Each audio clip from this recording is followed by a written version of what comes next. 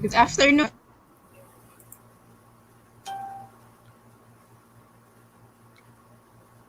Ayan po, so magandang hapon po sa ating lahat.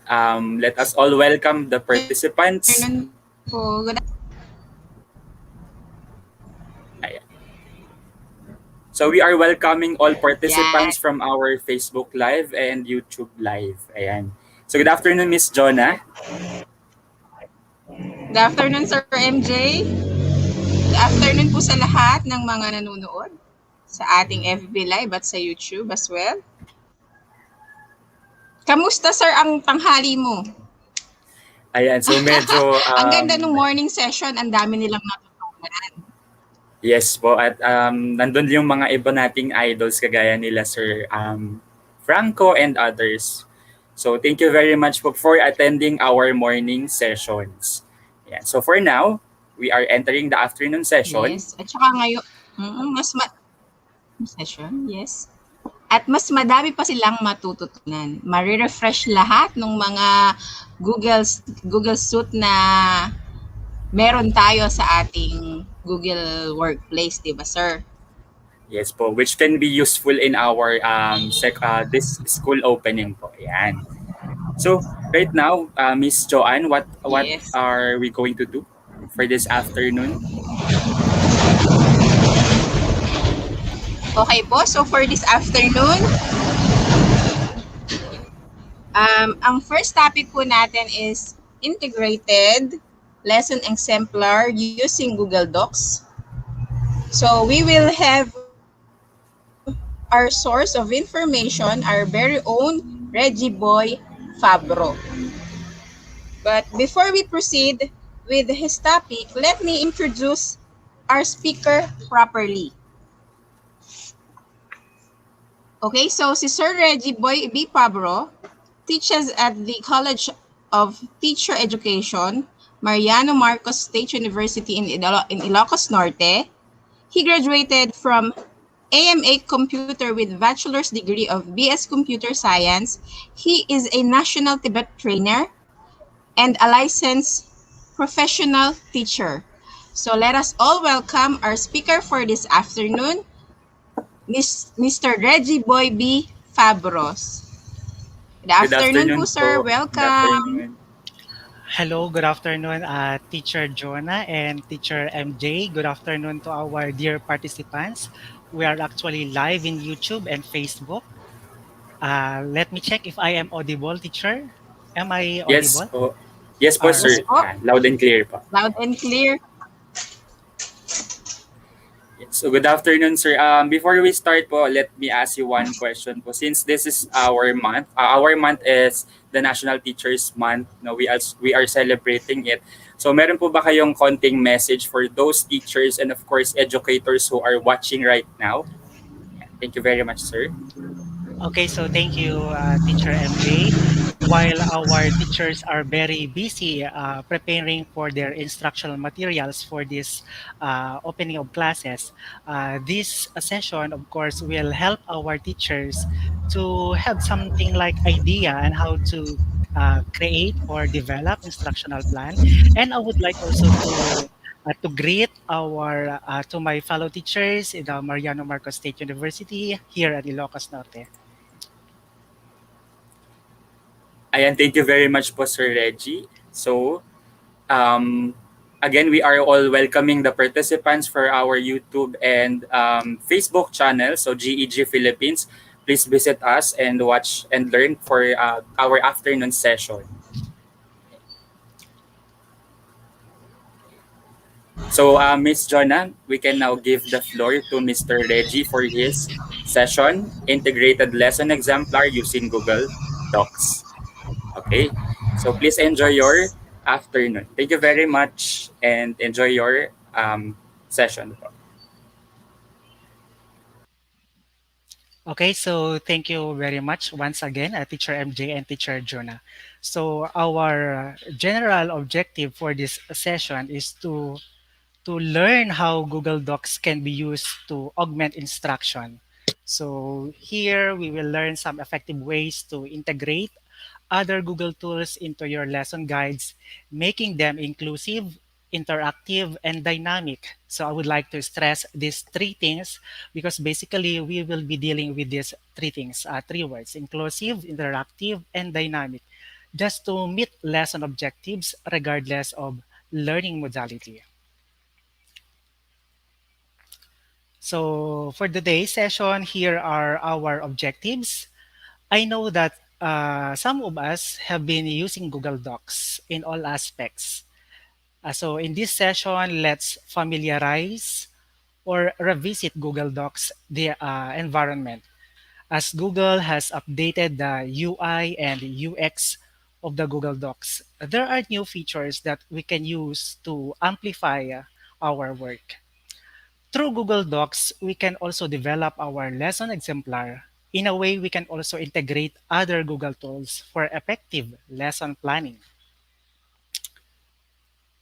Anchored with the theme Balik Eskwela 2021, Google tools to plan, do, and check for your classes. So, as emphasized, Google Docs is used for planning in the session. So, planning is very important process or component of management. With this, we can able to think about, define, and organize the activities required to achieve desired goals. In relation to classroom management, instructional planning plays a vital role to meet our desired objectives. It can help us teachers to well prepared and be aware of what we intend on the teaching our students.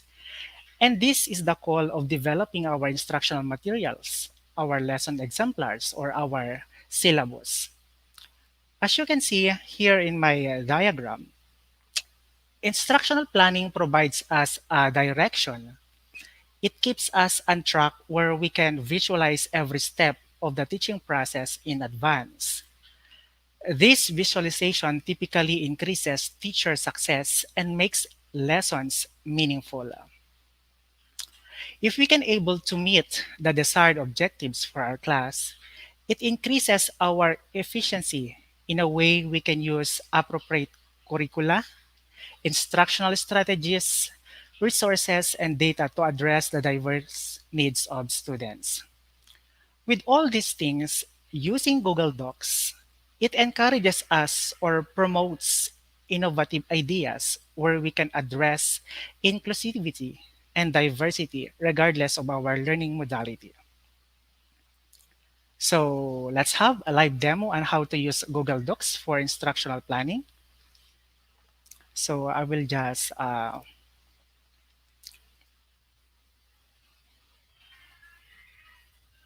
let me share my screen for this one.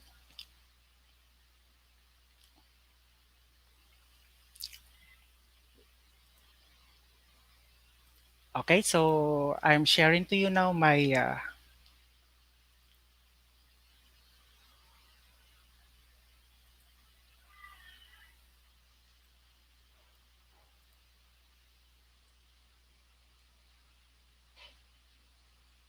okay, so to open Google Docs, we simply go to Google Drive and then go to Google Docs.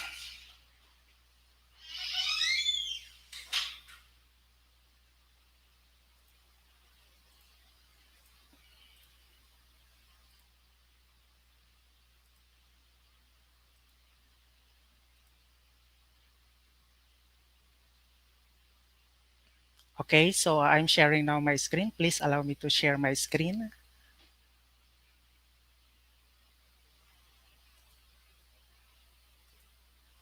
Up.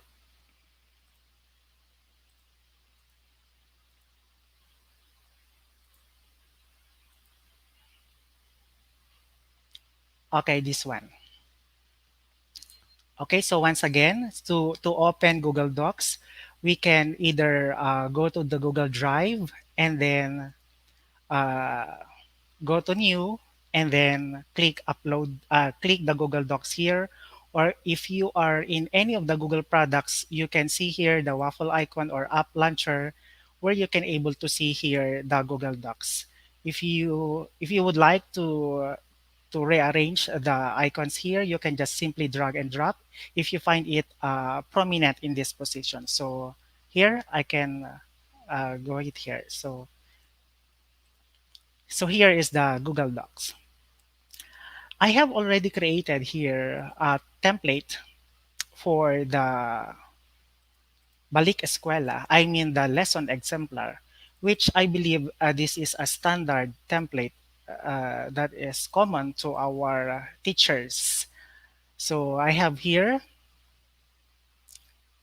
okay, so basically what we're going to do today is that we use Google Docs in a way we can augment instructional planning. So let's try.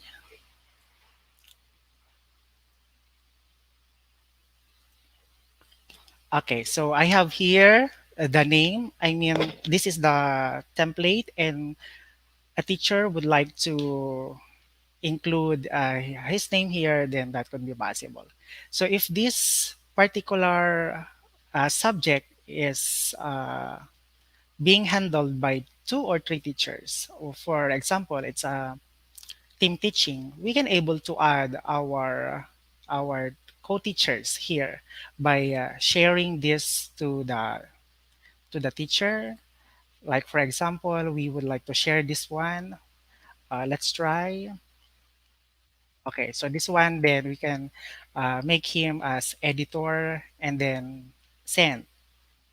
Or if not, we can able to just type the name of the person here by typing the at symbol. So in this case, you are allowing this teacher to to collaborate with this lesson plan. Okay, then you just have to assign this person, then share, and then make this person as edit, and then share, and then if this message prompts on your screen, that is because maybe this teacher is not part of the organization.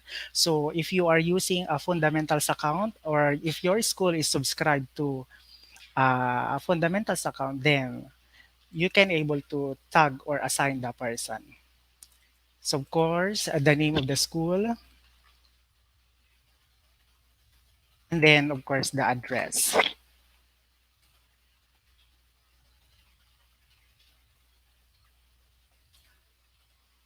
So here, I am the grade level. Okay, so let's say this lesson plan is designed for grade 12, particularly to this subject like empowerment ologies.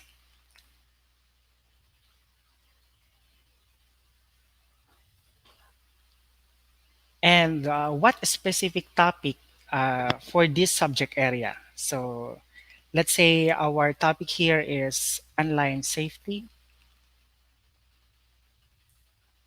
uh, security, internet security. Okay, so what are the values integration, or what are the values that our students should have or should acquire from this lesson? So we just have to set here. Then time allotment. So teachers, we need to also identify the time, the duration of this particular topic. And then here, our content, uh, let's try to look for a content. So please allow me to stop my screen for a while, and then I would like to look for a content here in my file in my computer.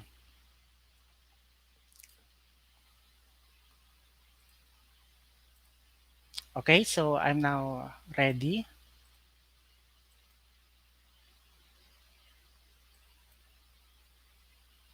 A window.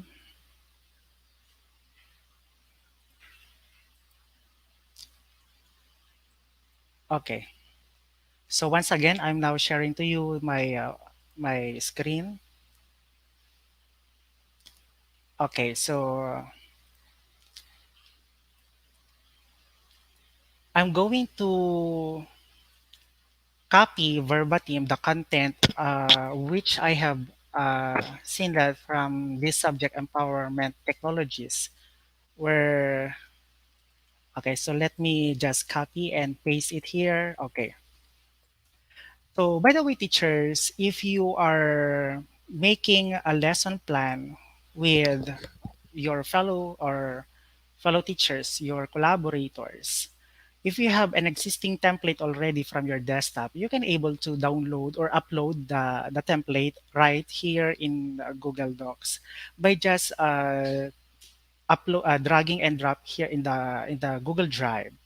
So I have here on top of my screen left part, you can see here docs, which means that this particular file is created from another application program. So which I have used here, Microsoft Word.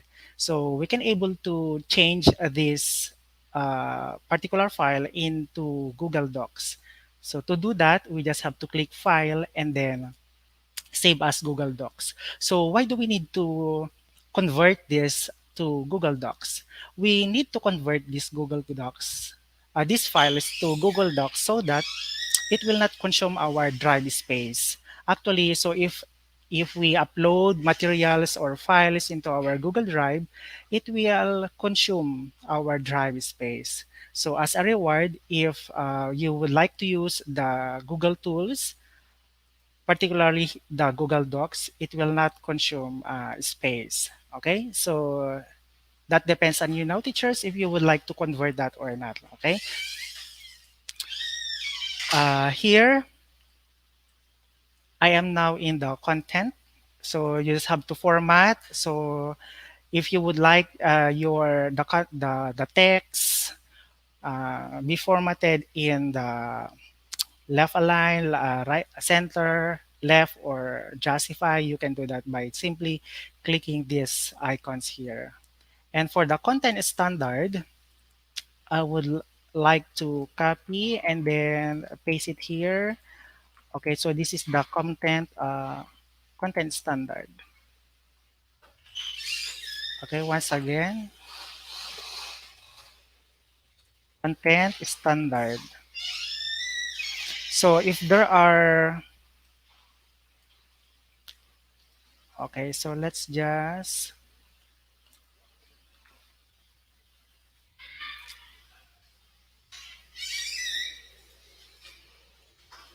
okay.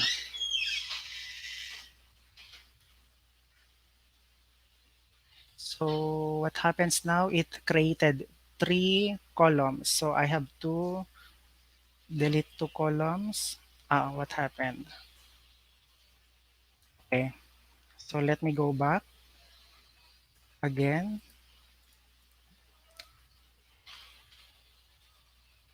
Okay, so there you have it. Okay, so let's go now to the learning competency. The learning competency that includes you can see the competency, the standard if you are using the CG or the MELCs if you are in the basic education. So the learning competency, I would like to copy in my desktop and then I will paste it here.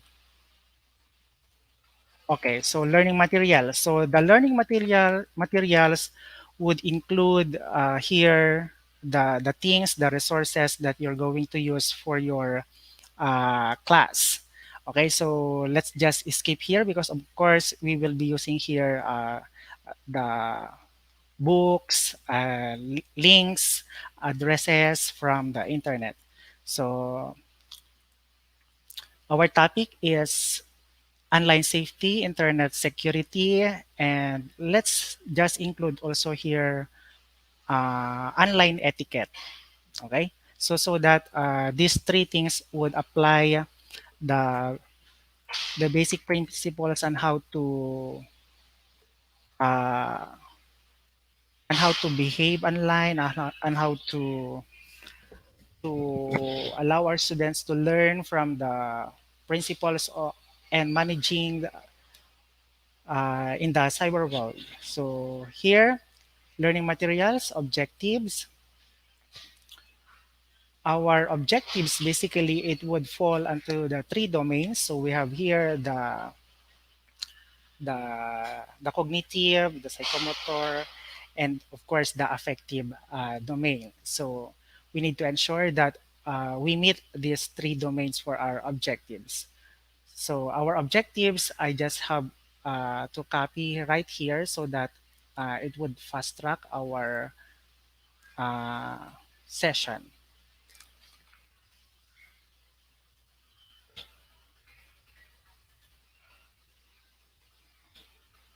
Okay, so here are my objectives.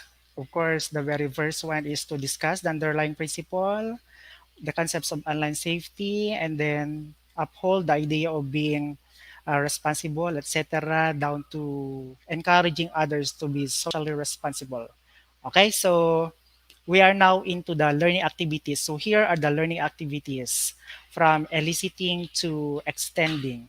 So at the very first, we have here the elicit, which in most cases, of course, we will start from the elicit. Here you can find out what students know or the prior knowledge. So this can be done in a variety of ways in which you can able to integrate here some videos or some posters or some quizzes already just to determine the prior knowledge of our students. So for the sake of this demonstration, I would like to include here a video. So how can we include a video in this particular Google Docs? So to do that, we can able to, uh, since our topic here is online safety, I would like to search for a specific video from YouTube. Okay, so let's find out. Uh, in the Google Docs environment, we cannot directly include here a video as the with a frame. However, we can use a link where we can able to put a character or text first and then put a link. Okay. So, for example, I would like to use a video from YouTube, which is entitled Amazing Mind, Reader Reveals His Gift. Okay, so I will put here the instruction. Of course, in the elicit, we need to put here our instruction. Okay, so here, using Google Slide, the teacher will present a YouTube video clip titled Amazing Mind Reader. So if you would like this video from YouTube, then we can able to put here a link. Okay, so let me go in the YouTube. Okay, so I have here a link from YouTube. Okay, so as I have mentioned a while back that we cannot able to directly put a YouTube video, but what we are going to do now is that we have to go first to Google Slides and then insert video, then by URL. So I have here a URL already. So this is the video. Okay. So what happens now is that we can now we are now ready to copy this video in the Google Docs. So what we are going to do is from Google Slides, we just have to copy or you just have to right click copy or pressing Control C, and then in the Google Docs, you can able to go to insert menu and then go to drawings and then new. So it will, a window will appear with the drawing. Then you can paste it here, the video. Okay. And then you are now ready to insert this video by pressing the save and close button here. So what happens now is that, okay, so napunta siya sa, so let's just try to press enter. Okay. Again, we go to insert, drawing, then new, then paste it here. Okay. So copy from the Google Slides and then paste it here, then save and close. Okay, so ayan, andyan na po siya sa ating uh, Google Docs. If not, if you would like this particular video to be in a link base or hyperlink base, we just have to highlight the title, the words, and then we just have to click the insert button here and then paste the link.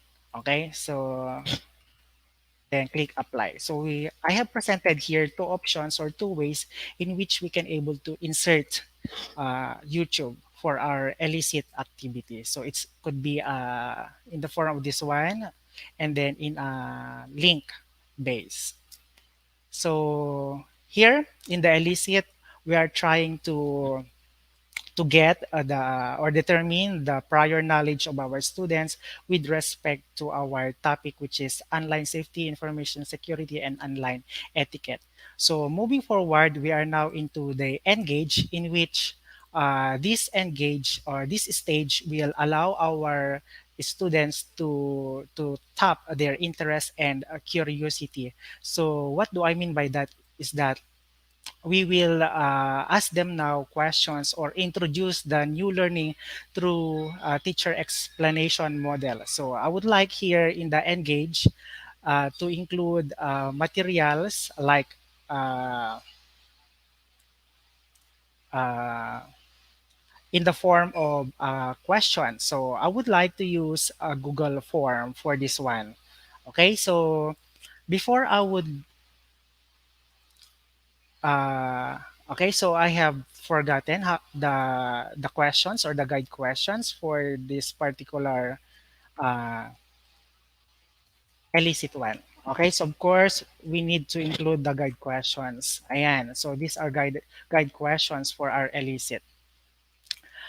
Okay, so now we are ready to the engage. So again, the engage stage would allow our students to tap or their interest and curiosity. So in this part, we are now going to raise questions or introduce the new learning through through us with our intervention for the explanation modeling. So here, I would like to include uh, a material which is based from or which created from Google Forms. So this material, of course, I will put here my instruction. Okay. So the material would fall like this one. So in my uh, so since I am creating here the materials to be used for the duration of this topic, I have to ensure that, of course, the materials are set, are already put in place in my Google Drive. So here, as you can see, back to my Google Drive, I believe this was discussed already kaninang umaga po. So I have here Balik Eskwela. So if I'm going to to create the or visualize the that this topic for this instructional plan, I have to make it sure that all the materials are already there. So I have already created here a Google Forms, and I believe this afternoon or this 5 o'clock p.m. we will be having a demonstration on how to use Google Form for our instruction. So I have here already a Google Form. So what I'm going to do now is that I'm going to include here in my Google Docs. So of course, the material, what I'm going to put here is online information assessment. So in this stage, I would now allow my students to have something like assessing them on how they use or share their information online. So this is the material. I would like to uh,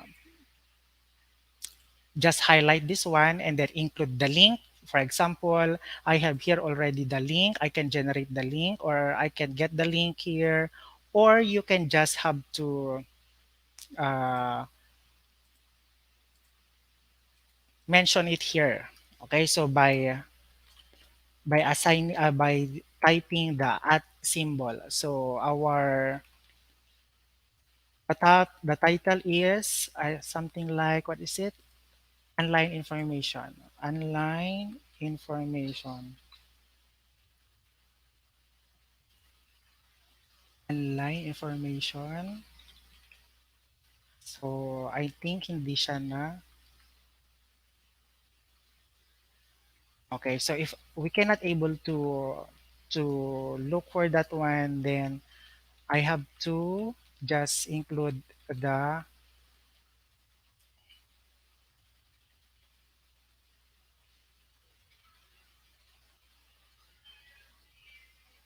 online information. Okay, let me see if there exists. Okay, so it does not exist.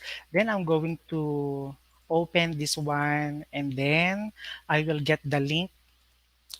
Okay, so here, then I have to get the link, then copy, and of course, I will go to my Google Docs and then click the link button there and then paste and then apply. So in this case, our text now, this title now is link enabled. So we can now able to uh, click that and it goes uh, to that Google Forms.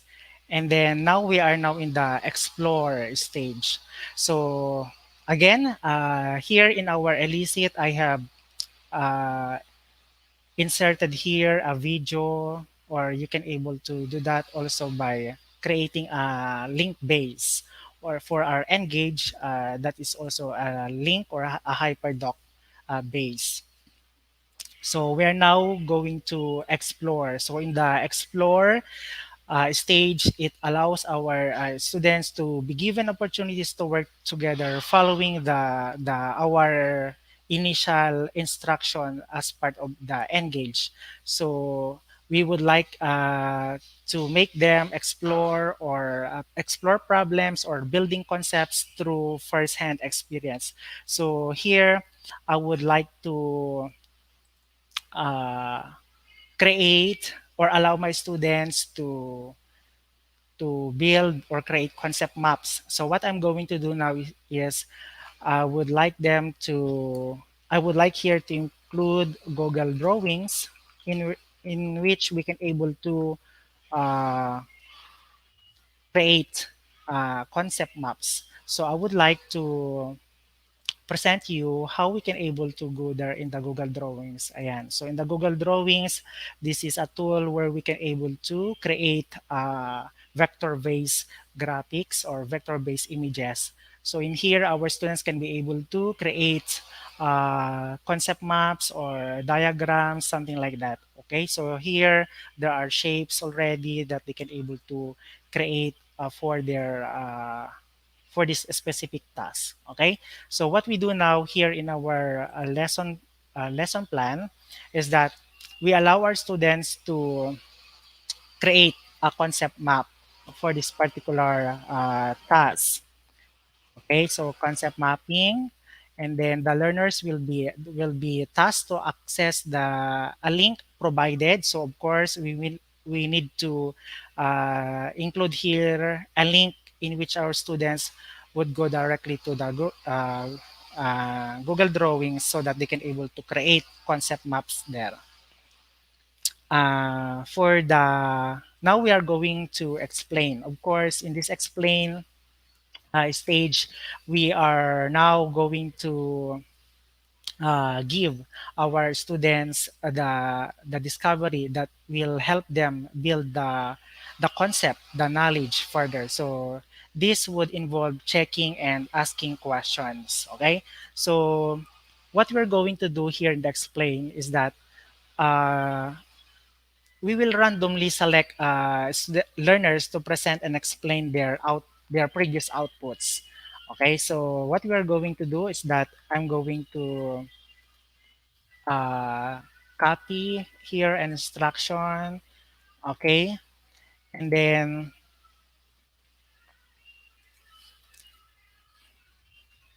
okay. So I have here guided questions like that. And then here, since our topic is something is all about online safety, internet security, and if you would like to add a material which we can able to use for this specific task, then we can do that. Okay. So for example, if we would like to insert uh, again a slide for this one in which you would like your students to access or for your fellow teachers to access for this one, then that could be possible. Okay, so that is for the materials. So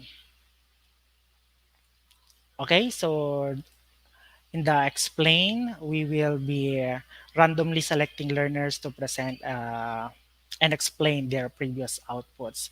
So what we are going to use here now, of course, aside from the slide, we can now include here our Google Meet link, no, so that we would allow our students to share their outputs. Okay, so how are we going to create a Google Meet link? So it was discussed, guess this afternoon or yes, later.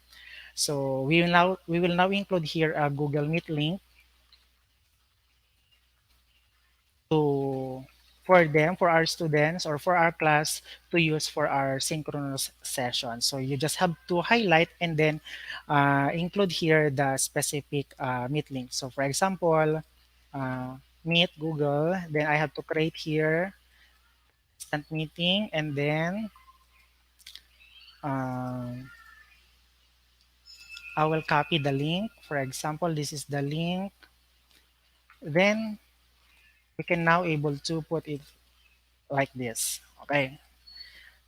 All right. So if we come to think of it, teachers, is that our Google Docs can be able to we can able to integrate other Google tools in a way this becomes now dynamic, and then of course this will become inclusive in the sense we can able to download this material into an offline based material, of course, to our fellow teachers who do not have uh, the internet a stable connection. So we can use this for our digital modular instruction, or we can also use this for our uh, synchronous class. So again, this is for the explain. So here in the Google Drawings, of course, you just have to put here the link where you would like your students to draw for that concept map activity or task here.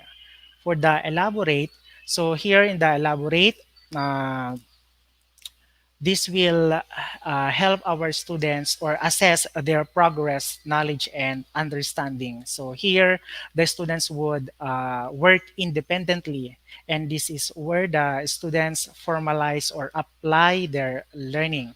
So what we are going to do here in this particular part is that I think if students would work independently, then our topic here is something online safety, internet security, and online etiquette. Then probably one topic that would or one task that would suffice this activity is the privacy policies of our social media. So what we're going to do is to give an instruction for our students. Uh, okay, so the learners will be divided into groups, or of course, uh,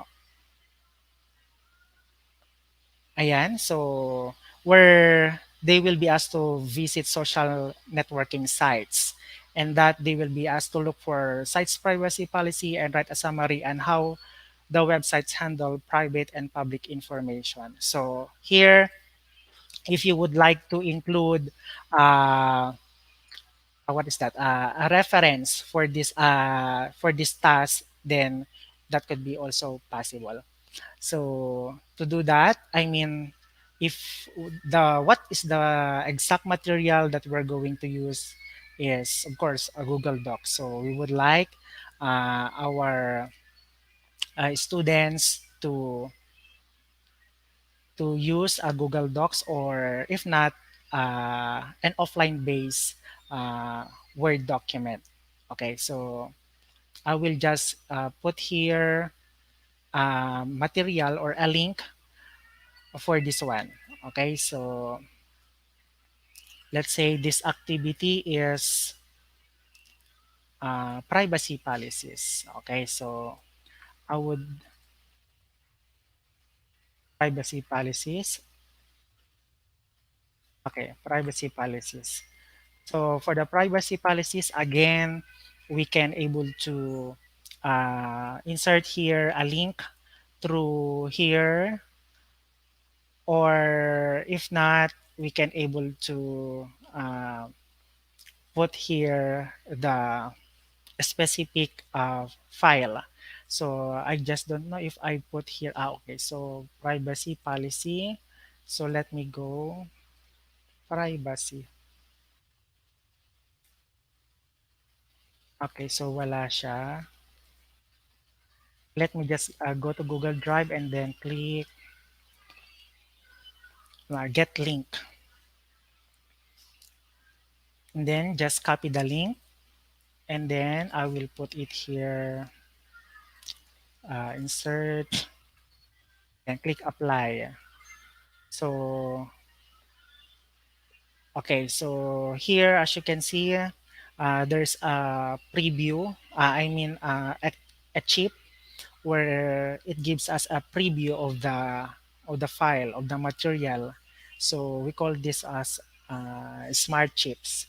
So here in the Google Docs environment, the new feature added for this year, we call it as the smart chips, where we can able to integrate or include here materials in the Google Docs. So these experiences or these things that we are experiencing from the Google Docs, when we can able to include here smart chips, we call it as smart canvas. So this smart canvas would give us the experiences as part of the Google Docs to amplify the cadence of this Google Workspace uh, tools.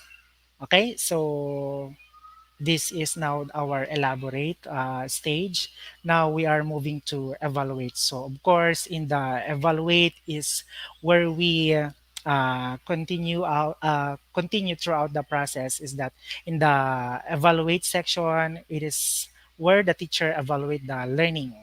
So it might be in the form of peer or self-assessment or marking, or you can now include here your Google Forms. Okay, so let's say this is a Google Form based task, then, or let's say quiz one. Okay, so we can is there a quiz one here? Quiz. Okay, let me see if there is. Okay, let me rename for this one. Quiz one in my Google Drive. Then I would like this quiz one to be put here, quiz one. So hindi pa siya nagpapakita. So let me try to refresh para ma-reload. Okay, let's try now. Quiz one. Is this the quiz one a while back entitled? Or it's the, let me see it.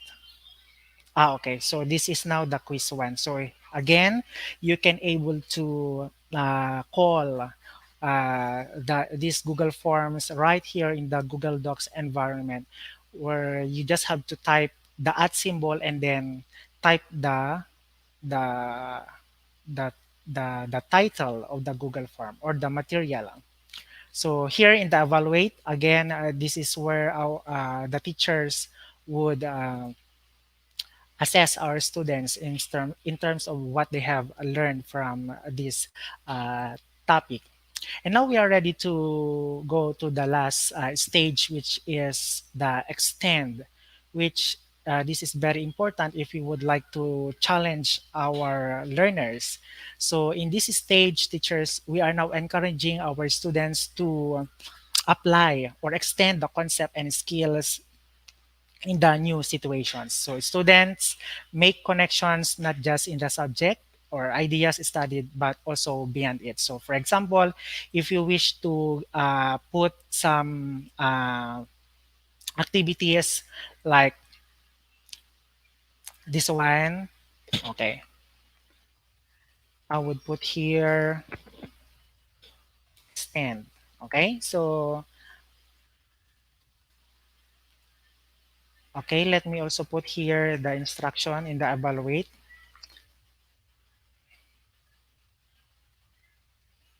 Okay, now we are now here in the extend.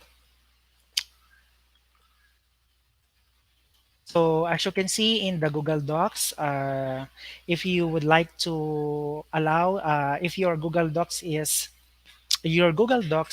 will try to give suggestions on our sentences and our grammar. So the Google Docs can do that. So here in the I extend rather, uh, we would allow our students to have another challenge in which it could also make them productive and it make them gain more uh, learnings. Okay, so here in our materials we can able to put here Google drawings again, or we can able to put Google Docs where they can able to write what is that, meron pa akong isa kanino sa activity dyan, making let's say we will allow our students to make a digital poster, so that includes the Google drawings. And then if we would like, okay, same pala yan. Ito yung one, ito yung two.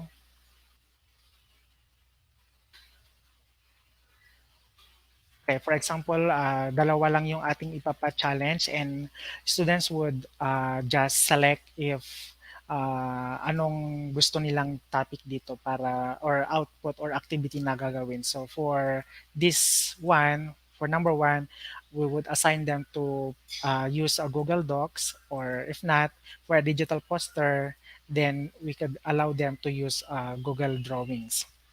So this lesson plan that we have created for this specific topic, again, if you would like to allow our fellow teachers, or if we are having a team teaching, we can able to uh, assign them here by just typing the name, or for example here I have a fellow teacher, then you can able to share this document to this person and make him edit and then share and then get it. You can have a preview of this person by hovering the Gmail. You can able to message the person directly, and then you can able to send message this teacher. You can also start meet link, I mean a meet through starting video call, or if you would like to set a schedule for uh, instructional material development session, then you can able to create an event through the use of Google Calendar. So as you can see right here in the Google Docs environment, there are tools that we can also use, such as calendar, keep, and task, making it inclusive, I mean making it integrated in one environment. So this is a one-stop shop education, I mean it is where we can use different tools here in the Google Docs. So yan, pwede natin siyang i okay, so if we click this one, this email Gmail address, it goes to the Google contacts. And then Again, from the elicit to extend, we can able to include materials or resources if they are properly curated or organized in our Google Drive. So here in our Google Drive, I have created here uh, the specific folder for this specific task. So I would like to make it sure that all resources are already there. Then we can do that here in Google Drive. And then uh, we just have to call these Google Slides, Google Forms by using the at symbol, and we call this as smart chips or the smart canvas. Another, we can also include or insert videos here in our Google Docs. So I have presented a while back that you have to go first in the Google Slides and then go insert, and then click the video and then search for that specific video that you are looking for. And that for the engage, I have created here Google Forms. Then you just have to specify here the link, or you can able to call it by using the at symbol. And then for the concept mapping, so for example, you would like your students to create concepts through Google Drawings, they can able to go it here in the Google Drawings, and that you can also integrate here in your Google Docs. Same true with our explain stage, where we can allow or see our students to to meet them virtual. So we just have to put here the link for our Google Meet link. And of course, privacy policies, evaluate and extend. Okay, so here another also one thing that I have to share also in our Google Docs is that if there are, let's say, preferences, no? Let's say, yun nata yung learning materials kanina. Learning materials. Okay, so references na lalagay ko dito. References. Tama ba yung spelling? Okay, references. So for example, if we include some books or materials from from the internet, if we would like to uh, include some references, okay, so we can do that by uh, going here by clicking here in the explore button in your right lower right part. So if you click that, for example, ayan, uh, meron ako kanina dito na, teka lang.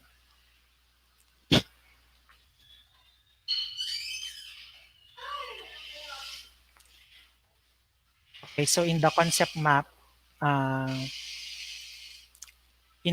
map, so before they will go to Google Drawings, so if you would like to give a reference to your students so that they can able to use this for their activity for this task, then you can do that. So example, gagamit ako or kukuha ko ng content or sa internet. I would like to search for, let's say, this one.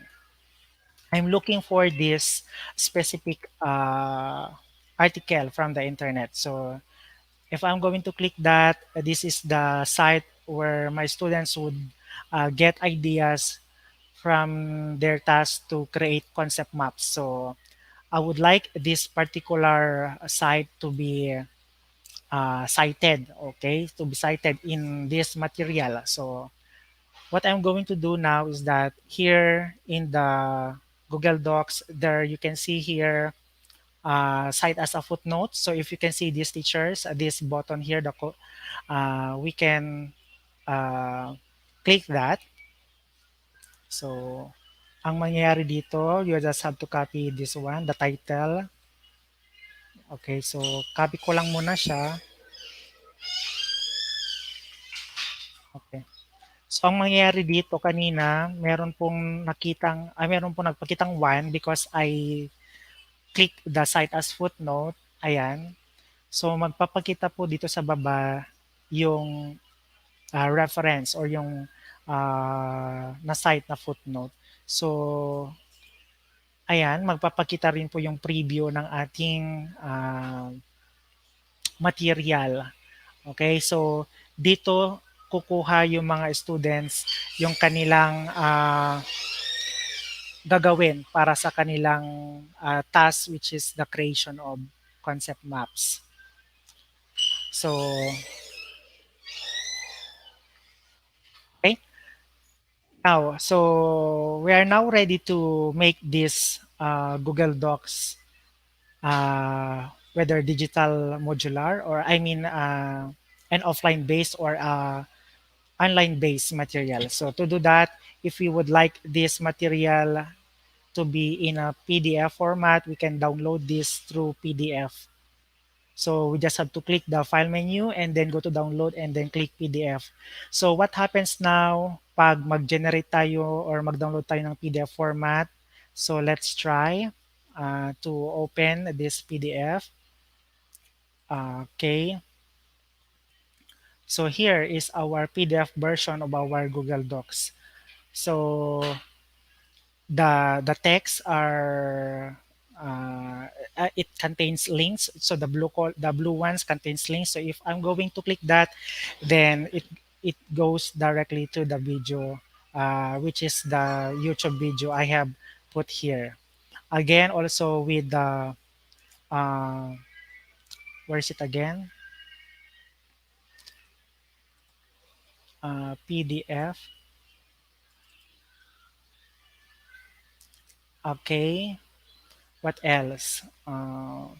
For the online information assessment, just have to allow, and then it goes to the Google Docs, Google Forms. And then what else? Explore, of course, here. So this blue text contains links and then the materials. So if we can able to make this example, this template or this lesson, we are making our work uh, easily. So we can download this through PDF, and that through the PDF, it will address those teachers who have unstable connection, or if not, if you would like to have in the form of a hyperdoc base, or we can just share this file. Another also is that if you would like to create a table of contents for this one, so for example, I just don't know if this is included to the standard uh, uh, format. So, eto, tignan po natin teachers. Let's just try and explore, because of course, exploring is one way of finding or addressing some problems. So let's try to explore. Here, I would like to make this content as uh, okay, unahin ko muna si Empowerment Technologies, then gawin ko siyang title, and then palitan ko lang siya, 15, and then gawin ko rin siyang itong heading 2, then palitin ko lang siya, and then content, heading 2, then heading 2, learning competency, heading 2, learning materials or objectives, heading 2, and then for the learning activities, let's say these are heading 3. So let's just try, teachers. So heading 3, explore, heading 3. What happened? Explore. Okay, and then for the explain. So these headings, basically, it would form hyperdocs after we can create a table of contents. So what will happen is that uh, ito po yung magpapakita. So let me try to, ayan. So we are done formatting the content. So here we can go to insert menu and then click table of contents. So for example, ayan. So this is now the table of contents. So for a teacher, he can able to click the particular uh, content here in the Google Docs. So ayan po siya. So pupunta na lang po doon. So if we have a table of contents, it will make our lesson plan organized. Okay. So this is just a one way on how to maximize the Google Docs for our instruction. So this is good if we are in a online based uh, uh, online based instruction. So if you would like to make this as again offline, I mean, yes, to be offline and accessible. So we just have to go to download and then click PDF. And then what happens is that, okay, so again, ayan, elicit. Okay, so, yan. Okay, so, okay, so what I have presented here, teachers, is not it's not a perfect way of creating a lesson exemplar, but I have just demonstrated on how to maximize Google Docs to integrate here all the tools needed for both offline and online instruction, such that if we are into online learning modality and we would like to share this to our peers, then we can able to make this as a hyperdocs based material. So nandun na lang po yung mga links, and then if this will be in an offline, then we can convert this to PDF. So if there are existing materials there in your desktop already and then you would like this to convert into Google Docs, all you have to do is that you just have to convert this one and then file, then save as Google Docs. Plus, before I end my discussion. So if there are revisions or if there are times that there are changes or modifications to this lesson plan and you would like to revert back to the original or to the previous ones, you just have to go to file menu and then version history and then see version history. So here it will list down all the activities or the recent activities, the changes, and then you can retrieve or revert back the original or the sessions or the content that you wish to revert back. Ayan. So andito lang po siya. So for example, dito makikita ko naman, okay, so you just have to go here and then revert back or restore the version. And in case that wala po tayong internet connection, ayan po, so we can make this Google Docs or this lesson plan available offline. So for example, we make this as accessible when we don't have internet connection. We just have to make this available offline. So what happens now? Our document is now available offline. So meaning we can still work on this lesson plan in case we don't have the internet connection. Okay, so that concludes my topic and demonstration and the use of Google Docs for an integrated lesson exemplar. So thank you very much, teachers, for listening. Alam kong medyo holy hour ngayong oras na to. Ayan, 1 to 2 is a holy hour. Mostly natutulog Yes. yung Ano mga po, ating mga oras back de to you, peligro, Teacher Jonah sir. and Teacher MJ. Yes, thank you, Sir Reggie, for that bucket loads of information. And the best feature of Google Doc is that we can work collaboratively with our co-workers, diba? With our co-teachers po. So, that's end our first session for this afternoon. Thank you so much, Sir Reggie. And for those who are watching, pwede na po nating ma-access yung ating evaluation form sa ating chat pane. Yes po, yan po. Nasa ilalim. Nasa ilalim na po yung evaluation form. Pwede na po ninyong sagutan at evaluate po ang ating Sir Reddy sa kanya pong mga tinuro sa atin na napakadaming bagay. Isang form lang but punong-puno, siksik, liglig at umaapaw na mga informasyon. Thank you po. Sir MJ? And so on behalf of all the members and mentors and leaders of the GEG community, we are sending you our commendation and gratitude. So let us stay tuned for our next session. Join us and learn more about the GEG educational tools. Thank you very much po, Sir Reggie, Miss Jonah. Thank you very much, Teacher MJ and Teacher Jonah.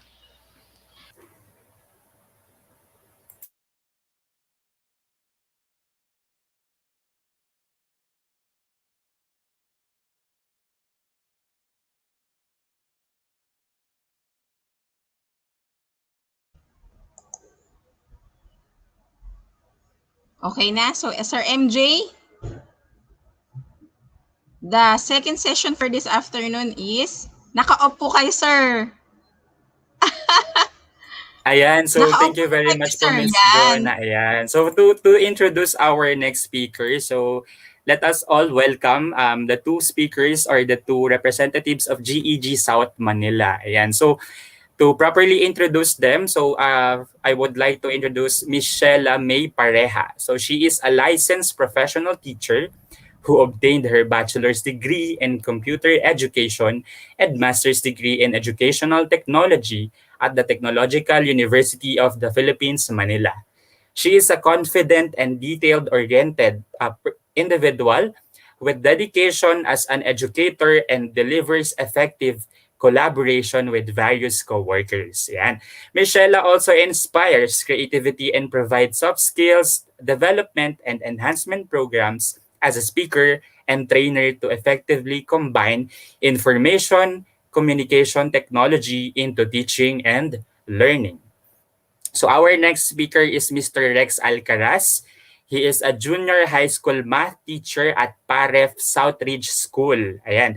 So he is also a level 1 Google certified educator and he finished his bachelor's and master's degree in teaching math at De La Salle University, Manila. So I am giving the floor to our two speakers, Mr. Rex Alcaraz and Michelle May Pareja.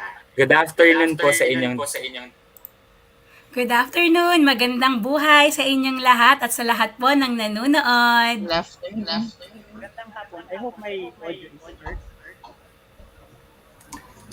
Ayan. So, ayan. Medyo we are Sir Rex, Para medyo palapit na lang po ng ato.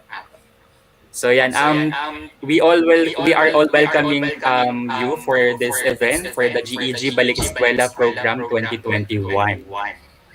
And so we are very curious on the preparations that you made despite of the incoming school opening this 2021. So may I know po, Mr. Rex and Michelle, kung ano yung preparations natin?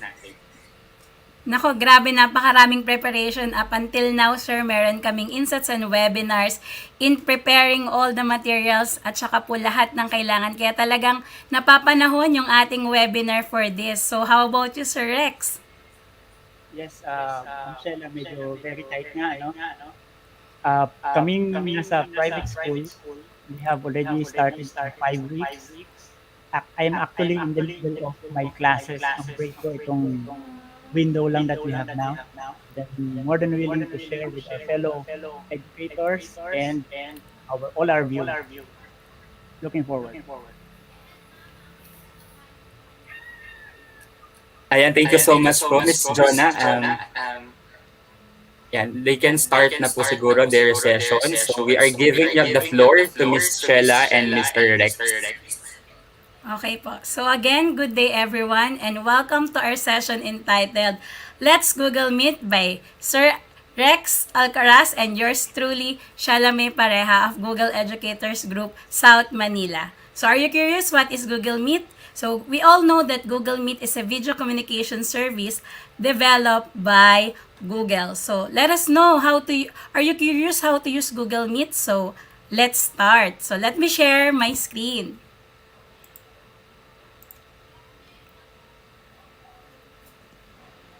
how to use Google Meet. So you can use Google Meet by simply typing on your browser meet.google.com. So make sure that you were logged in with your Gmail account or Google account. And for our walkthrough, I will be using my DepEd email account.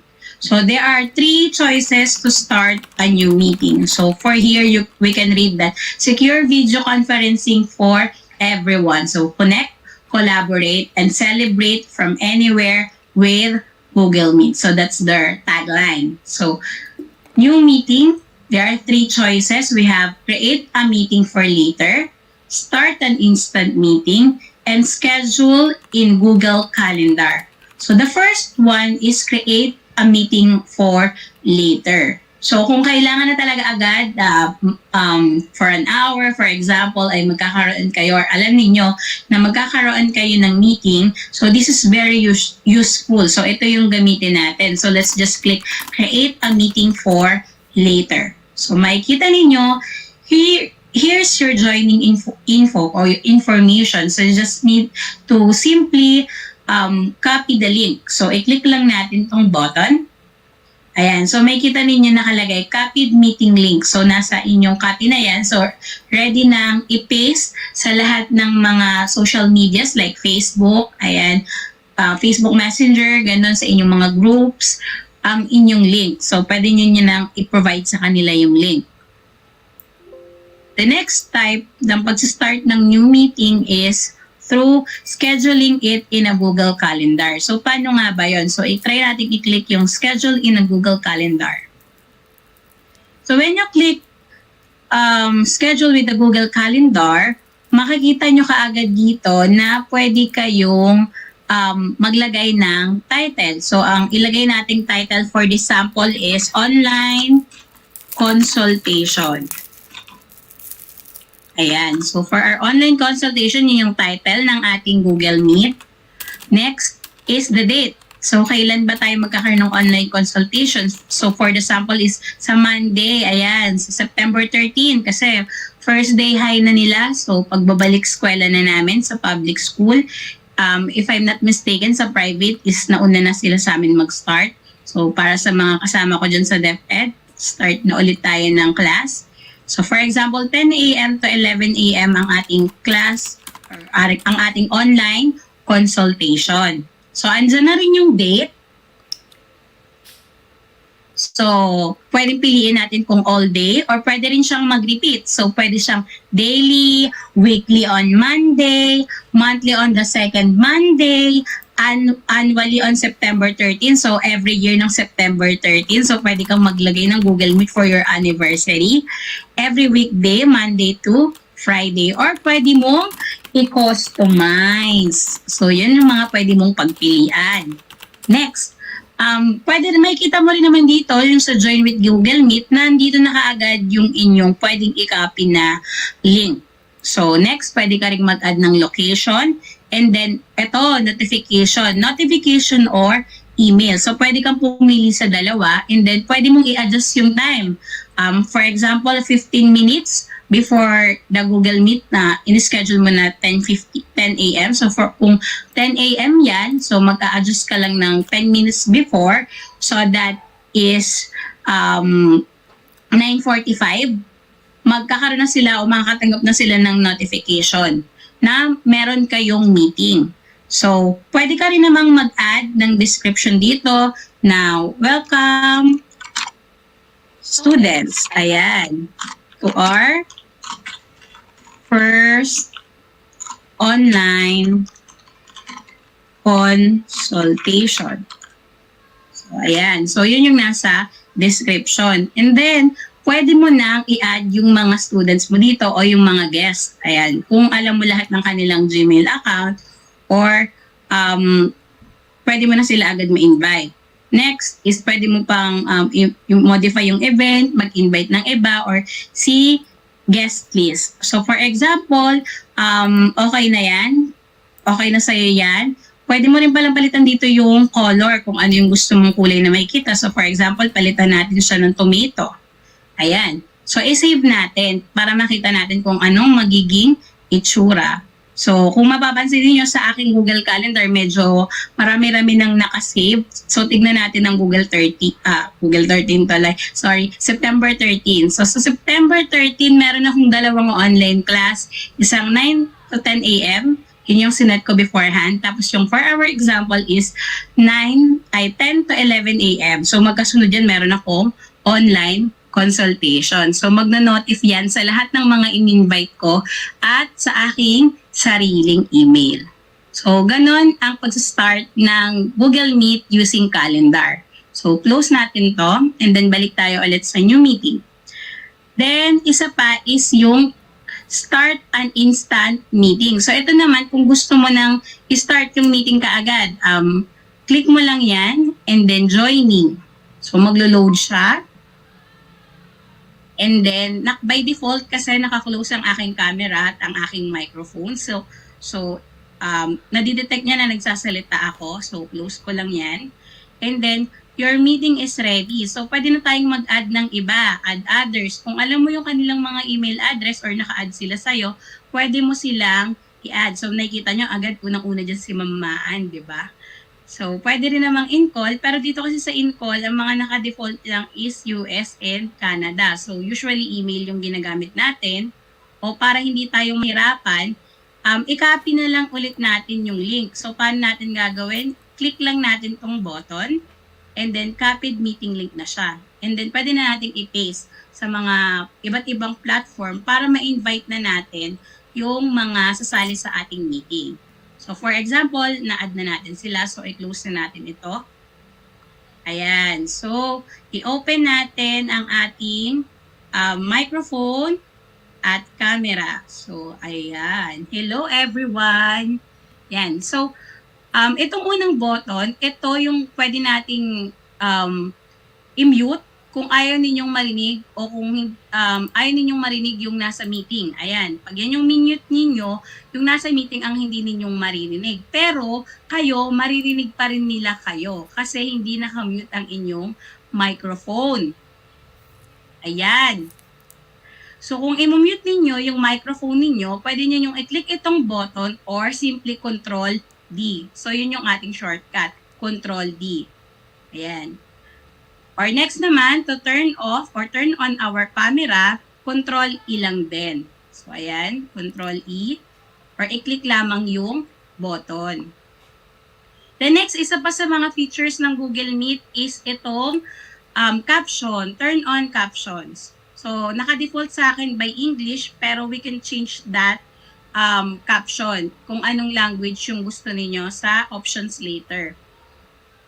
So, naka-on yung caption pero hindi kasi ako nag-i-English. So, let's start speaking in English kung maka-capture niya talaga. So, hello everyone. Welcome to our online consultation. I am Sheila May Pareha, your Empowerment Technology Teacher. So, ayan. Yung name ko na Sheila, hindi siya na nakikita. So, Shaila ang nakikita. So, ganun lang sa caption. Sa mga feature, basic feature ng ating Google Meet. Next one, yung katabi ng caption is raise hand. Ayan. So, Control Alt H kung gusto ninyong mag-raise hand. Para saan ba yung raise hand? Kasi 'di ba isa sa mga netiquette natin na kung gusto nating magsalita, gusto natin sumagot sa tanong, or meron tayong tanong, hindi natin i-abuse yung chat box. So, kaya ginawa itong raise hand button para ma-acknowledge tayo ng speaker or ng ating teacher. So, click lang natin yan. Ayan, magno-notif yan na, halimbawa, Sheila, raise your hand. And then, kapag nasagot naman na ni teacher or tapos na tayong magsalita, may nakalagay dito, it sounds like you said something, so your hand will be lowered. So, kung tapos na, automatic naman siyang maglo-lowered kasi nakapagsalita ka na or na-recognize ka na ng speaker. Next, isa sa mga importante pa is itong present now. So, ito yung paano mo ipipresent yung iyong mga slides. So, i-click natin yan. Kasi itong present now ay may tatlong uri or type. Yung pwede yung entire screen mo. Kung gusto mong ipakita yung buong screen mo or buong monitor mo. And then a window and a tab. Pero usually, I will do suggest na ang ginagamit ko is always a tab. Kasi for presenting all my slides or yung mga presentation ko, may mga nilalagay akong mga videos from YouTube o yung mga videos na nasa Google Drive ko na gawa ko, sarili kong gawa. So, para marinig. Kasi kapag ang ginamit natin is entire screen or window, hindi maririnig yung audio ng video natin. So, magbigay tayo ng sample. So, mag-present tayo using a tab. Ayan. So, makikita ninyo, nandito na kaagad lahat ng mga tabs na naka-open sa computer. So, itong empowerment technology yung piliin natin. And then, makikita ninyo dito, may check yung share audio. So, pwede mong i-uncheck kung ayaw mong mag-share ng audio mo or kung gusto mo naman, i-check mo na lang din ulit. So, click natin yung button na share. So, ayan, wait lang tayo sa loading. So, di ba usually pag may prayer or national anthem, usually may video tayo na nilalagay. So, meron din ditong presentation audio kung i-on or i-off natin yan. So, i-play natin yung video kung may sound siya.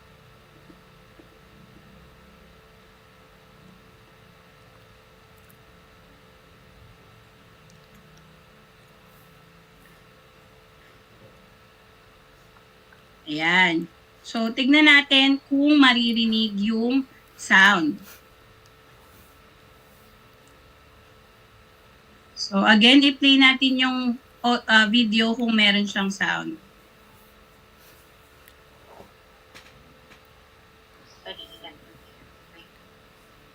Ayan. So, meron naman siyang sound. Naririnig naman.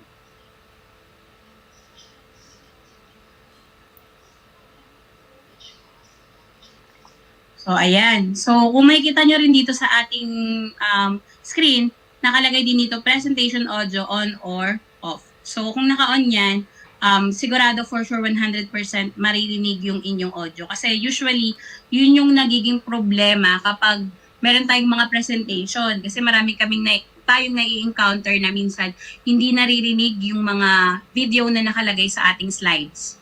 So, stop na tayo. Stop na tayo ng pag-share.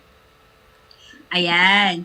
So, marunong na tayong mag-share, marunong na tayong mag-on and off ng ating microphone. So, ano naman yung next?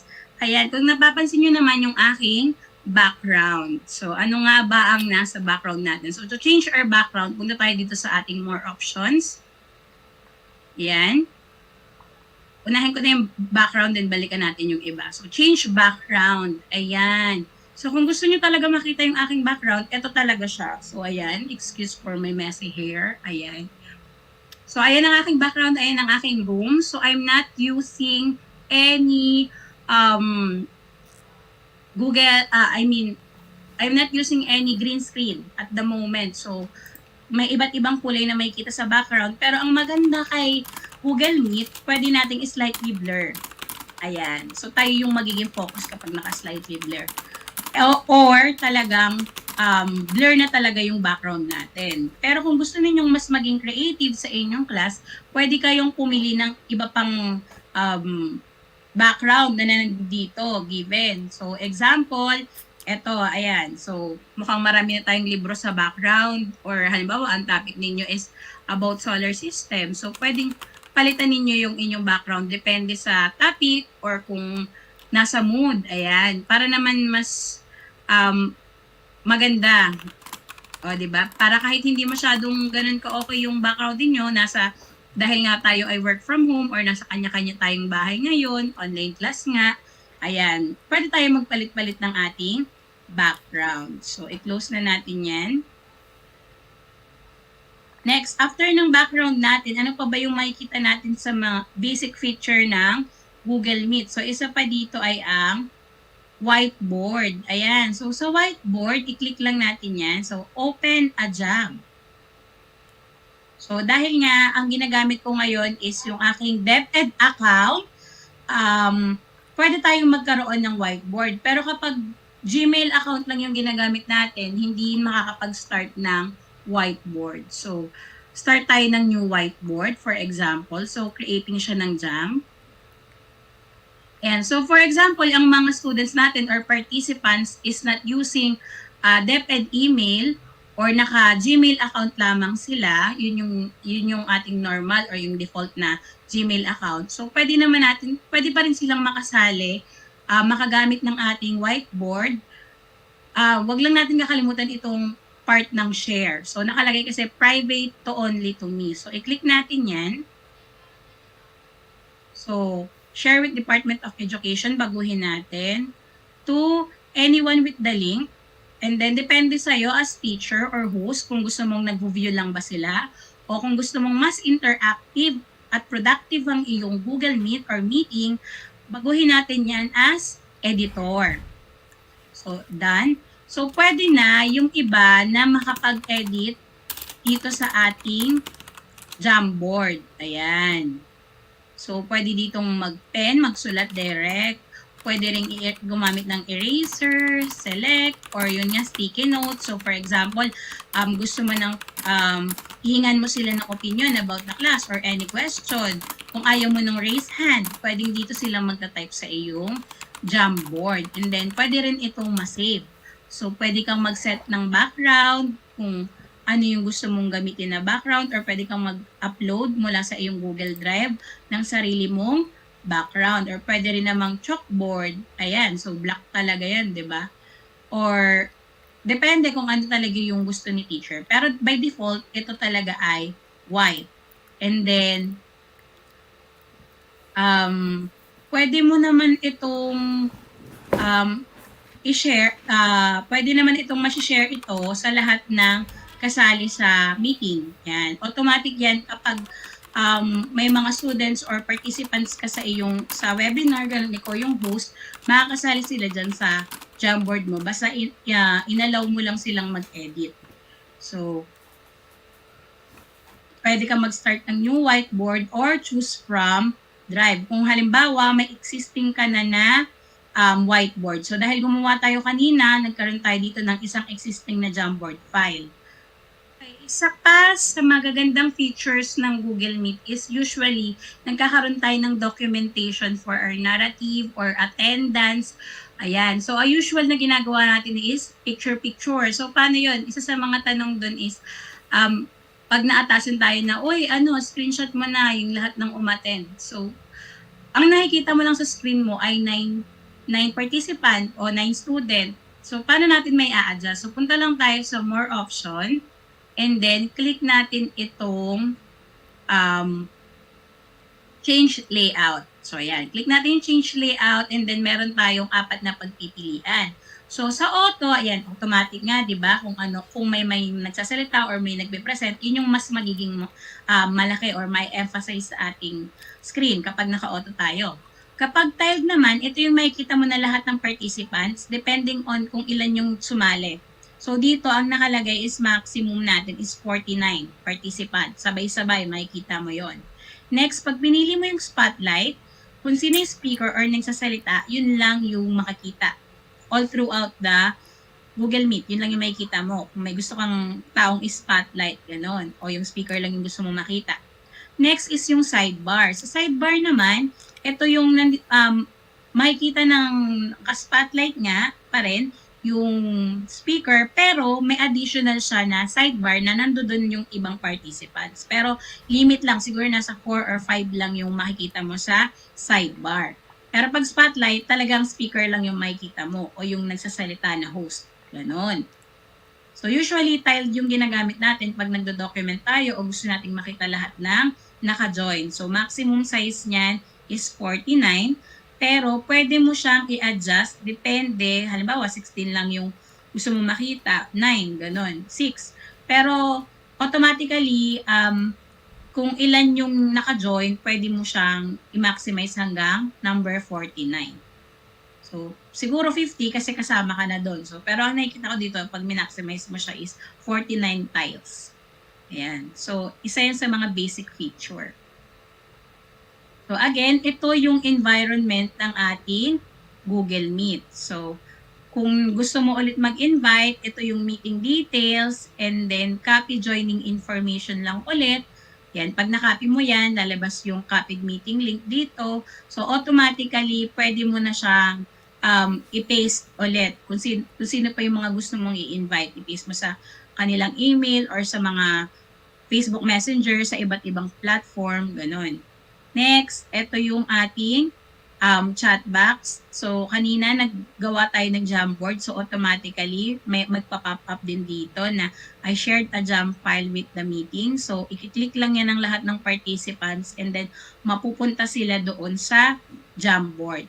Dito rin sa ating chat box, may kita natin na let everyone send messages. Pwede natin yan i-toggle as hindi sila makakapag-message. Host setting also apply to future occurrences of the meeting if any. So, yun, may nag-pop up na ganun. So, ayan. Pwede natin i-on. Kung gusto natin silang pwede silang mag-chat or i-off. Ayan. So, hindi sila makakapag-send ng messages. So, i-on lang natin yan. So, ganun lang. Yung lahat ng mga nandito sa chat box ay masisave sa transcript kapag nag-record tayo ng ating meeting. So, i-close na lang natin yan ulit.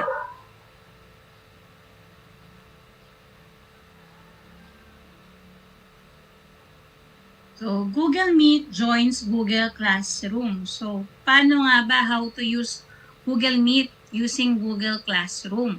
So, make sure lang na nakalagin kayo sa inyong Google account. So, for me, nakalagin na ako sa aking DepEd account and then just type classroom.google.com. So, hintayin lang natin mag-load. Then, habang naglo-load, ayan, makikita natin, i-access natin itong ating classroom na grade 12 STEM. So, from here, makikita nyo na kaagad na meron siyang meet link. Ayan, generate meet link. Dito pa lang sa ating banner, makikita nyo na may meet link and then generate meet link. Sa classwork, makikita nyo rin yan. May makikita rin kayong tab na meet. So, pag kinlik natin yan, generate meet link. So, visible to students. So, naka-off siya, naka-default siya na off. So, pwede natin siyang i-on kapag nag-generate na tayo ng meet link. So, try muna natin mag-generate ng isa. Yan, generating meet link. Then, once na may ma-generate na tayo, pwede na natin siya as teacher ng ating class, pwede na natin siyang i-on, i-manage as on or off. So, pwedeng naka-off, hindi siya magiging visible to student or i-on natin. And aside from that, pwede rin natin i-copy yung link. Ayan. So, meet link copied. So, pwede na natin siyang i-share sa ating mga students. So, we'll just have to click save. Ayan, saving na siya. So, once na na-save, there's an error daw. So, dismiss. Again, let's save. Baka mabagal lang yung internet connection. Then next, after that naman, pwede nating ma-edit o mabago pa yung settings ng ating Google Meet inside our Google Class. So, punta tayo sa settings. Ayan. So, general and then invite codes. Dito, may kita natin na yung manage invite codes naka-turn on. So, pwede siyang i-turn off or i-reset. So, for our example, ito turn on muna natin yung setting. And then invite link, ito na yung link natin. And then readily na siya, pwede na siyang makopy pag kinlik natin itong copy invite link. So, ayan. So, link copied na daw. Or, ito yung ating class code. Yan, pwede rin i-display natin yung ating class code. So, next. Dito, pwede rin natin i-turn on or turn off yung ating Google Meet, kung paano siya magiging visible sa mga students. So, for our example, itatry muna natin siyang i-on and then display. Then, kung okay na tayo sa lahat ng setting, click lang natin yung save. So, ayan. Pag na-save na siya, balik tayo sa stream. Makikita ninyo na meron na ditong meet link and then may readily available na link na ma-redirect sa inyong Google Meet. Pwede nyo na siyang ma-access as teacher at pwede na rin ma-access ng inyong mga students. So, itry natin i-click yan, meet link. So, may nag-pop up, di ba, na bagong tab. So, getting ready. So, wait lang, naglo-load pa. So, again, hello again. Ayan. So, medyo nag-load lang. So, bago naman mag-start yung meeting, bago kayo mag-join, pwede nyong i-manage yung inyong audio or yung inyong video. So, pwedeng off nyo muna yung inyong audio or yung pati na rin yung inyong video bago kayong mag-join. Or kung gusto niyo direct na kayong mag-present. Kung gusto nyo direct presentation agad yung pagpasok nyo pa lang. So usually naman, mag-join lang tayo. So ano ba yung itsura dito sa loob? So again, pag nag-join tayo dito, turn on ko lang yung camera natin. Pag nag-join tayo dito, pwede pa rin tayong mag-add. So meeting nickname, ayan, can only be used within Department of Education kasi yung ginagamit ko nga na account is yung DepEd account ko. So pwede na naman tayong mag-add ng iba. Ayan, mag-invite ng iba pa nating mga kasamahan or pwedeng name nila kung naka-add sila sa atin. Like for example, si Mamaan, gusto ko siyang i-add o yung email address pwede nating i-type dito. So, close na yan. Or just simply copy lang natin yung link. Ayan. And then, i-paste natin sa group chat, sa mga social media platform kung saan natin sila gustong i-invite. Pero lahat ng student natin nakasali sa Google Classroom is automatically they can access using Google Classroom. May-redirect na sila sa Google Meet. So, yun yung bago o isa sa mga basic feature ng Google Meet with Google Classroom. So those were the basic features of Google Meet. So now, let's move on ano yung mga makikita natin sa isang premium version ng Google Meet. So I'm so excited to learn more. So let's sit back and relax and makinig tayo sa susunod na magpe-present, which is my partner, Sir Rex. So thank you very much.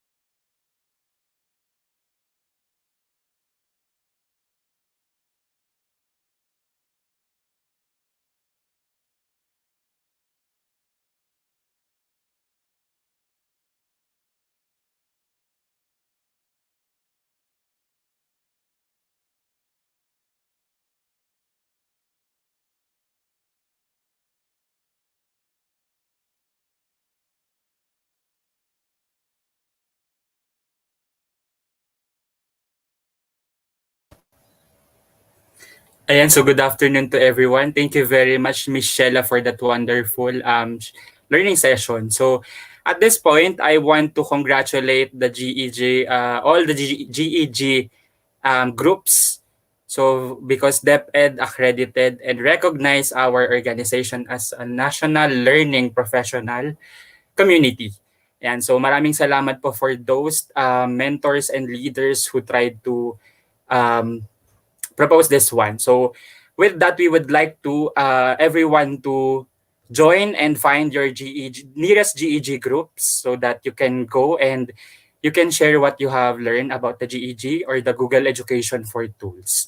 So right now we are going to present the next speaker. So for this point, at this point, may I know if Sir Rex is yan. Yan, Sir Rex is ready for his presentation.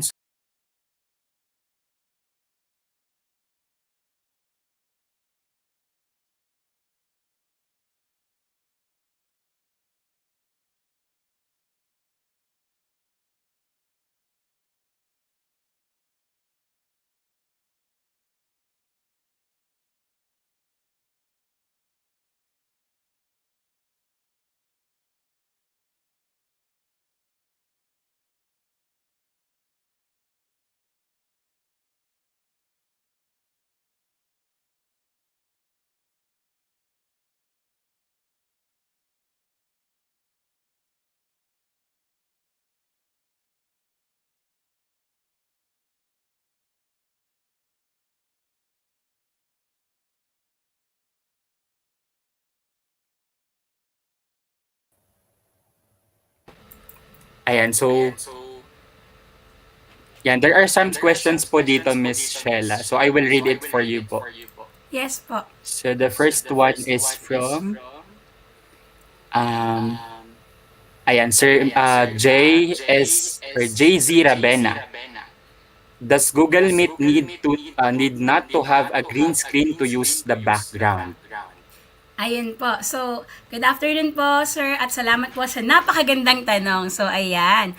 So, base po dun sa binigay ko rin po na sample kanina, Sir JZ Rabena, ayan, wala po akong green screen kahit po at the moment wala po. Pero I was able to use po yung mga background. So, ganun po kaganda si Google Meet. So, nasagot ko na po, yes na yes.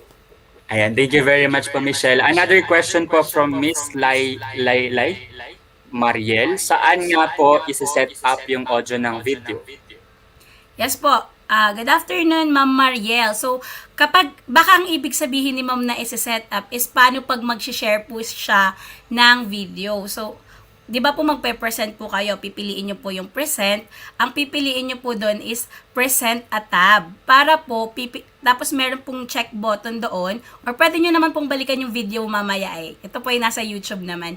So, pwede nyo pong, i-check nyo lang po, laging tatandaan na may check mark po yung with audio. Para po yung mga, lagi po tayong nakakalimutan kasi pag nasa actual na tayo, hindi na naririnig yung ating mga prayer, yung mga invocations na ginawa natin, di ba? Or yung mga video lesson. So, wag lang pong kakalimutan na lagyan ng check yung with audio. So, thank you, ma'am. Ayan, thank you very much po, Ma'am Shella. So another question from Ma'am April Perez. Meron po bang breakout rooms na available sa Google Meet? Ayan. At yung pong magandang tanong na yan, Ma'am April, ay masasagot po ni Sir Rex Alcaraz with the premium version of our Google Meet. Ayan, so thank So you very stay much po, tuned. Miss Shella. Yes po. Sir Rex, you may now have the floor.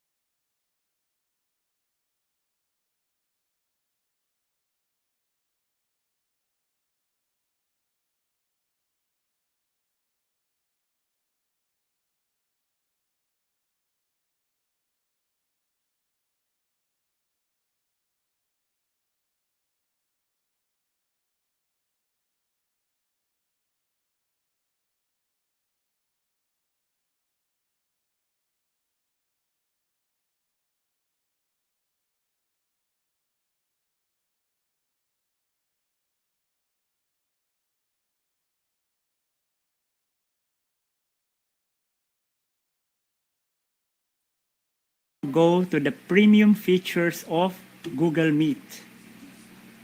This is the format of my presentation.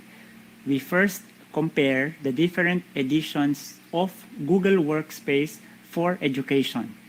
And then we will compare the basic and premium features in the Google Meet. We will do a side-by-side comparison of Google Meet using a regular account and a premium account. And finally, we will try the premium features in an actual meeting. These are the different editions of Google Workspace for Education. You can find this from the website edu.google.com. There are 4 different editions, and the first one is the free version we formerly know as G Suite for Education. It is now called Google Workspace for Education Fundamentals. And again, it is a free account for qualifying institutions or schools.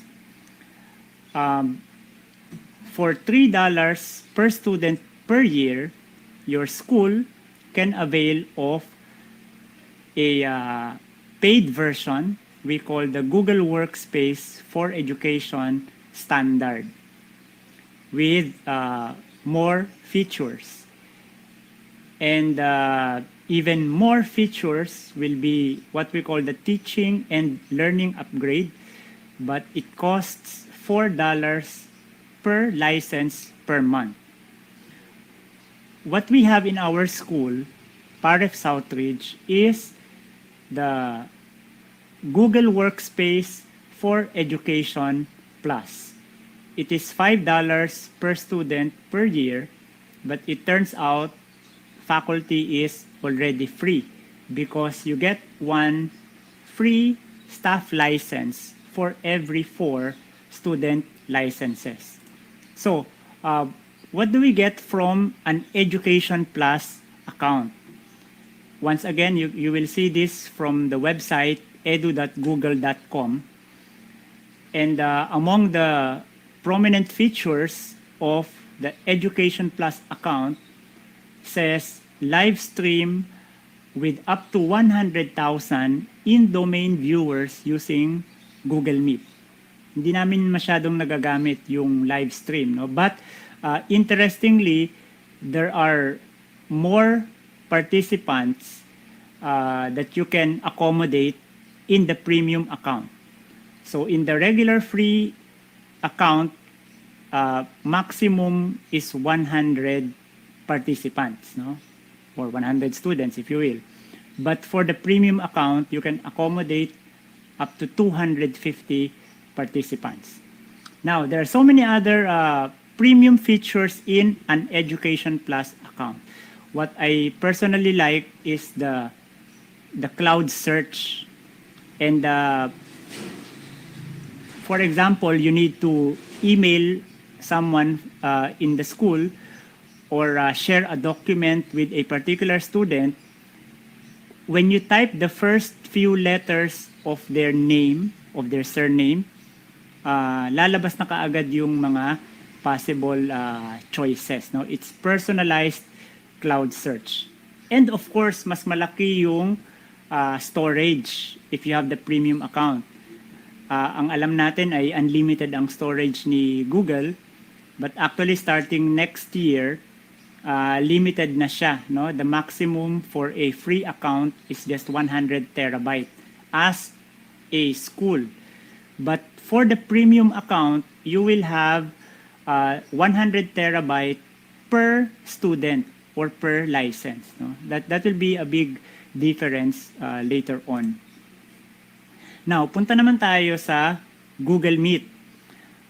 When you have a free account or the Google Workspace for Education Fundamentals, ito lang yung mga features na meron. Of course, we're familiar with the hand raise, and then you can record your meeting and a host management, no, para may security to control kung sino yung mag-enter ng meeting or ng class, no. Pero yun na. But for a premium account, you have so many more features which we will discuss lengthily. Una muna yung breakout rooms. This is a widely requested feature, something na meron sa Zoom, because sometimes you want separate discussion per group in a given class. Like you want some students to discuss and answer a particular question, and another set of students to discuss amongst themselves a different question. No? So yun yung possible with a breakout room. Wala siya sa free account, no? But you have it in a premium account. The next feature is polls and Q&A. So we use external applications or websites for getting feedback, no, to our students. Like one thing I particularly used last year was the Mentimeter, where you can survey your students and get instant results. In a premium account, embedded na siya. So meron ka ng sariling poll within your Google Meet, within your meeting. Also, there's provision for question and answer, which we will see in more detail when we try the feature later. Now, the next premium feature is, I think, one of the best that you will get in a premium account, the noise cancellation, because it's a perennial problem of teachers and of students having to hear the noise from the dog, from the taho, or from your neighbor who's doing house renovation, no? And it can be disturbing, no? It can be disturbing. Merong noise cancellation feature in a premium account. And finally, you have attendance tracking. So note that in your regular account, the free account, every after a meeting, let's say you do a recording, Google sends an email containing the recording and the transcript of the chat. Now, in a premium account, aside from that, you are sent attendance report, no, of the meeting. So you will know the timestamp, no, what time nag-enter yung mga students and what time they left. Like in the middle of your class, someone left the meeting, naka-record din dun sa attendance report. We will now compare Google Meet side by side a regular account and a Premium Education Plus account.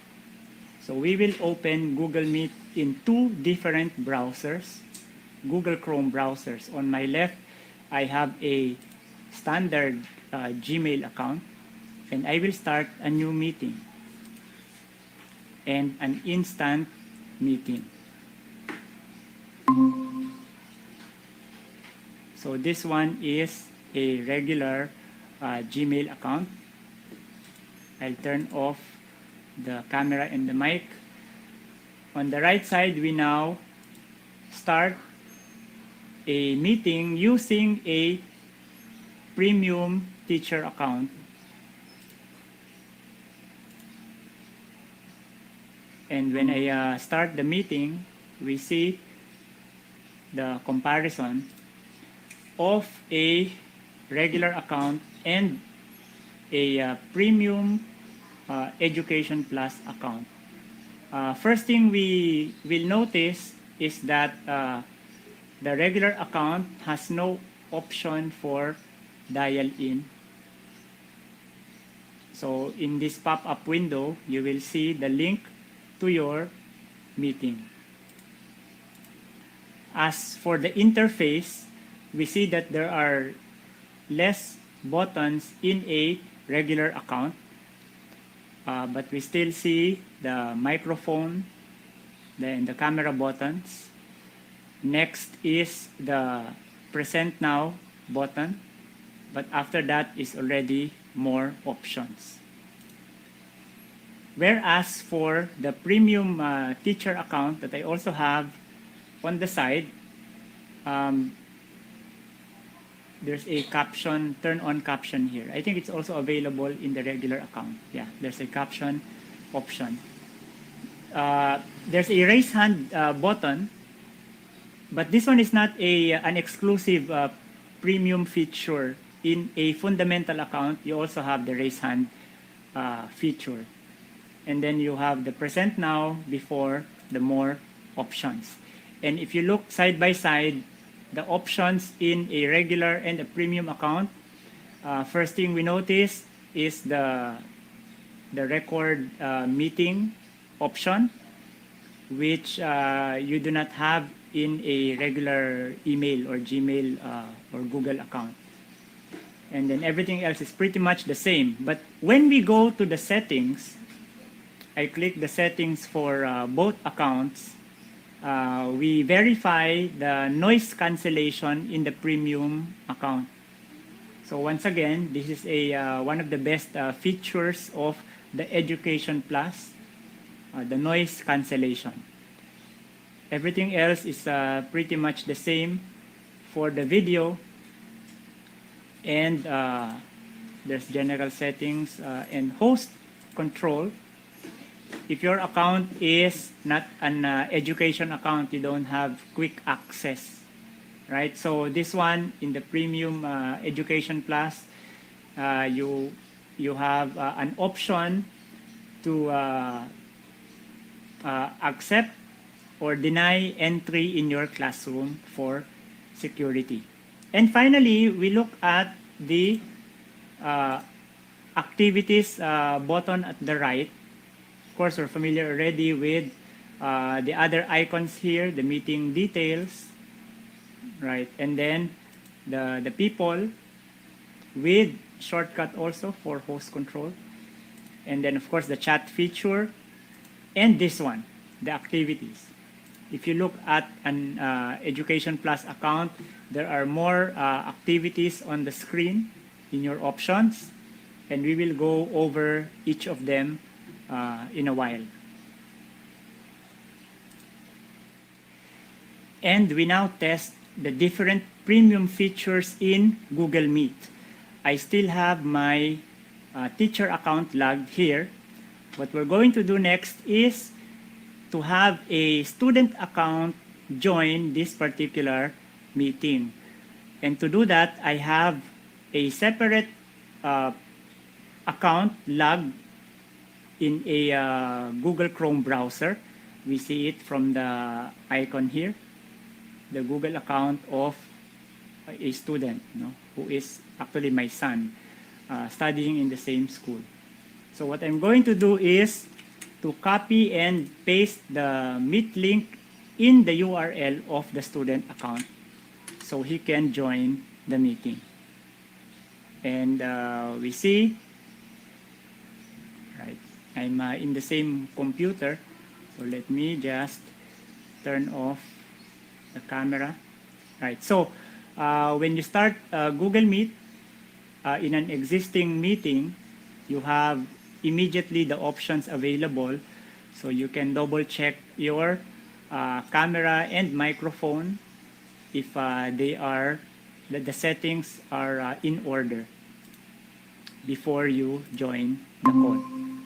And now we have two accounts. On the right side is the teacher account, and on the left side is the student account. So let's try each of the premium features and see how it looks like in the student screen and in the teacher screen. So we start with the breakout rooms. If you click the breakout rooms, on the student side, you don't see anything. All the options are in the teacher interface. So for a teacher, if you want to set up a breakout room, you click on this pen icon. You can, and these are the options. Now you can create as many rooms as you need. So I'll just have it at 2. And then you can set a timer for how long the breakout rooms will last. For this test, we'll have it 2 minutes. And then the next option is a shuffle. So when there are more participants, more students, you have the option to just put them in at random in different rooms. But likewise, you can place them anywhere you wish to by click and dragging their names. So here, I'd like to put Kendrick in breakout room number 1. Right. And when you open the breakout rooms, so there will be this pop-up window in the student screen, an invitation for them to join the breakout room. So they can cancel or join. And if they join, then they are brought to the breakout room. Now, as the teacher, you can join any of the breakout rooms and like hop in one breakout room to another, because you always have that option to go to whatever room, wherever you want to go. Right? So if I click on breakout room number 2, then I will be leaving breakout room number 1. Right? And you have the option to close the room anytime you wish to, even ahead of time. And if you close the rooms, then there will be an alert for the number of seconds remaining. No? Usually 30 seconds before a breakout room will end. Right. So there, sometimes there's a bit of lag as to the number of seconds remaining. There. So you should not click the leave. I think the leave button here will end the call. So just return to the main call, and you will be brought back to the call. One interesting note here is that when you do a recording, the breakout rooms are not part of the recording. So let's say you start your meeting and record. When you create a breakout room, and the recording will not record the separate breakout rooms, no? Just the main room. So what will happen is that if there's no one in the main room, the recording will be just plain black or blank. And that is the breakout room feature. So next we have the polls. Let's see how polls look like in the student screen. And you see that nothing appears until the teacher starts a poll. So again, a poll is a way for you to get quick feedback. Let's say you want to ask about the feedback of the student on a certain topic, or maybe you can do an election from within your class. So that's what the poll is for. So we can try something here. How is your day? Okay, for instance, you want to check out on your students and provide options like good or bad. So your options are to save the poll, or launch it immediately, or delete. If you save, you can launch it anytime within the meeting. And yeah, when you launch, you will see it appear. The students will see it, and they can now vote. So let's say the student votes.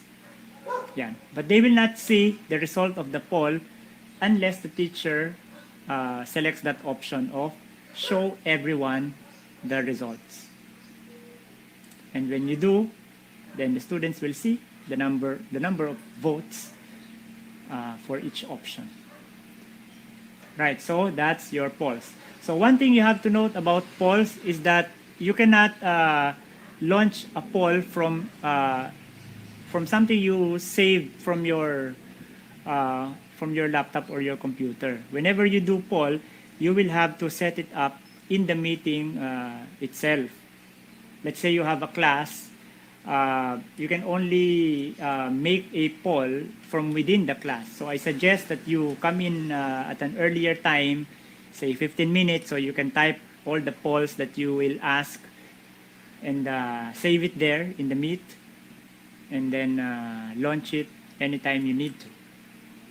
So that's your polls. Next, we have the Q&A. And again, nothing appears in the student screen unless the teacher turns on Q&A. Right. And you will see that the teacher and the student have similar interface. Both the student and the teacher can ask a question. Right. So this feature of Google Meet is something that organizes question and answers. So if you remember, we normally just unmute to ask a question or maybe type a question in the chat. But sometimes the chat can get very cluttered. And of course, when you unmute, it sometimes get in the flow of the discussion. And so the Q&A is a good feature to organize question and answer because it delegates all Q&A in a specific portion. It organizes it. So what happens? When a student asks a question, and you can ask any question, let's say, how does this thing work? So if a student asks a question, this is seen by everyone. This is seen by everyone. And including the classmates. No? Because the thing about the Q&A, sometimes there's a question that keeps on repeating, like naitanong na, itatanong uli. No? With the Q&A feature, maybe you have a classmate who asked the same question. What you can do is to maybe just click on this button. There's a thumbs up button so that there's no need to repeat a certain question, right? So there, the teacher will have three options to hide a question or to mark as answered. The thing about Q&A, it tells the teacher that, hey, there's a question and you need to address or answer it.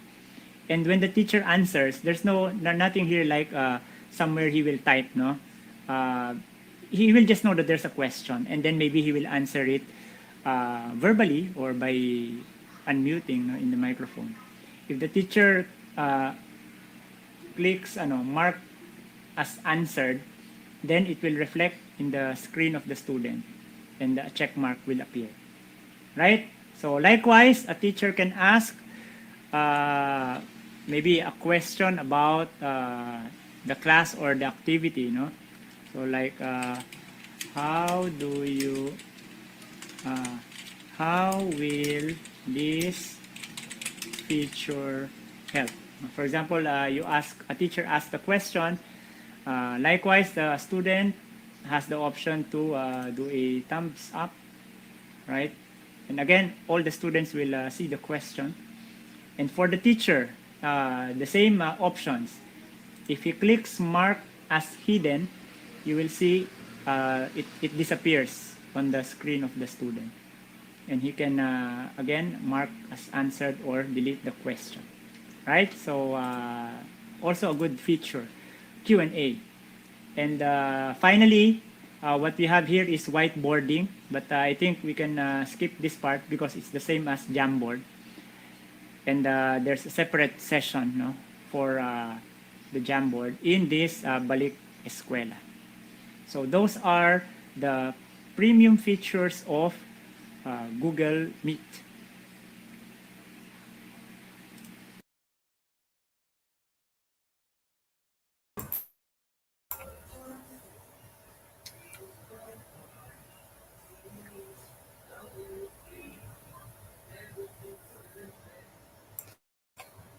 Ms. Jonna, nakamute po. So, thank you very much Ay, po sa dalawang speakers. Yeah. Yes po. Very informative po ang ating mga sessions this afternoon. So, Pasensya na po, hindi po kami makakasagot ng mga questions na. Pero willing po ang ating mga speakers na sumagot po through chats. Pwede niyo po silang i-PM para po masagot yung mga inyong mga questions regarding Google Meet and the premium account. Okay, so with that po, please do not forget to answer the evaluation forms available at our Facebook chat, YouTube chat din po, and Facebook comment box. Ayan, so Yes this po, is ito also na po yung posted ating in our screen. So with that, we are evaluation link. Yes. inviting you. We are inviting everyone to join the GEG group so that you will be able to see the different programs prepared for you. And of course, GEG is a community with a safe space community. So so that is what we are going to be developing. So with that, this is Teacher MJ Sardo from DepEd Cavite. And I am Jonalyn S. Perez from GEG Bulacan, DepEd Bulacan. Maraming salamat po. Marami Yes pong po. salamat. And let us all welcome our charista for this afternoon, for this session, Mr. Alfred Soliva. Good afternoon, sir. Good afternoon, Good sir. afternoon, ma'am. Good afternoon, Ma'am Jonah. Good afternoon, Sir MJ. And good afternoon as well to all the viewers in the Facebook Live as well as in the YouTube channel. Okay. I am Alfred Melvin B. Soliva from GEG Zamboanga City, and I will be your chartista for this third session. So for our next talk, we have interactive and power presentation. I-Google Sites natin yan. And to help us learn all of this information is Sir Charles Emmanuel Isidro. So before we start, let me introduce our speaker properly. Sir Charles Emmanuel Isidro, a grade 7 science teacher from City of Mandaluyong Science High School, currently the Supreme Student Government Advisor for CMSHS, a Google Certified Educator, Level 1 and Level 2, addicted to medical drama and documentaries. So let's welcome Sir Charles Emmanuel Isidro. All right. All right. Hello po. So thank you, Sir Alfred. So let's start this session for this afternoon. So again, I'm Charles Emmanuel Isidro. So I'm from GEG Mandaluyong. So the topic assigned for me is Google Slides. So the title is Interactive and Power Presentation in Google Slide natin yan. So let's start. So allow me to present my screen. All right. Share screen. All right. So we will do, okay, parang ang gagawin natin, all right, let's wait for this. Yeah, right. Okay, so we will have, I think, three. Okay, we will cover three po. CLA, what does CLA stands for po? So C is for create. Okay, L is for learn, and then A is for assess. So we will be using Google Slides as an interactive module po. So di ba may mga modules tayo na ginawa last school year, and we want it to be interactive for our students, no? Na may i-click sila, may papanoorin sila, they will answer po. So on the first part, we will do C and L, which is create and learn, and then afterwards we will as well assess. Okay, kung may natutunan ba sila doon sa ginawa nating Google Slides. So let's start this hands-on. Okay. Syempre, the Google application that we are using is Slides. So let's go to slides.google.com. Again, slides.google.com. This is the Google, we call this one, counterpart ng isang application from Microsoft. I don't know if I'm allowed to drop that name, pero that's yung counterpart po ng Google application na yun. So we will start with a blank presentation. So I will click blank. Ayan. So while I'm loading my screen, ayan. So makikita nyo on your screen, may mga themes tayo. You can choose from different themes po, or you can download from an external website po. Makikita nyo yung mga, when you search on Google, Google Slides template, ang dami po talagang colorful at very interactive na slide. But we will do it, for now, we will do it by Scratch po, on Scratch rather. Okay? We will do it by Scratch po. So what we will doing right now, we will cover po photosynthesis because I'm a science teacher. We will have photosynthesis. So let's start po. So I want my slide to be a blank one. No, wag muna tayo mag-blank. I want it to have a background. So let's click background. Choose image if you want it na coming from your browser or camera. Okay, I'll allow it. Pwede ring URL, photos that you have on Google Photos, Google Drive, and Google Image Search. For this one, I will use Google Image Search. Gusto ko may mountains po. Ayan. Mountains, tas cartoonize siya. Let's see kung may maganda.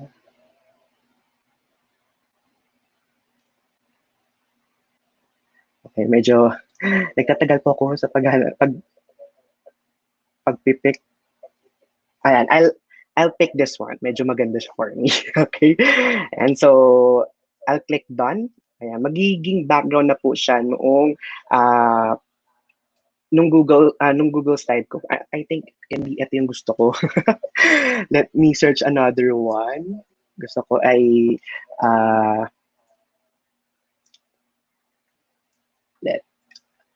cartoon lang. Lagyan natin cartoon.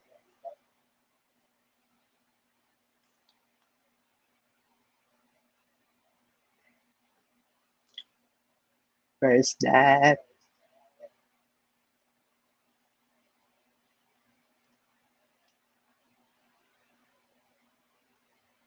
I think I'll choose this one na lang. Sorry.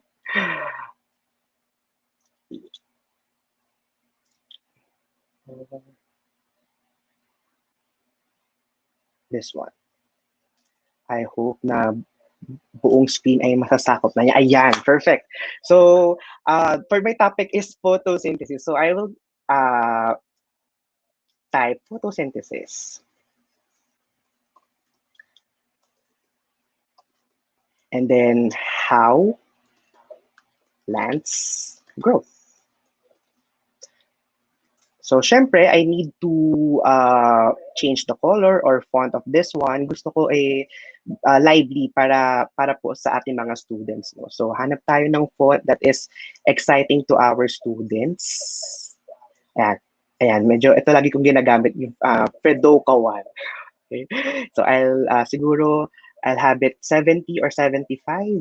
Ayan, and then I'll change the font of this one. I mean the color to light yellow. Ayan.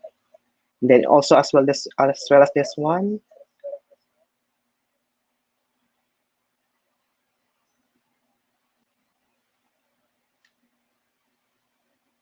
Ayan. So that's the first part. Okay, next natin po. Okay, I'll just copy and paste this one. Siyempre, on photosynthesis, we need plants, right? So I will tackle lang po dito 5 parts ng photosynthesis, or what are the 5 things that plants needs to grow po. So I need sunlight, oxygen, sugar, water, and carbon dioxide. So let's start first with sunlight. Siyempre, again, I need to insert a photo of the sun. So, hanap tayo, image, search the web. So, lagay tayo, sun. Siyempre, cartoonize din dapat. And so, may mga daming cute dito. So, I'll choose this one. Ayun. And I'll resize this one. Ilagay ko siya sa gilid. Ayan. And then also we need again to insert an image of a plant. So search the web, plant cartoon. So let's see kung ano yung maganda. Ay, I like this one. So insert po natin. Ayan.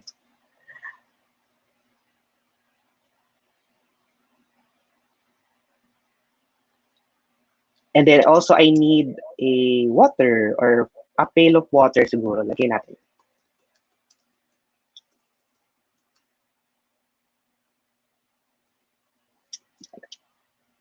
Ayan. Let's insert this one po.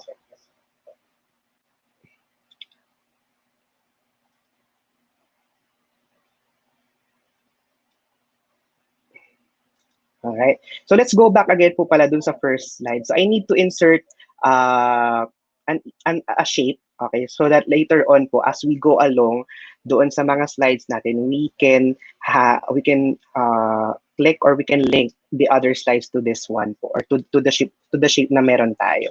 So I need shapes po. Ay makikita nyo yung shape po dito, shape, and then you can choose various po, square, circle. So syempre I need arrows po para guided yung mga bata when they use this interactive module po. So I need arrow, syempre arrow to the right.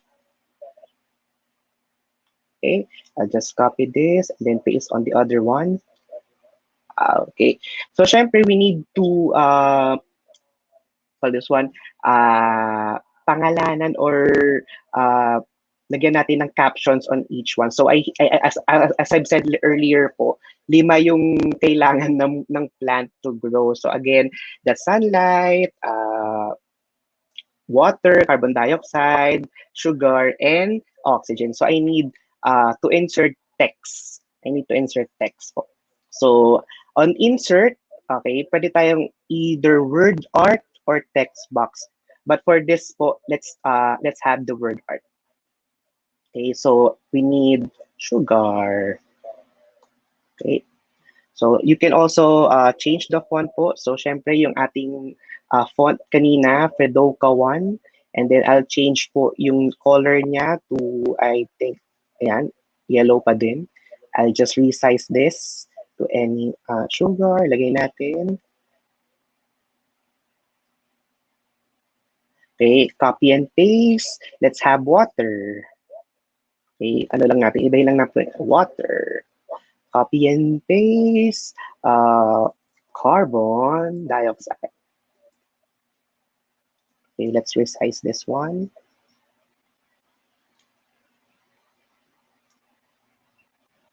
Okay, copy and paste. Let's have sunlight, syempre. May arrow tayo, let's have sunlight. Okay, let's lagay natin siya sa tabi ni Mr. Araw. Ayan. And then we also have oxygen. Let's have it on the atmosphere because we find oxygen in our atmosphere. Okay, so oxygen. Ilakihan lang po natin. Okay. So next natin po ay we need slides individually for each of the topics or the words that we have po. So I'll just copy and copy paste po tayo. Copy natin yung photosynthesis. Alright. So change tayo to the layout. Gusto natin ay siguro let's have it title and a body. Okay, title and a body. So syempre, let's start first with sunlight. Okay. Ano ba yung ginagawa po ng sunlight or what is the role of sunlight with photosynthesis? Syempre may ano po ako dito, may cheat sheet po ako dito. So I'll just copy and paste po yung gusto kong content on my interactive module. So sunlight, so I'll just copy this one. Okay, paste natin. Okay, and then syempre let's modify the font na gusto natin for let's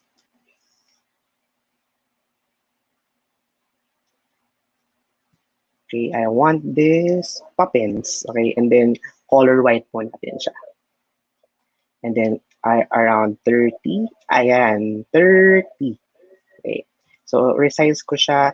Gusto ko rin po, okay, gusto ko rin naman po na may video, okay?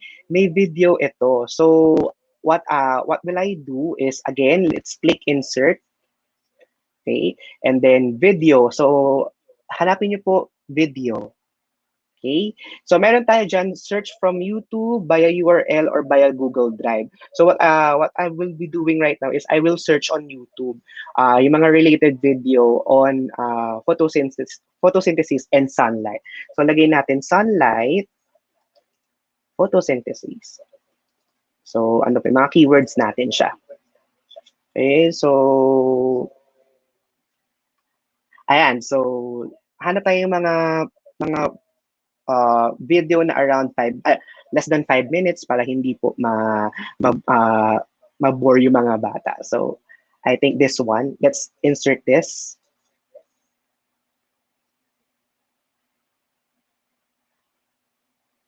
All right. Got it. So, on the right side of the screen, makikita nyo, may video playback. Do you want the student to click the video, or once na they are on this particular side, the video will play automatically?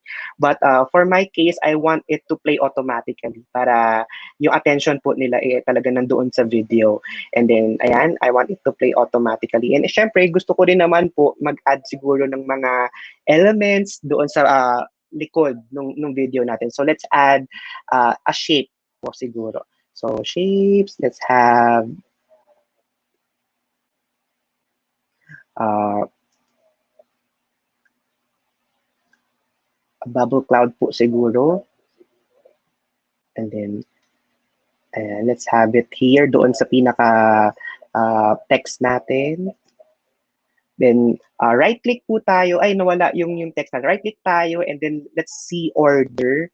Let's have it backward. Again, another. Wala. Let's send it to back. Okay, so medyo nawala or hindi mabasa yung text natin. Let's change po yung color nito. Siguro, let's have it. No, not the red one. The yellow one again. And then siguro change natin yung color ni bubble po. So let's have it blue.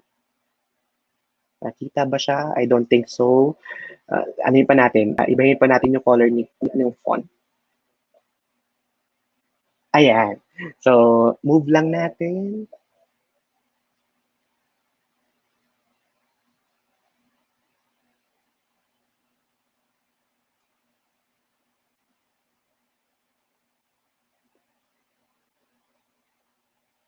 Okay. So, let's have it turned around.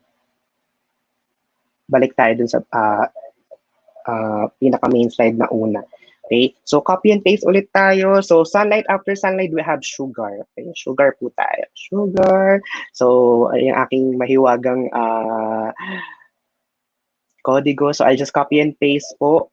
So, and then paste it on the text and then change the font po. Again, pop in. So, kayo po bahala kung gaano kalaki. Okay, I think this is sufficient po for me.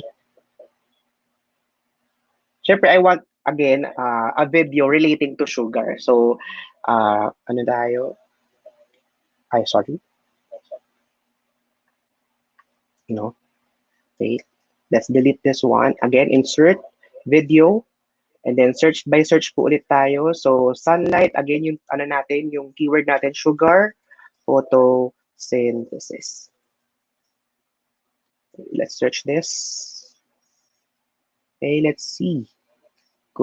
Ayan. So, meron dito, sugar and photosynthesis. So, let's have this one. Okay, lalabas ulit si video playback. I want it po to play automatically. Okay, so this one, ibahin natin, mag-iba tayo ng format. Okay, ibahin natin yung itsura ng slide. So, ibahin natin yung color nito. Siguro, let's have it blue. Bagay ba? I don't think so. Purple.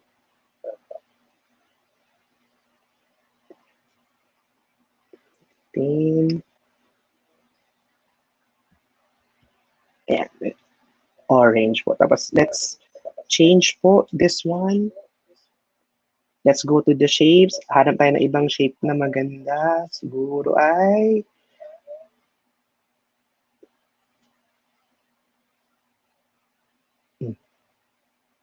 Ito, parang sticky notes po siya.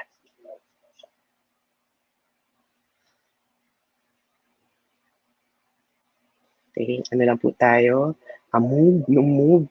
Okay, kung saan po tayo masaya or nagagandahan with regards to our work. Okay, so let's bring it forward to front. Right, and then resize lang natin.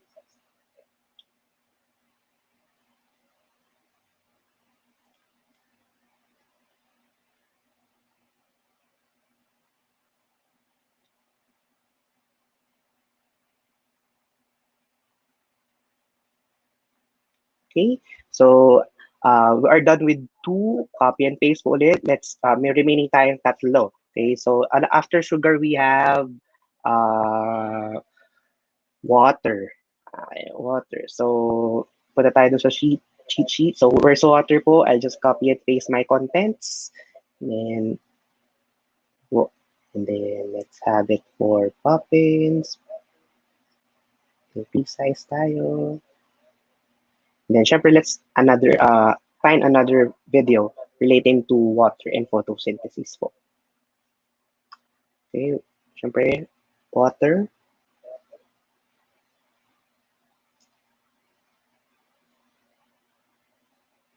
Have it. Ayan. So, during photosynthesis, is water oxidized or reduced? Okay, so let's add this one.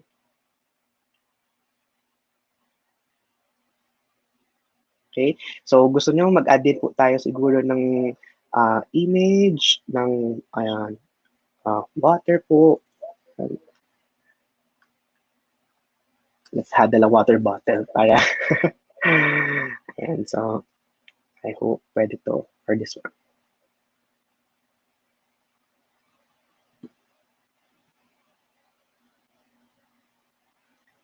Yan. Okay, so add tayo. So again, this one po, let's have it play automatically. And then let's we are done with water. Next natin ay carbon dioxide. Copy and paste lang po ulit. And we have carbon dioxide. Okay, and then I want it to in front. Okay, change natin ng color. Let's have green. The darker green.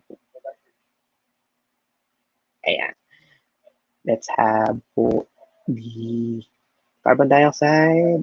I copy and paste po my content. Okay. Change natin the font and the size. Okay.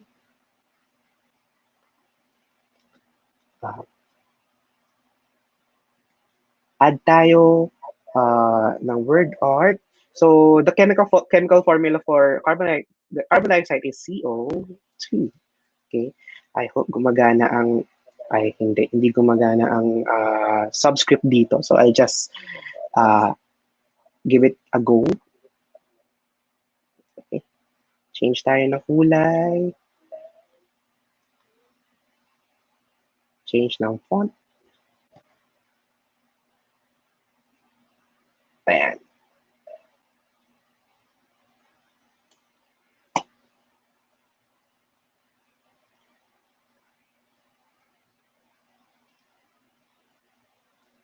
Okay, ano lang po tayo, galaw-galaw lang po to make our slides even better.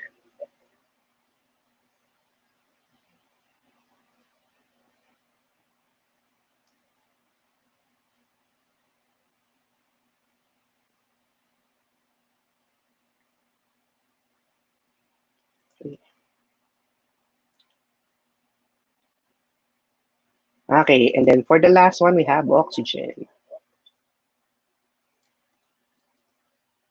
Okay, so change po tayo ng color. Okay. Iba tayo. Ayan, mas cute yung kulay.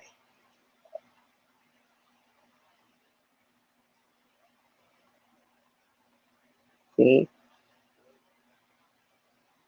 Did I change the video of the carbon dioxide? No, I didn't change the video. So, hanap po tayo ng video, video relating to carbon dioxide and photosynthesis. Again, video. So, yung mga keywords po natin, water, carbon dioxide. But teachers, I want you to watch po first yung mga video na ilalagay natin for the sake lang po of the demonstration. I'm just choosing lang po randomly on the YouTube search po.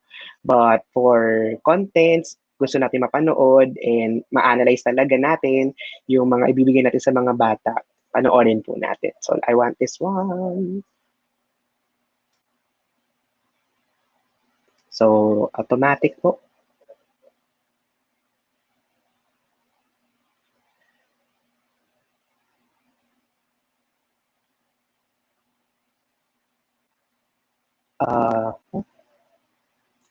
So we are done with carbon dioxide. Next is we have the oxygen. So hanap ulit tayo ng video with oxygen. But I mean, I click audio, sorry. So video. Okay, so again, carbon dioxide, oxygen. So let's find oxygen. And siguro let's click this one for the sake of the time now po. Okay.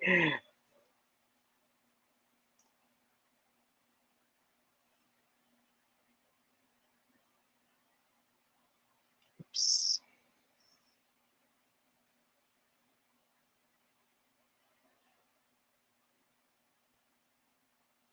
Okay, so syempre CO2.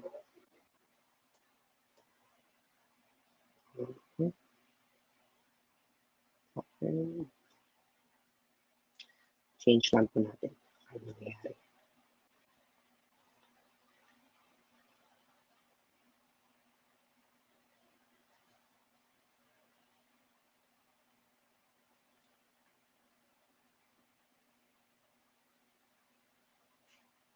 So later po. Okay, let's change the color of this one.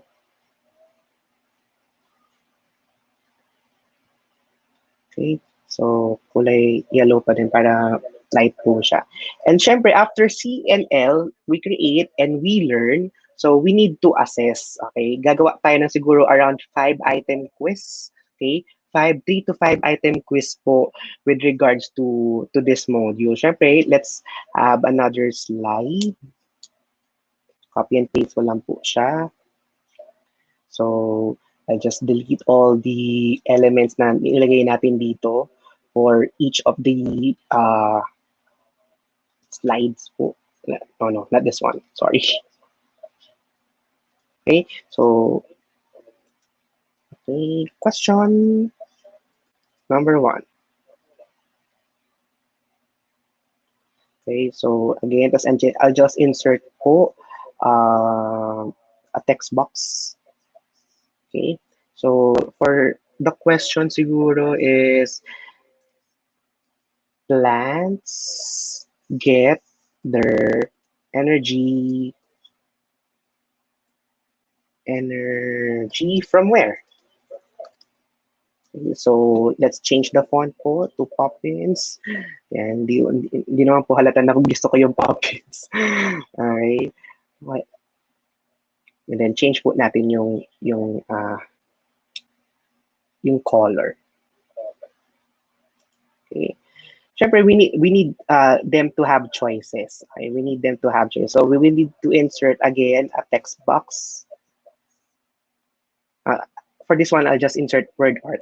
So I need 3 choices. Ano yung mga pwedeng choices? Water. Pwede po ba ang water? Okay.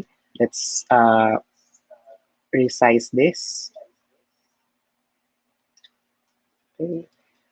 Okay, copy and paste lang po tayo.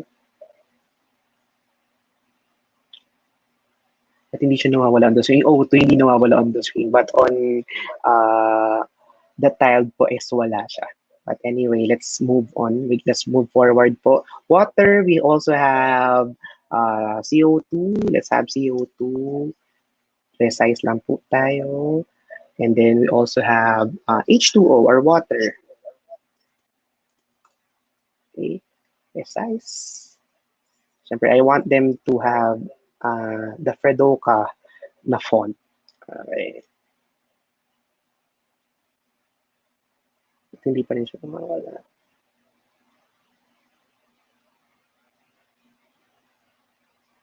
Okay, and then centered natin.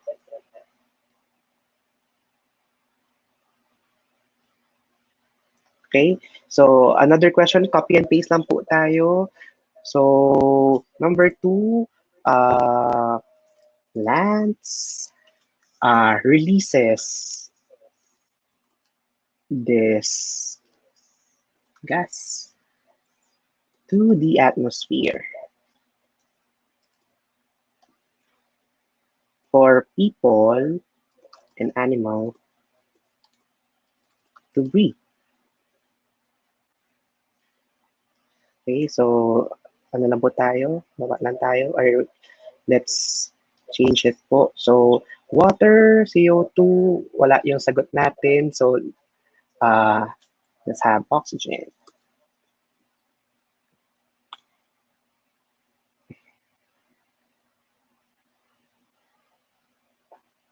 Precise lang po tayo.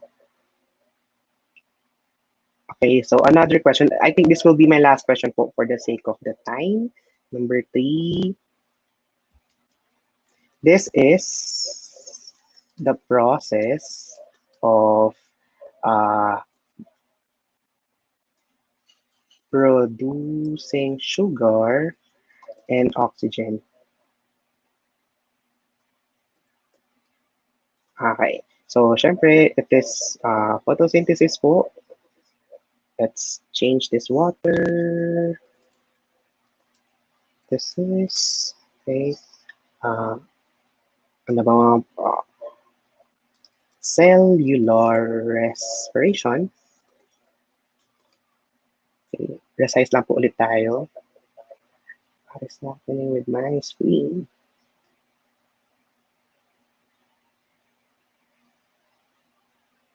So, a bit precise.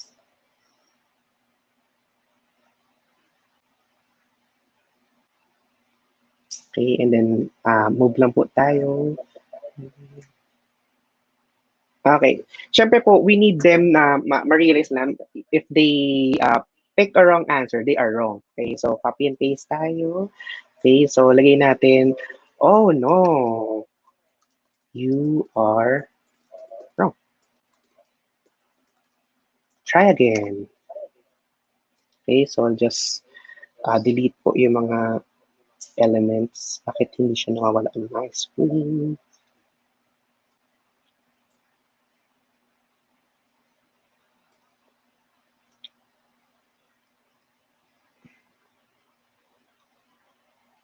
Okay, and then let's center this. Okay, and then let's copy and paste this. Syempre, when they are correct, syempre, we need to praise them. Okay, we need to give compliments with our student. Yes, you are correct. Good choice. Okay. So basically, we are done. Okay, with with our module, but we need, okay, it to be interactive. Okay, dito po papasok si linkage. Okay, si linkage po tayo. So, punta tayo ulit kay photosynthesis, okay, on our first slide. And then, with our arrow, okay, click tayo, right click. Okay, and then makikita nyo po may nakalagay dyan link. Okay, link. So, we need to click this one. Okay, so, bakit hindi siya nagpapakita on my screen? Okay, so slide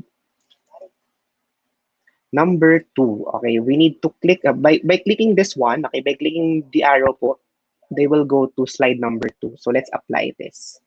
Okay, Slide number 2. Ayan, apply. Okay, so syempre ipupunta po sila doon sa slide number 2. After this after the first slide, dito sila pupunta sa slide number 2. So we want them to click each word. Okay, we want them to click each word. So again, punta lang tayo. Okay, I think I need to create a shape. Okay, shape po. So add tayo shape. Okay, and then order, send backward. Another back. Ayan. So let's have this.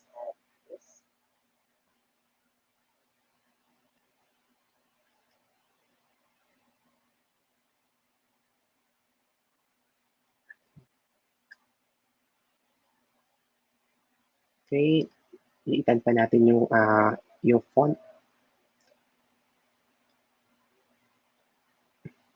Okay, yan. So we need to click the shape po. And then punta tayo at wala pa rin yung link. Ayun, link. So link. Okay, so we want them to go to the slide na may sunlight. So that's slide number 3. Okay, alright. So next natin, just copy and paste po ulit. Copy and paste call this one, the shape. Punta lang, lagay lang natin siya sa oxygen. Okay, send back. Right. So we need to edit this one.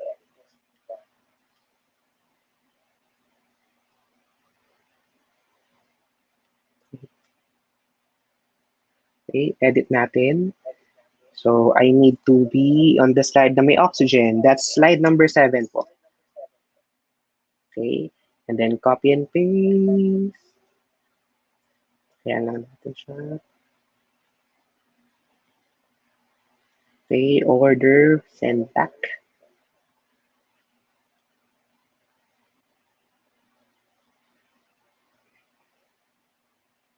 Okay, and we want it to, ayan. And then, syempre, we need to edit. Nasaan po yung slide na may sugar? That's slide number 4. Okay, apply. Ayan. So, another one po.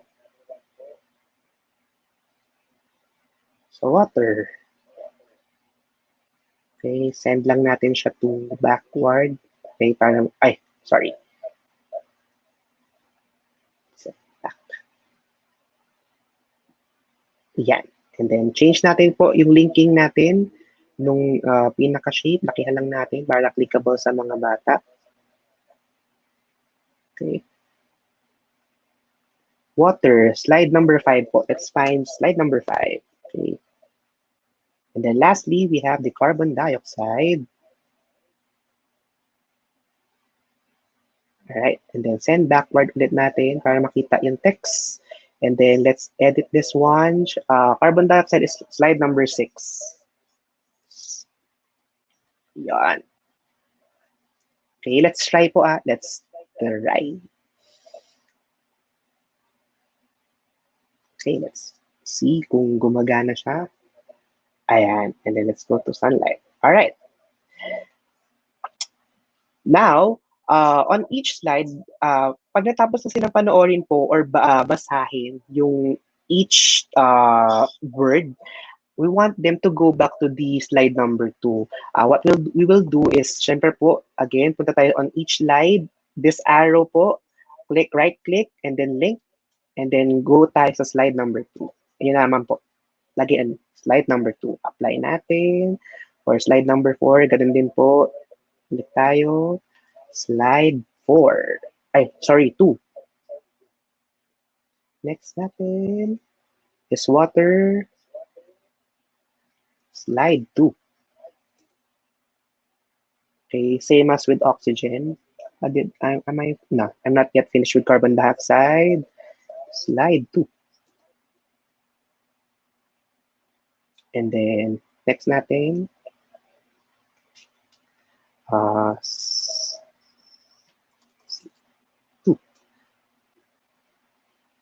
Let's go back po dito. Okay? Once that they are done, okay, lagay natin siguro, once they are done with all of the word na meron, siguro, lagay natin, are they ready to be assessed? Okay, that's letter A. Are they ready to be assessed po? Or may na-retain po ba sila while doing or while having the interactive slides? So, lagyan natin ulit ng slide dito, or I mean, ng text. Word art tayo. Okay. So, lagay natin ay short quiz. Okay, liitan lang natin na dapat kakasya doon. Okay. Short quiz. Okay. And then, syempre, change natin ng font to Fedoka 1 and the color. Okay, and then, let's link it po to the quiz na ginawa natin. Okay, so that's slide number 8. Slide 8. Okay, so let's go to slide number 8. Okay, so ayan po. We need them to click ay para clickable po yung mga elements. So we need it to have a shape po. So I think have it this one.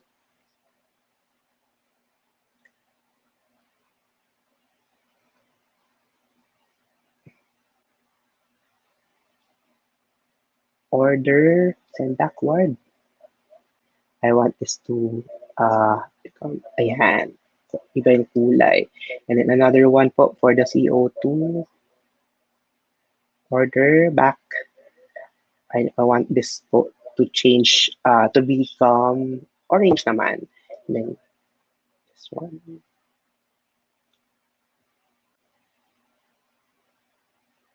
Okay, another color tayo. Let's have green. Change, order back. Okay, so the question is, plants get their energy from where?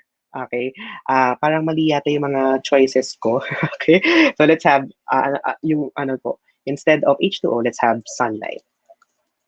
Okay. Alright, parang mali yung choices ko po. Okay.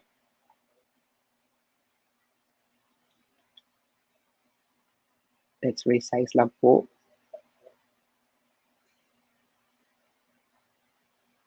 Okay. So once they click po, okay, whether they are right or wrong, we need it to link po, become linked to the particular slides po. So resize lang ulit tayo. Okay. So water, I think, syempre alam naman natin hindi po. So let's resize it. So, oh no, you are wrong. Doon tayo sa oh no, you are wrong po. Slide number 9. Okay, as well as yung CO2, slide number 9. And then the correct answer po is sunlight, right?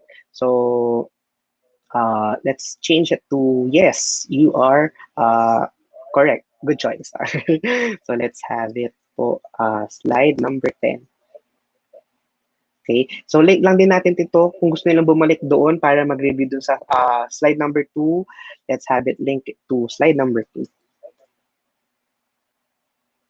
Okay, so, oh no, you are, so pag you are wrong, ano lang na tayo, link to slide, going back to slide number 8. And then if they are correct, next tayo, slide number 11. Okay, so I'll just copy and paste this 2 para meron silang another what do you call this one? Choices po. So question number 2, releases gas in the atmosphere for people and animal to breathe. I'll just copy and paste po ulit yung mga shapes natin. Okay, water, I think this is wrong. So slide number 12. Okay, another tayo.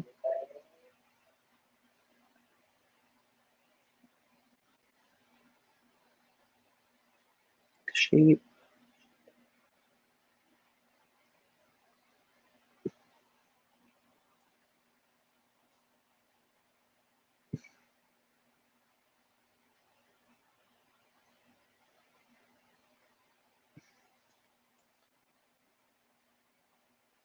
Okay, bring to front. No, no, not this one. Bring to front. Yon. Next natin,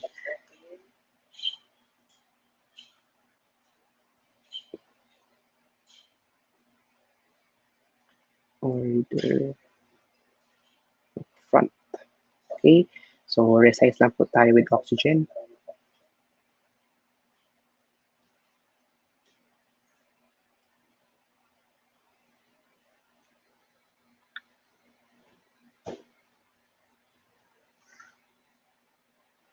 Okay, and then another shape po for H2O.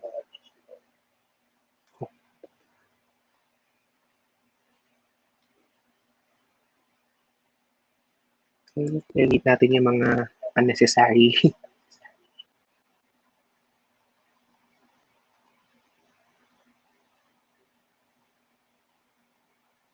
Okay, so the correct answer for this one is oxygen. So let's link po natin siya to the correct answer. That's slide 13.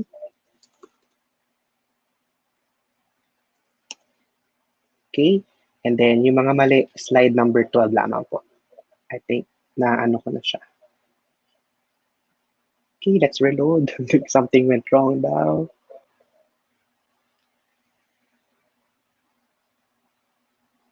Okay.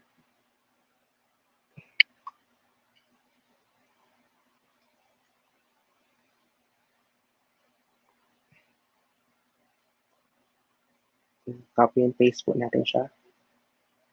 Okay, yung mga choice natin kanina ay water. Tapos, we have CO2.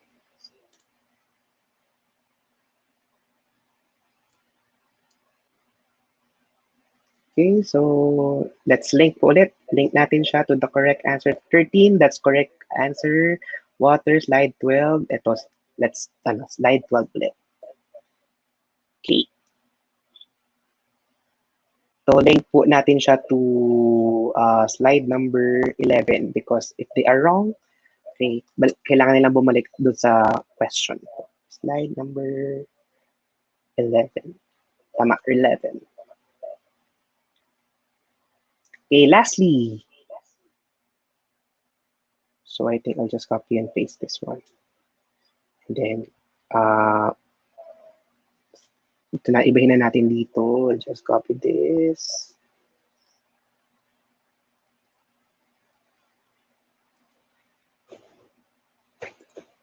Okay, and have it for photosynthesis. Okay.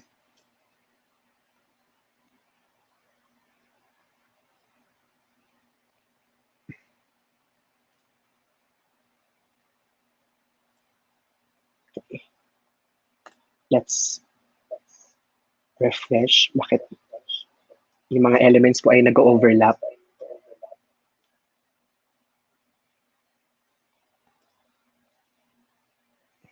Okay, so we also have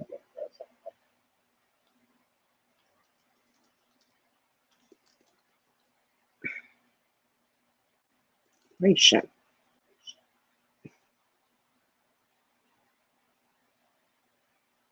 Okay, link lang po natin siya ulit. Ito yung mga arrows po to slide number 2.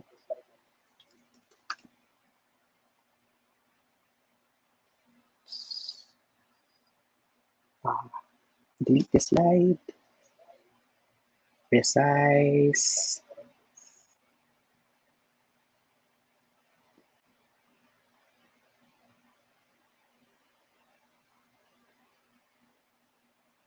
Okay, so yan po. Move lang natin siya.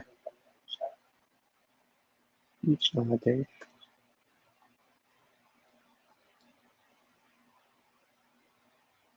Right. So, Copy and paste po natin yung mga wrong or right choices.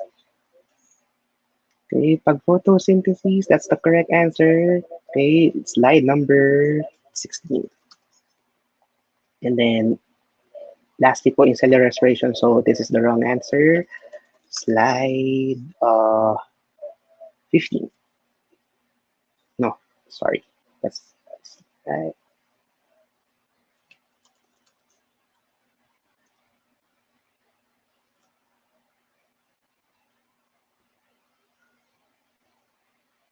Okay, so, yes.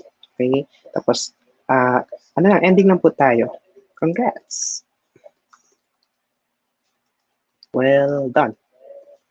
Okay, so, okay, so that's the end po. So, link lang natin siya ulit. Sorry, link to slide 17.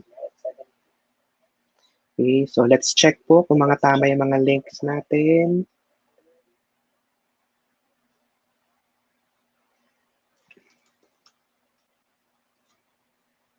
Okay.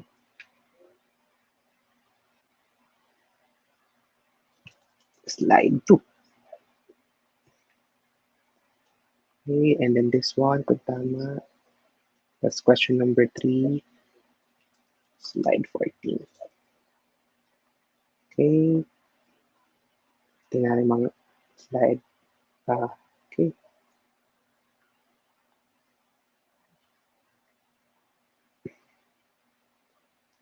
All right. So let's check po. Okay, I think we are done. Okay. I think we are done.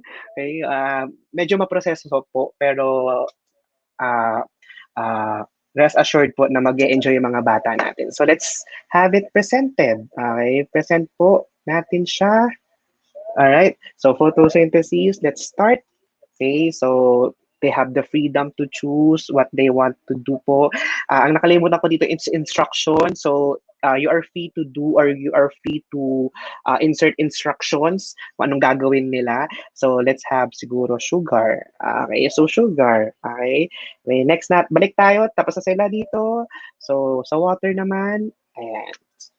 Nood sila with the needed information na kailangan nilang makuha, go lang po. And then, click lang po ng click. And then, if they are ready with the short quiz, okay? Okay, parang nagkamali ako doon. Balik tayo, short quiz. Let's link this one. Okay, link po na. Ayan, nakalink naman pala po siya. Okay, so, click natin. Ayan, question number 1. Where did, let's get the energy from where? Okay, sunlight. Okay, yes, you are correct. Good choice. And then plants release this gas to the atmosphere for people and animals to breathe. So if nagkamali sila, oh no, okay, you are wrong. Try again. Go back. Then if they answer the correct one, I answer the correct one. Okay, good choice. And then next natin, okay, last question. So this is the process producing sugar and oxygen. If they are wrong, okay, and then photosynthesis. You are correct. And well done. They are done po. So ang ginawa lang natin ay CLA, create, learn, assess. Okay, this is just a formative assessment po if okay, they get something from your interactive module. So, I think I'm done. Okay? I hope you learned something po. Talaga maproseso siya or matagal kapag binuo natin. But with the patience, yan, magagawa natin siya. Okay? I hope you learned something po. Thank you po. Thank you, Sir Charles, for that very amazing presentation. So we have here 2 questions. One is for the FB Live and the other one is in the YouTube. So the first question goes like this. Kailangan po ba na may internet connection tayo para magamit ang Google Slides? All right. Good question po, sir. Okay. So, Google Slides po, you can use Google Slides offline. Okay. So, can we go back po doon sa aking presentation? I mean, doon sa aking share screen po. So, punta tayo sa file. Okay, and tignan nyo po yung make available offline. So kahit wala po internet connection, magagamit po at magagamit ninyo yung interactive slides ninyo. So let's have it available offline. All right. So again, you can use it offline po. Okay. So the next question is, if you upload an interactive PowerPoint file in Google Slides, will it still be the same when it is presented via Google Slides as well? So I don't think po it will work. Okay, if you uploaded PowerPoint presentation and then use it as a Google slide, I don't think it will have the same. Okay, it will have the same po linkage po with Google Slides. So uulit tayo at the beginning ng linkage po. So might as well you create your interactive slides po with Google Slides. Thank you.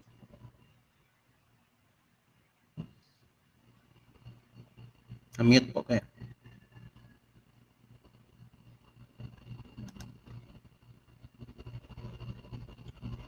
Okay, do we have any questions pa po ba? Wala na po. So that's it Alright. for this session. Thank you po. Okay, so thank you for that, Sir Charles. So we will proceed with the evaluation form. So that is being flashed on the screen below. The link is also in the comment section of this FB Live broadcast or in the chat box if you are joining us in YouTube. So I'll still be your chartista for the next session. So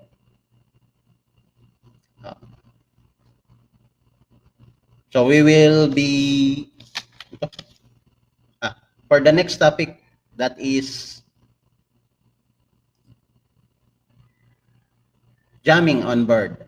So we will be joined by Dr. Monijin Espeleta, PhD, and Sir Ernie Acuna. So please stand by.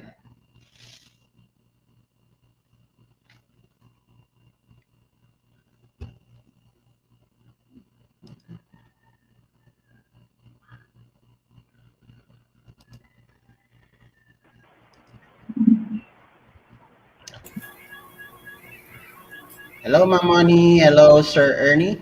Good Hello po. afternoon. Hello. Good afternoon. Good afternoon, Ernie. everyone. Hello.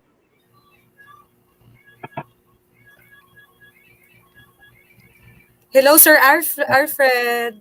Hello po. Mayong hapon. Mayong hapon din po. So once again, good afternoon, everyone.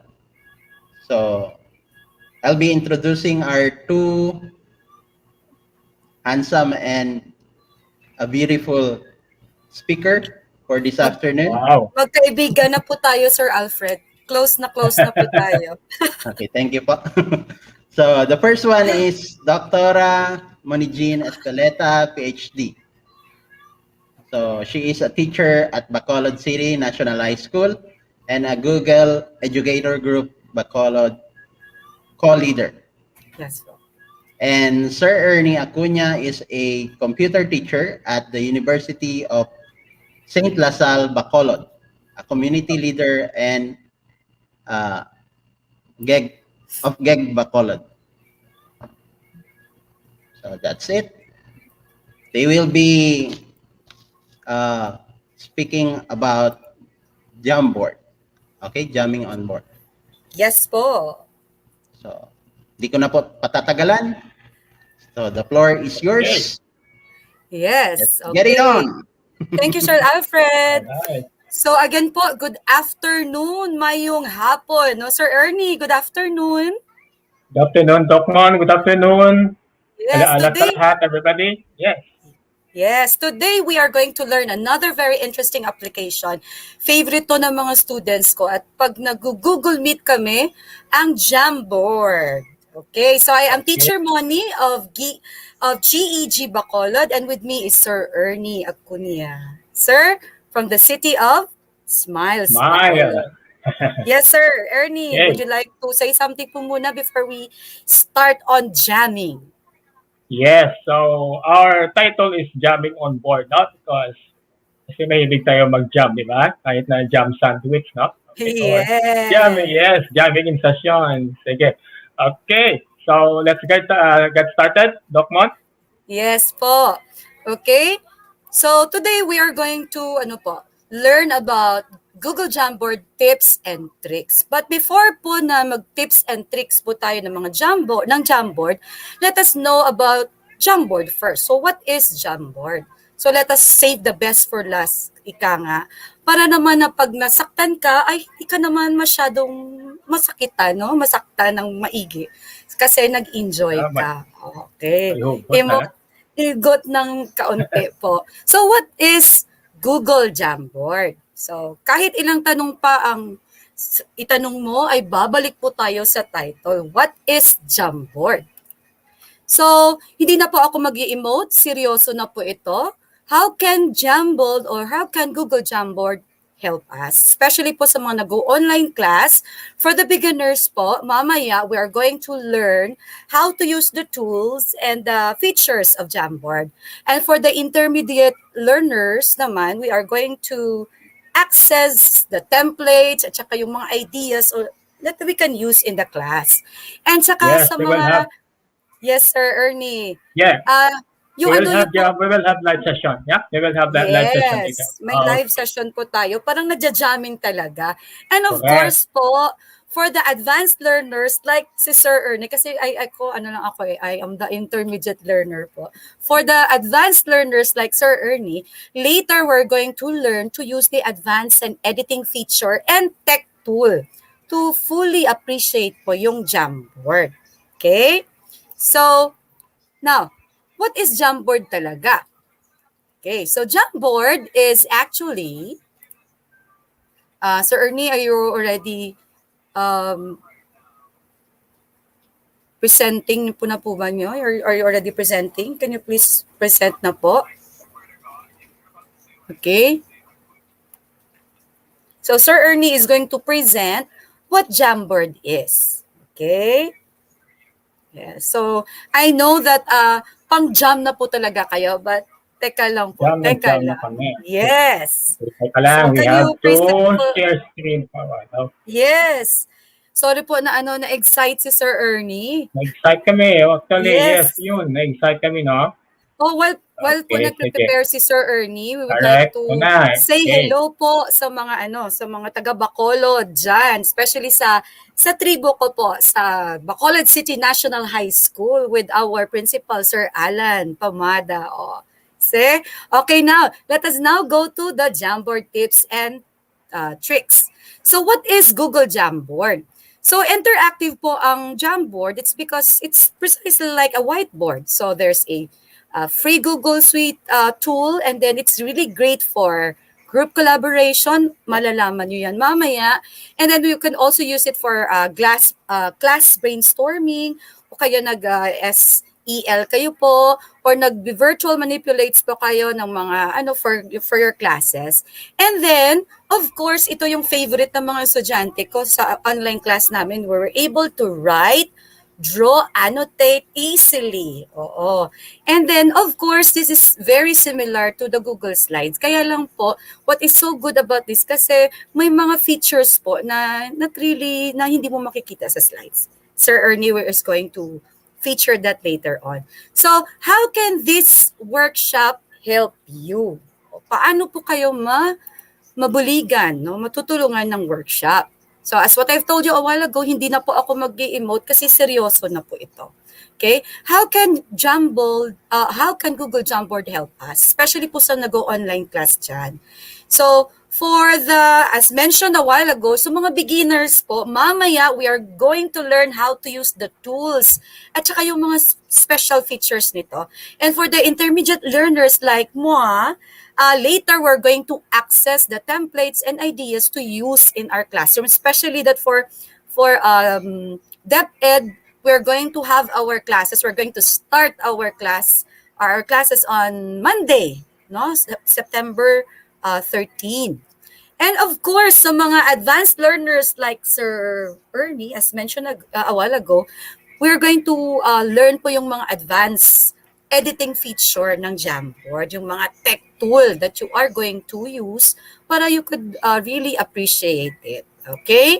Now, when are we going to use the Jamboard? Okay, alam ko po na excited na kayo again. Kaya lang po ganyan po talaga kami sa Google Educators family.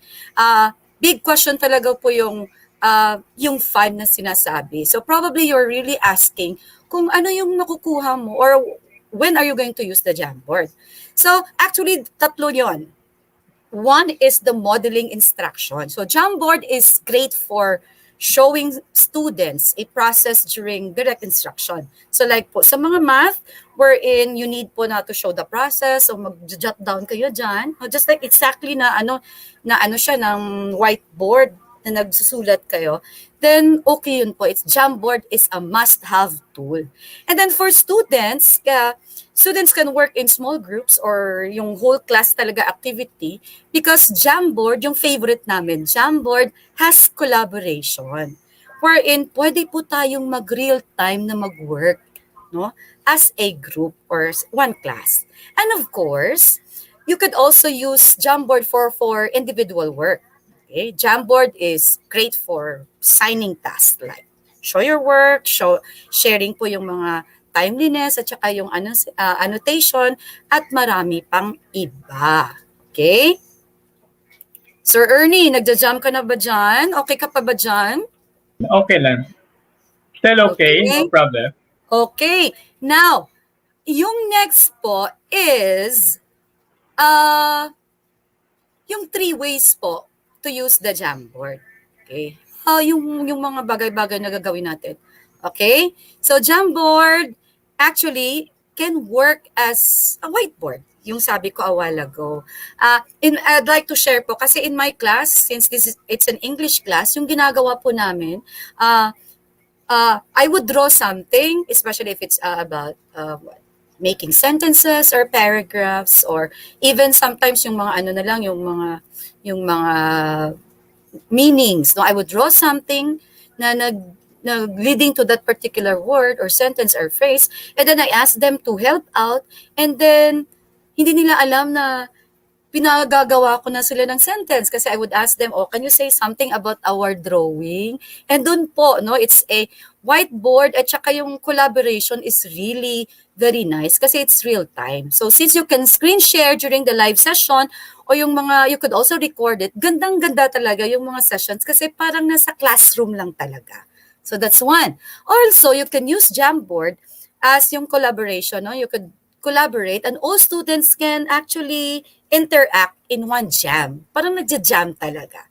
And of course, yung independent work, noon naman po sa mga students na gusto nila na they just work alone at saka they're going to present ba something in the classroom, then they could also use the Jamboard. Yun po yung mga 3 ways to use the Jamboard.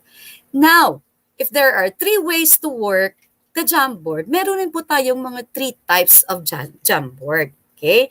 May kiosk, may application-based, at saka yung web-based. Pero teka lang po, yung mga techie type, kasi as what I've told you, nasa intermediate lang po ako, we will give that to Sir Ernie. Now, Sir Ernie, could you please give them yung fully po pasabor po, yung bigay mo ipasabog mo talaga yung 3 types of Jamboard. Yes, Sir Ernie. Okay, thank you, Doc Mon. So, the rest will be my part, no? So, yung first part, ginawa na ni Doc Moni. If you have questions, by the way, you can just make use of our chat box. No? Okay, sige. So, now let's go to the 3 types of Jamboard. Okay, we have here kiosk, yung app-based at saka yung web-based. Yung peers naman, yung makikita nyo sa mga malalaking screen, around 55 inches na LED screen, wherein powered by Android software, yung tawag yun ay mga kiosk. Nandito sa, I don't know kung nandito sa atin, may tayo dito, but typically it has that kind of feature yung Jamboard.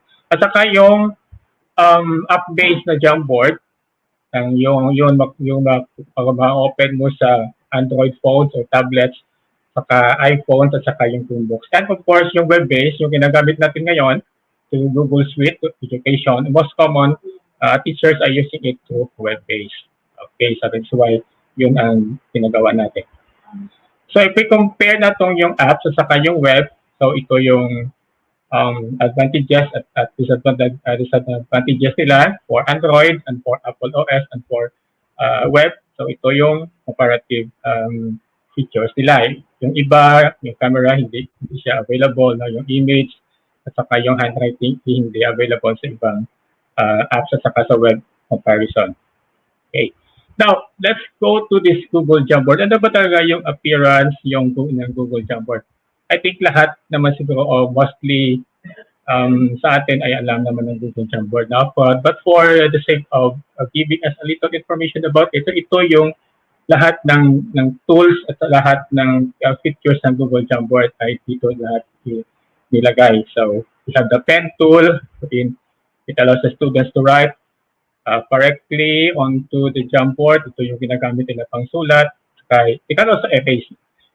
Well, similar to Google Drawing, no? If you are familiar with, parang Google Drawing dito. At saka you can also set background. Ito yung setting ng background. Dito on, we will try to see paano mag-set ng customized background, paano gawin yung picture mo or whatever picture you want sa inyong class, your pre-loaded pictures, or kaya, we are going to search for background on the internet to be the background of our Jamboard, our frame. Okay, so ito yung lahat dito. Ito yung ang share button at saka lahat. Okay, so how to access Google Jamboard? We have 4 options. Na kanina, pinakita doon. This time, there are 4 ways on how to access this, aside from the features that we have shown a while ago. We have one, using the Google Waffle. Yung Google Waffle, yung ginagamit natin palagi to check our email, check our Google Drive and so on. Ito yung Google Waffle. O sakay from the URL, no? From the URL. So, you type jamboard.google.com. Pwede rin itong access to your Google Drive, again, using the Google Waffle. And of course, kung nasa Google Meet ka, if you are handling your online class, immediately, pwede ito ma-access sa Google Meet. Okay, so let's continue. So, from the Google Waffle, ito yung process. Okay, so there, you go to google.com. Okay, then, so these are the jams that you can already start. And from URL naman, actually, you can search from Google, no, Jamboard, and automatically can bring you to the given URL. Okay, so how to start a new jam? Okay, after opening your Jamboard, you can already click this plus button here. So these are already the sample jams that we have made. So clicking the start button, okay, then you can have there, okay, Google Jamboard. Sorry, it is pala from Google Drive Google Drive ito, no? From Google Drive, you can go to Jamboard, okay, so we have there, go to Google Jamboard. Then from Google Meet, okay, that's what I have told a while ago. Pag nag-online class kayo, pag nasa Google Meet kayo, you can automatically click on, okay, whiteboard. Ito yung bagong feature ng Google Meet at we can immediately create a jam, no, on our Sir Google Ernie? Meet. Yes. Oh, so yun pala yung Jamboard. You could also use that. You could go into YouTube at lahat. You can just put everything on it. Yun po ba? Yes. Yes, ma'am. Let's go into that later on. Wow. Kung paano natin nilagay yung mga links natin, paano maglagay ng mga pictures and so on. Ipupunta natin yan mamaya. Okay, we can have it later. Yes po. Thank you. Alright, sige. So, let's get further. Okay, so moving on. Alright, so let us have some practice here. Now, as I've said, ito ay interactive. We can have a live session here for this slide. Lahat-lahat ito ay may link wherein we can actually practice. Sige, so let's start practice. Okay, I hope makita pa ba yung okay. So Sir Sige. Ernie, yung practice Yes, po, go they ahead, have ma'am. to open po yung yung Google Meet. Mag-open sila ng Google Meet or there's a separate application po talaga na Jamboard. Well, there are pwedeng dalawa, pwedeng gawing dalawa, pwedeng open sila through URL, pwedeng Google Meet, pwedeng i-type nila sila yung Jamboard, at pwede talaga. Yun pala. Yes. Okay. Sige po, sir. So, sige, so ito na yung practice, no? Ito na yung practice slide ko. Okay, so I have to share again. Okay, sige. So, para makita nila. Sir Okay, Ernie, sige, sasali po kami, Yes, yes. Sir Ernie. Are we using the same the same link yung ginagamit natin? Yung collaboration Yes, the natin, the same. Sige, sali po kami, Sir Ernie. We will Okay, join. sige. Or, okay, sige. Please type your type your email address sa ating comment section para makasali tayo dito. Okay, sige. Alright. So, Kami po nila, so, Sir Ernie, kami po nina Sir Gary at saka Miss Maan, sasali po kami. alright, thank you, ma'am. So, please On type need access daw po. Okay, sige. So, please type your email address first sa ating chat box para makuha ko lahat kasi baka hindi ko makita, baka hindi ko makita dito yung okay, sige. Alright, so I have to share first the screen kasi nag-open ako talaga ng live session dito so I can see you. So, mag-share muna ako ulit. Okay? Sige po, mag-jump po kami. Alright, sige. Thank you. So, mag-share muna ako dito. Alright, this one. Okay, so Sir, need po namin yung Jamboard link po. yes. Okay, sandali, ma'am. Okay. I need to have, I will give to you the Jamboard link. Okay, sandali. Okay, this one. Alright. Okay, mag-share muna. Ito po yung link. show, Sir Ernie, ito po yung Yes, parang iso-show natin sa kanila na talagang pwede po nating pwede po tayong gumawa ng isang bagay na lahat po tayo nagja-jam. Yes, yun ang ito na po, natin. ito na. Okay, ito na ang link natin. We need access po. Okay, sorry kasi, alright, sige, share ko muna itong lahat. Right, so ang gawin natin para maka-access ang lahat, so I have to change the link into anyone. Okay, kasi alright, so. Yes po. Pwede natin i-check? Yes, so I think pwede natin i-check kung pasok na po kami. Tayo. Okay na, yes, na? We are alright, in. sige. I'm in po. Alright, sige. So, I'll try to share this. Okay. So, I'll try to share this screen. Makikita ba ang screen natin? Hindi? Okay. Alright, sige. Ito yung screen. Sige.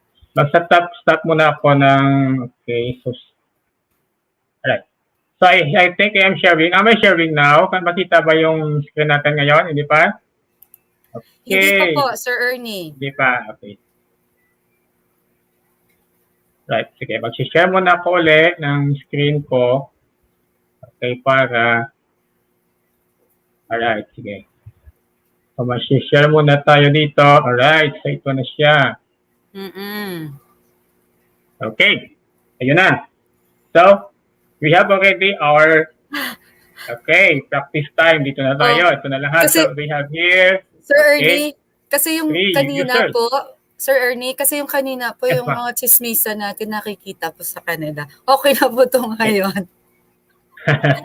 Yes no po. problem. Okay. I think it's just normal, no? For this new normal, it's just this normal. Okay, sige. So, ito na. Alright. Now, what I'm going to show to you here is paano natin iset yung background. Okay. Actually, we are already familiar with the pen tool. Ito na lahat. Okay. So, we are familiar already with the eraser tool, no? With the eraser tool. Okay. And then, with all the other tools here, the add image. Before, example, gagawa tayo ngayon. Okay, sige. Gagawa tayo ng jam, no? Kasi ngayong buwan is environmental month, diba? For our science class. So, example, gagawa tayo ng activity ng sharing or somewhat like a collaboration between students about pollution. Okay, about pollution. Okay, so gagawin natin dito yon. So I will make 3 groups here. Okay, gawa ko ng 3 grupo kasi group session ito, group 1, group 2, or group 3. Okay, ang group 1, for example, ay gagawa ng kanilang, ito tayo mag-start sa slide number 2. Okay, sige, slide number 2. Yung Sir group, Ernie, ito yes, yung ma'am. kung makukulit po lahat ng estudyante mo, ito yung screen po. Nakalagay Yes. lahat. Yan po. So it's good po na if there is ano po yung sabi niya a while ago, you could Okay, po, magkaroon tayo no? ng groupings. Yeah, Okay? yun po. Magkaroon tayo ng Yes. groupings, yes. Bali, ang gagawin ko ngayon, example, we are in a science class, gagawa tayo ng jam dito, gagawa tayo ng group activity wherein i-group ko kayo into 4 groups or 3 groups na lang, no? 3 groups. Since environmental month ngayon, okay, we will try to have our sharing activity about pollution. Okay? Mhm. Okay. So group 1 will discuss or will do your sharing about air pollution. Ano bang air pollution? What is your concept of air pollution? So you do it here in this particular frame. That is our frame number 2. Okay? Ang frame number 1 natin is this is our graffiti board. No? Yung graffiti board wherein makagawa kayo na kahit ano dyan. Okay? This is your shout out and so on. So in frame number 2, that is for air pollution. Dito naman sa frame number 3 na to, yung group 2 about water pollution. Okay. So ito yung group for water pollution. Right? Then yung so group 2, okay, good na. And then yung group number 3, okay, dito tayo sa group number 3 about noise pollution. Okay, for example, ito yung lesson natin. No? This is our lesson for science. Okay, so noise pollution. Okay. So dito, okay, pwedeng mag-group. Okay, so ayun na, marami na tayo mga pictures tayo doon. Okay, pwedeng naka-pre-group na, yes. Okay. Pwede naka-pre-group na lahat. Okay, Sir there. Ernie, Alright. excuse me, Sir Yes, ma'am. Ernie. So, Yes, ito ma'am. po pala guys, even if it's if it's one class, you could just divide the class into group and then yung Yes. slides po ibigay mo sa ganitong group and then yung teacher is to just facilitate po, di ba? Correct. Yan, Yes. mismo. Oo. So, yung teacher, parang pupunta ka lang sa ibang group. Okay, pupunta ka po ngayon sa group ng water pollution. Ano ba ginagawa ng mga tao dito sa group na ito? No? And then sa group 3, ano naman ginagawa nila? Yes, okay. So, it's up for you how to give already instructions on what to do after or before the jam or even just during the jam. Now, what I'm going to share now is paano natin i-change yung background ng ating slide or ng ating frame. Okay. Example yes, for po. air pollution. Yes. For air pollution, gusto natin yung slide natin is also about air pollution. So, dito tayo sa set background. Okay. Dito, pwede tayo, if you have already image about air pollution, yan, no? So, pwede tayong mag-click dito. So, depending where you put your image, kung may picture ka na gusto mo talagang gawin yon as background of your frame, pwede. But I think that the best here is to search by URL. Okay. Okay, Dito, yun po. yes, dito magta-type ka ng yung search field mo about air pollution. Okay. So dito by image search pala, sorry. By image search, so air pollution. Alright, there. Okay, so shall we see image? Ito yon. Alright. So you could example, also change the color po, no? You could also change the color. O pwede po bang yung paiba-iba yung mga pictures na pwedeng ilagay, di ba po ba, Sir Ernie? Yes, yan ang gawin. Yan ang gawin natin. Okay. Let's say si Sir Baguning, gusto ni Sir Baguning, air pollution nga, tapos hindi ganito yung picture na gagawin niya. So he could just do that. Yes. Correct. Okay. Then, the second group naman natin is about water pollution. So the same naman, the same thing, the same process. Okay. So there, okay. So set background. Okay, the same yan ang gawin natin. So dito is water pollution naman of course. Oo, yun. Yes po. Especially po ngayon na may So, pandemic, no? At saka raining po. I'm sure yung mga students would really love to write about the water pollution, no? yes, Especially yung mga correct. students ni Miss Jacel, no? Abelia. Oo, patok na patok yan sa Okay. kanya. Yes. Yes, okay. And dito naman is noise pollution. So, the same, no? The same process all throughout that we can do the same thing here. So, we will change the background. Yung click mo muna yung background, ha? Kasi if you click on this, hindi pwede yung or on other item or other object, hindi pwede ma-set yung background. So, ito na naka-click ka sa background dito. Okay. And then, yon, okay. So, we will change it into noise pollution. Okay, drawing or whatever you want. Okay. Alright, so we have there noise pollution. Okay, so maybe, okay, we can use this. Set as right. Alright, so Yeah, ayan. yes. Pwede yun. Okay. Oh, Sir Ernie, can they also put ano po, yung sounds? Let's say si Miss Carmela Dariada, gusto niya ng sounds na ilagay dyan. Can she also put a sound po or talang drawing po talaga? I think hindi pa available yung sound at this time, no? I think hindi pa. yes. So, okay. Miss Carmela, So, hindi pa pwede ang hindi sound. pa pwede Pictures yung lang. sound, I think. Yes, so picture lang muna. But Yes. Sir Ernie, pwede yung pong link lang po yung pag may sound po, you can just put the link. Okay, Meron so po, no? kung Yun. link lang gawin natin, okay, so on here, I think, okay, let's see kung pwede natin gawin yon. Hindi ko pa na-try actually, no? Hindi ko pa na-try actually na lagyan dito ng link for, any link that could open to. Hindi ko pa yan na-try, no? Pero that's a good idea on how to do Yes. that. Okay, Yes lagyan natin po. ng link para, okay, yes. Okay, sige. Right, so Pinagmamasdan ko pong Sir Ernie, pinagmamasdan ko po yung mga natin, yung mga Jamboard natin dito na ginawa ng mga participants natin, yung mga kasamahan natin. Okay. And talaga it's really it's really nice. Maganda po yung impact nito especially for the kids po. This is going to be nice po Yes. for the students. Yes po. we have actually 27 total viewers as of now, no? Okay. Mm-mm. So, dami na natin. Okay. Yeah, and hello po. Okay. So, thank you. Thank you for jamming with us. Okay. Thank you for having with us. So, you can still add more frame as you want. Okay. So, pwede ka lang gumawa ng ibang pang frame dito wherein example, hindi sila kasya sa isang frame dito, you can add more frame wherein they can also put their other ideas or they can share their opinion on the topic given. Okay, so so ang first natin na frame is yung greetings na to, no? Yung graffiti frame na to natin, okay? So, this is it, alright? Now, after this, kung tapos na yung class and then you want to save this, actually, this is already there in your Jamboard.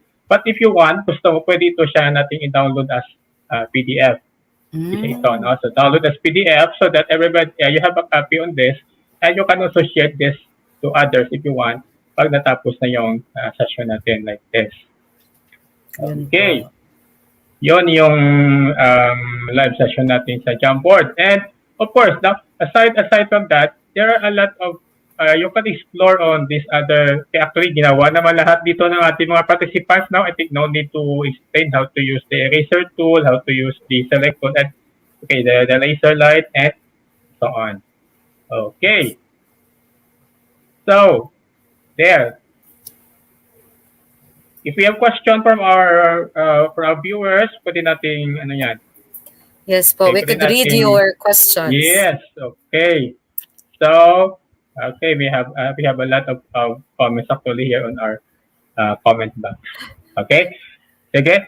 So, shall we go on with other tricks pa? I will be sharing to you also some other websites wherein pwede kayong kumuha ng mga ready-made na yung mga templates where hindi na kayong gagawa. Kasi dito, you just put here as you are already starting your jam. But prior to this, may mga websites o may mga links tayo na wherein they're already ready-made, mga mas magaganda pa or mas customized rin ng mga background depending on your lesson. So let me continue Yes, sir with po. that. Okay, sige. On the next slide. Okay, sige. All right. So let me go on with this. Okay. So where to find these templates? Okay, sige. I have to transfer to the other slide.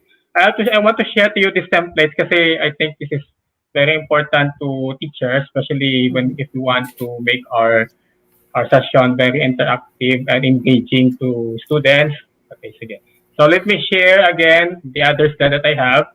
Okay, stop sharing muna po kasi pupunta ako sa other slide. Okay, so dito muna tayo. Yes. Mm-mm. Okay, So, so here, yes, ganyan po talaga yung jam, no? Parang nagja-jam talaga. Di ba po ba, Sir yes, Ernie?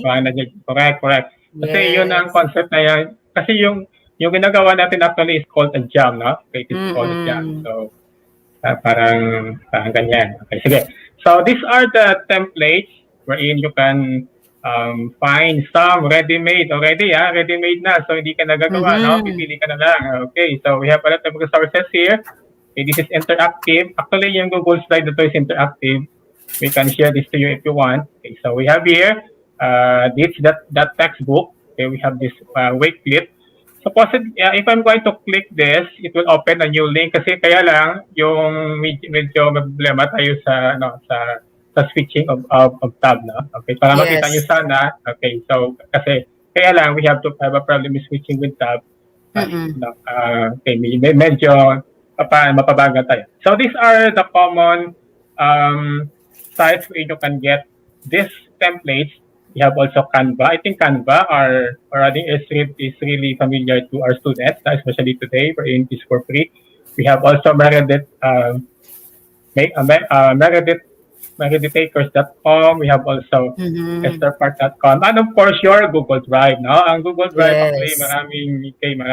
maraming share dito. Ito yung Google Drive na to, it is a shared drive wherein ang daming ready-made na templates. Ang ganda ng templates na you can download or you can share. Oo, Okay. Sir Ernie, So, teka, yes, go ahead, teka ma'am. lang po, Sir Ernie. Balik po sa yung sa Canva at saka ano. So you can use Jamboard sa na-mention ng mga templates. You can also use the templates there. Yes, you can use a template there. And Yes. especially in Canva, there is a template there for Jamboard, no? If you were So, not able to. hindi lang po siya Okay. nasa-seclude sa iisang template. So pwede lahat ng templates pwede pong ma-use ang lahat ng mga templates na makukuha niyo. Yan po Yes, ba? pwede, Yes. correct. And yung mga templates nito ay lahat ito ay for free. You don't need to, Yes. Yun yung you don't okay have any doon. obligation. It's all Yes, free. yun ang correct. Lahat ito is for free. Okay. Sige. So, next. Right. Okay, actually, when I click, it goes actually to the next.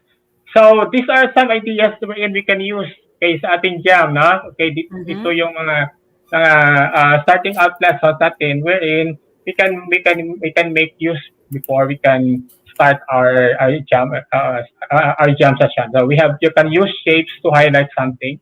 You can add text to a jam and annotate. Okay. You can also have sticky notes for brainstorming, digital posters. Okay. Pick one and both. Ito ang ganda nito, no? Ang ganda nito sa klase kasi I tried it in my class. They will just pick one of whatever you have already put there. Now, one question or one person or one object, and they are going to vote. Then circle and guess. Okay, these are some. We Okay. will try that po. Yes. We will share Yes, the link we will. siguro po ng para Correct. I will share the link of my. yes, para may mga sila. May mga Para may mga resources makukuha tayo. sila. Yes. Thank Yes, you po, Miss okay. Maan. I think it's already shared na po. Okay, thank you. Na-share na pala. Thank you, Mama, Miss Maan. Yes. Also, you can make graphic organizers, pause and pause discussion. So in this class, no, or the science class, or in any other classes where there are discussions, you can use this, no. Sticky note, brain dump, order of importance, then top 10 at the top 10 list.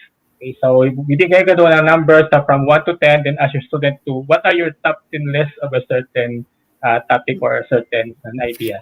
Oh, Okay, Sir we have Ernie, math, excuse life, me yes. lang po. Sir Ernie, excuse me lang po. How about yung pong mga math yung sa math po may mga equation. Baka may mga lesson ideas po kayo na pwedeng ma-use ng mga math teachers, especially po yung mga symbols, no, na ang Yes. hirap na gamitin po. Baka pwede pong makashare po kayo on how to use po yung Yes, math okay. symbols. Good. Yung mga hindi ko na-include dito siguro yung mga maths.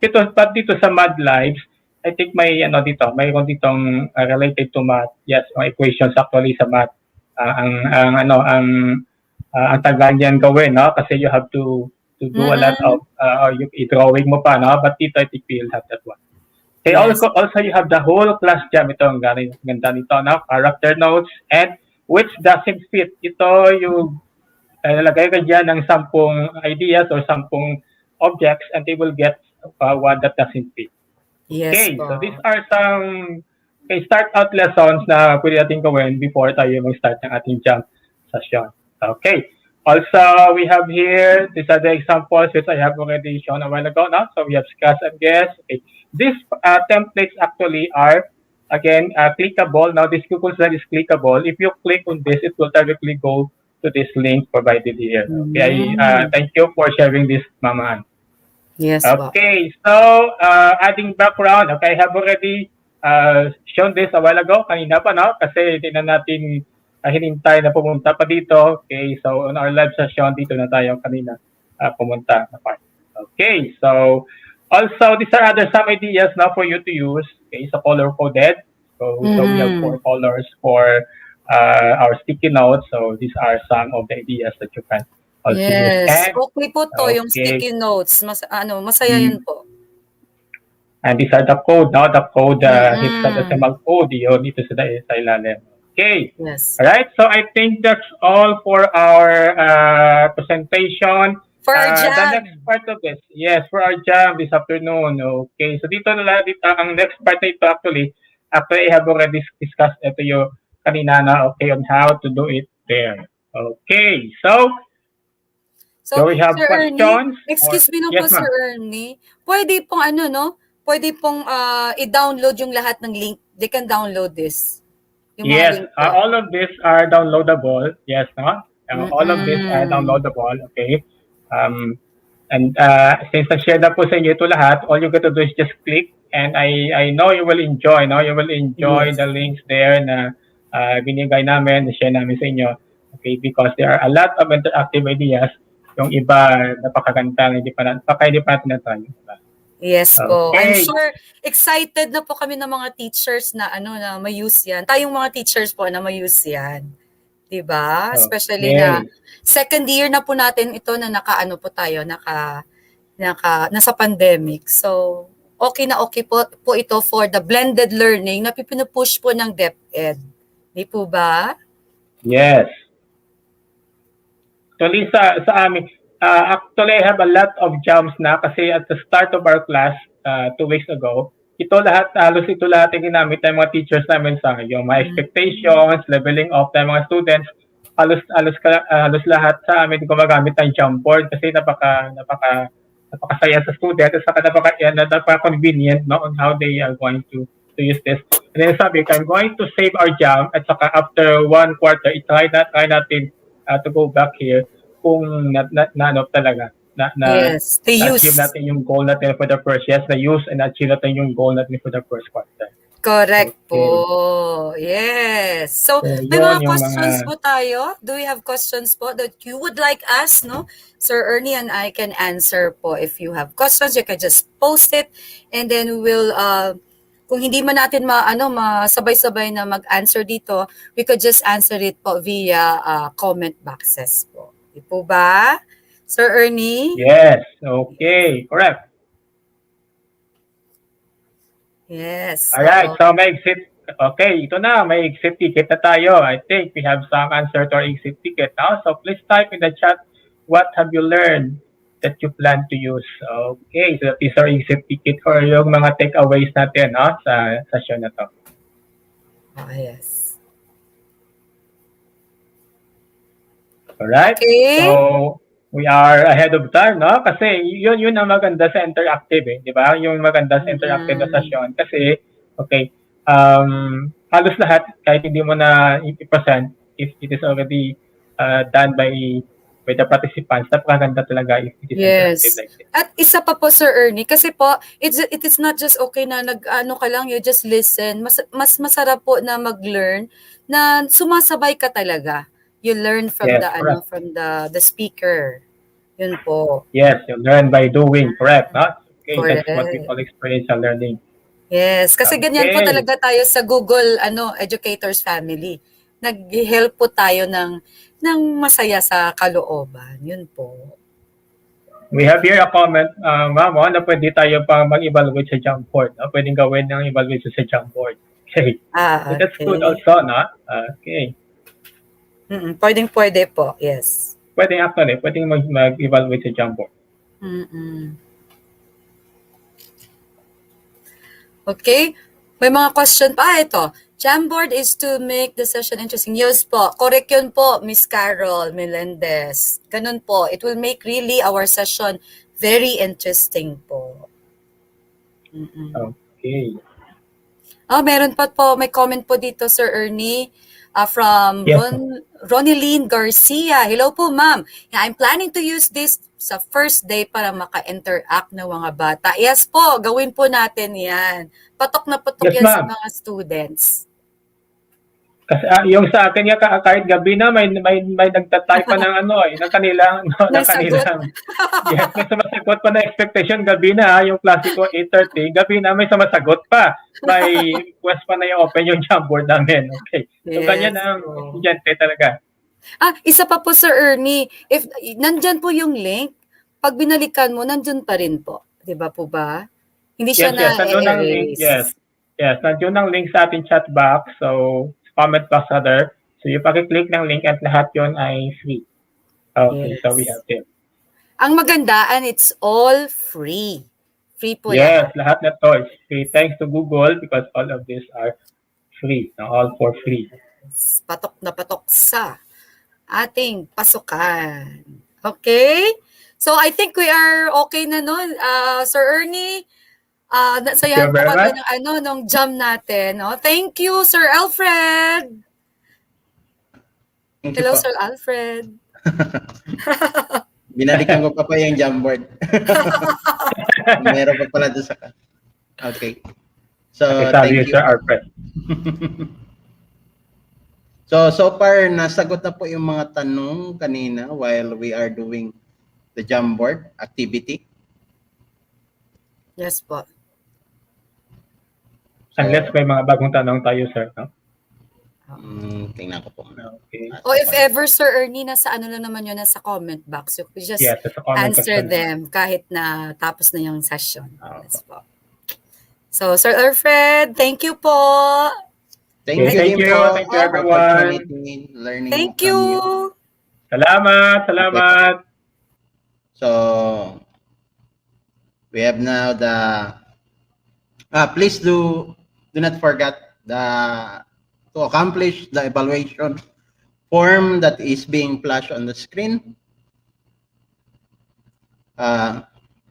Here, down below, or within the chat box if you are joining us in the YouTube channel. So for the next session, we will have making interactive quizzes using Google Forms. So there are a lot of speakers.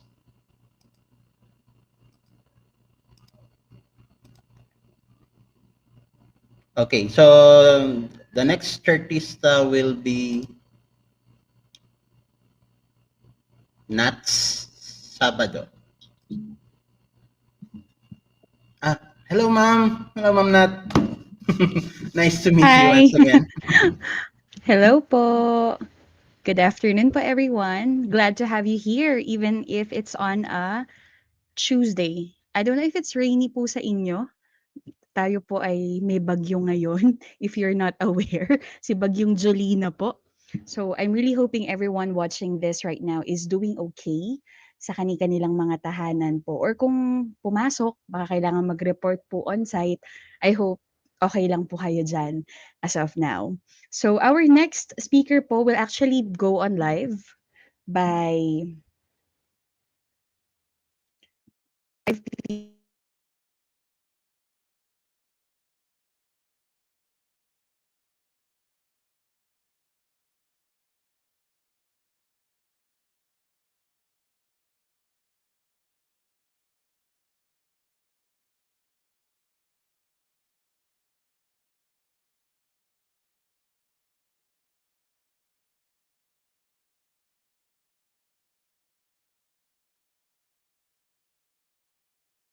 Hi, good afternoon po. Our next speaker will be introduced in a while.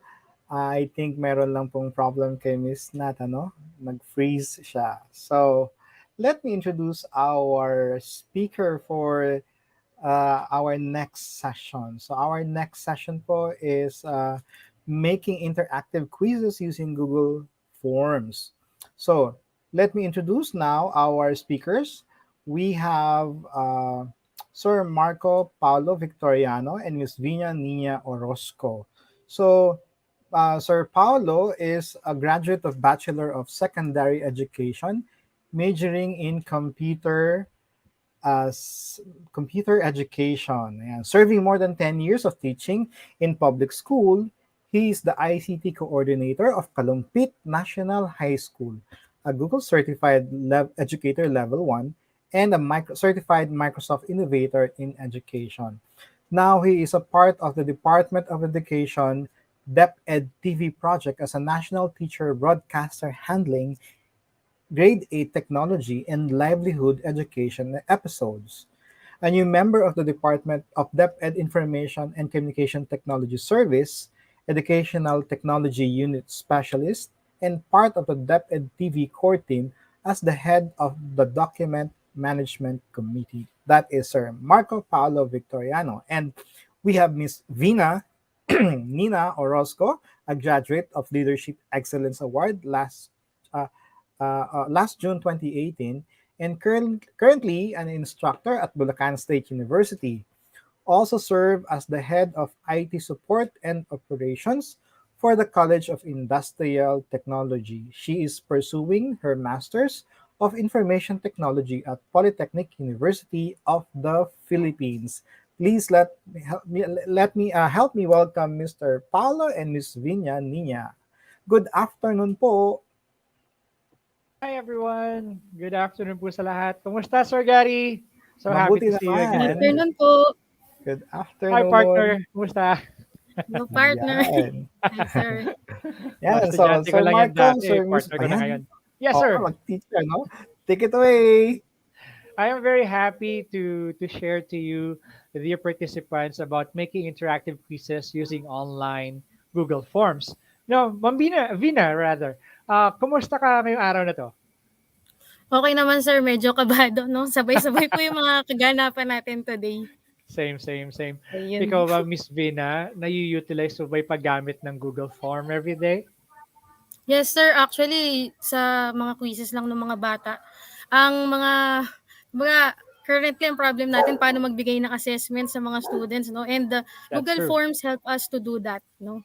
In a way na Correct. hindi natin kailangang actual na, kumbaga by modules, sir, no? We could actually send them the assessments, no, via online. Ayun. Meron kasi tayong tinatawag na asynchronous and Yes po. combination of synchronous learning. Ang tawag natin doon is bichronous learning. So, ibig sabihin, kapag may mga learners na hindi makasunod sa ating asynchronous learning, sa ating synchronous learning rather, pwede naman yung option natin is yung asynchronous. Okay? Para mas maintindihan ng mga participants natin ngayon from public and private sectors, isa-isayin na natin yung paggawa ng interactive quizzes using Google Forms. Sir Gary, please allow my presentation to be shared. Okay, thank you so much. Now, for today, together with Miss Vina, my former student in Kalumpit National High School, I think way back 5 years ago, di ba? Mukha pa rin akong bata sa kanya. I'm just kidding. So for today, we're going to talk about the basic uses of Google Forms and some add-ons that we can use for our quizzes and surveys. And this would also cover some tips and tricks in managing your quizzes. Not only your quizzes, kung paano pa natin may utilize si Google Form. Okay? So kayo, paano nyo ginagamit si Google Form? Saan nyo ginagamit si Google Form? Alam nyo, I'd just like to share to you, dear participants, pagputok ng pandemic last school year, okay, doon nagsimulang ma-utilize si Google Form. Okay? Paano siya na-utilize? Na-utilize siya sa paggawa ng mga evaluation ng mga kailangan i-submit na report kasi combination of different applications ang pwede nating i-incorporate kay Google Forms. Diba? Pwede tayong mag-attach ng file, pwede tayong pwede tayong mag-check ng attendance, at kung ano-ano pa. No? So, while I am sharing you some of the insights sa paggamit ng Google Form, magpapakita din kami sa inyo ng mga best practices na ginawa ko na sa school ko at ginawa na ni Miss V na sa school niya. Okay? Magkaibang concept, pero isang platform, Google Forms. Now, let's continue. For this session, we're going to talk about the basics of the Google Forms. Ngayon, ano nga bang benefit sa atin ng Google Form? Una, if we need answers using Google Forms, we can get answers very, very fast. Paano yon? Diba? For example, ako si teacher, gumawa ko ng exam, gumawa ko ng quizzes. Sa anumang devices, pwedeng ma-access ni learner yung ating online quizzes. Basta kailangan may internet si bata. Okay? Halimbawa naman, isa akong school administrator at kailangan ko magpa-attendance or magpa-submit ng report na may time and date. Okay? Na specific yung mga tasking. Okay? Pwede kong gamitin yung Google Form. Isa pa, what if gusto kong magpagawa ng evaluation? Pwede rin ako mag-evaluate ng faculty or ng co-faculty ko using the Google Form. Kayo, na-try nyo na ba yun? Pwede nyo i-share sa amin kung ano man yung best practices ninyo sa paggamit ng Google Forms. Malay mo, di ba? Malay mo. Di ba? Pareho pala tayo ng ginagawa. So, using Google Form, we can get answers very, very fast remotely. Hindi natin kailangan magkita face-to-face. Okay? Ako nandito sa Bulacan, kayo nandyan kayo sa mga upuan nyo. Once you have my link, yung sasagutan natin, yung view form sa ating Google Form, I can get your answer kahit hindi tayo magkikita. Di ba? Ang galing. Now, all right. Next, I would like to share to you yung best practice na ginawa namin sa school namin using the Google Form. Di ba gusto ko ng immediate answer? Gusto ko ng sagot agad? Well, using the Google Form, nag-create kami ng modified learner enrollment form. Base po ito sa DepEd order or sa umiiral na MALSF version 2021. Di ba? Ang Bulacan, ang Manila, nagkaroon ng ECQ or nabalik tayo sa MECQ because of the Delta variant. So ano nangyari? Bawal pumunta ang mga learners and mga parents sa school kasi because of the existing enhanced community quarantine. So dapat tayo mga ICT coordinators, teachers, advisors, school administrator, kailangan mag-isip tayo ng mabilis. Paano tayo lalapit doon sa mga learners natin na gustong mag-enroll sa school natin. So that's why we crafted or I crafted this enrollment form. Siyempre, kailangan sumunod tayo doon sa DepEd order. So, ang content nito online form natin ay napapaloob sa DepEd order. Alam nyo ba, ang enrollment natin ay nag-start from August 13 until September 13. Ang target namin sa school namin ay mahatak at least 500 enrollees for grade 7. Kung titignan natin, as of yesterday pa po yung data ko dito, nakagather na ako ng 667 respondents. Sobra pa sa inaasahan ko. Hindi lumabas yung mga bata sa kanilang mga bahay, hindi sila nagpunta sa eskwelahan, naging ligtas sila, nakuha namin yung mga bata na gusto mag-enroll sa amin. Now, what if si learner walang internet pero may cellphone? Si advisor o yung dati niyang advisor ang gumawa ng paraan sa pamamagitan ng pagtawag doon sa mga learner. Tinawagan nila yung mga dati nilang learner at sila advisor ang nag-enroll doon sa mga learner na yon para ma-enroll sila doon sa gusto nilang grade level or kung saan silang grade level nararapat.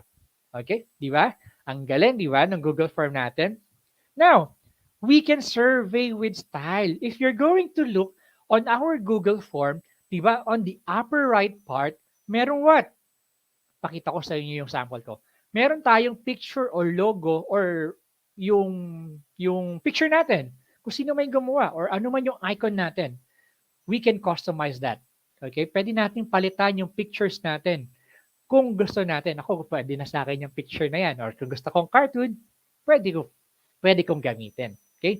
Now, talking about customization, there are several ways on how we can customize our Google form. Meron tayong tinatawag na theme option. Okay? With this video, I will show you how we can customize our Google form. Yan. Walang audio eh. So, ikukwento ko na lang habang magpipindot-pindot ng kusa yung aking computer. If you're going to look at my presentation, kinlik natin yung ating what? Yung palette icon. Okay? Yung color palette. Yung ginagamit ng mga painter. So once we click that, pipili tayo ng mga header. And then dun sa mga headers natin, meron tayong corresponding themes. Tandaan, kapag gagawa po tayo ng Google Form, kailangan tignan natin kung sino yung target audience natin para bagayan po ng ating theme. Again, yung theme po natin dapat babagay po dun sa ating target audience. For example, kung ang target audience natin ay mga learners, dapat doon po tayo sa theme na work and school. Maliwanag? Okay? Kung ang target natin is for inviting on a birthday party, kailangan related to birthday. Kayo, paano nyo po ginagamit ng Google Form? Alam nyo, hindi lamang po sa paggawa ng quiz na gagamit ng Google Form. Alam nyo, pwede rin siyang magamit sa RSVP. Pag nag-i-invite tayo, gusto natin gumawa ng survey. Ikaw ba ay nag-aaral? Ikaw ba ay on your MAED studies? O kaya, ikaw ba ay on your PhD degree? Tapos kailangan mo ng mga survey tools. Kailangan mo ng mga responses para ipadala yung mga questionnaires mo.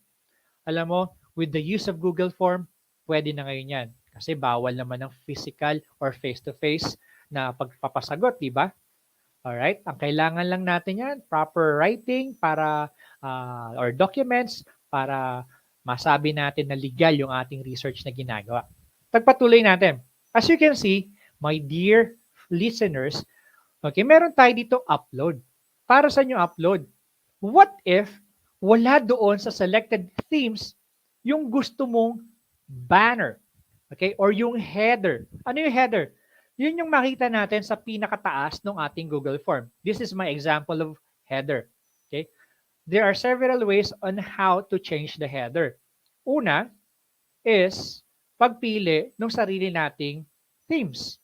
Pagka pumili tayo ng themes, okay, automatic yung ating header na papalitan or yung banner and even the color na papalitan. What if, sir, I would like to customize my banner or my header? Ano pong dapat kong gawin? We can use a third-party software para mag-edit ng picture. So, papaganahin natin yung ating basic photo editing. Okay? Marami tayong photo editing softwares na pwedeng gamitin. Merong online at merong offline. For example of online na pwede natin gamitin is the Canva. Okay? Or, pag offline naman, pwede naman natin gamitin, okay? Pwede naman natin gamitin is yung Adobe Photoshop. Okay. Magpapakita ako sa inyo ng sample. If you're going to ask, sir, ano po ang dimensions ng ating header? Ang susundin po nating dimensions ay 1600 by 400. Again, 1600, 1600 by 400. Of course, dapat po naka-landscape ha, hindi naka-portrait. Alright? Now, talking about the resolution, ang ginagamit ko lamang po 72 para hindi masyadong malaki. Okay? Ano po yung 1600 by 400? By pixels po ang measurement.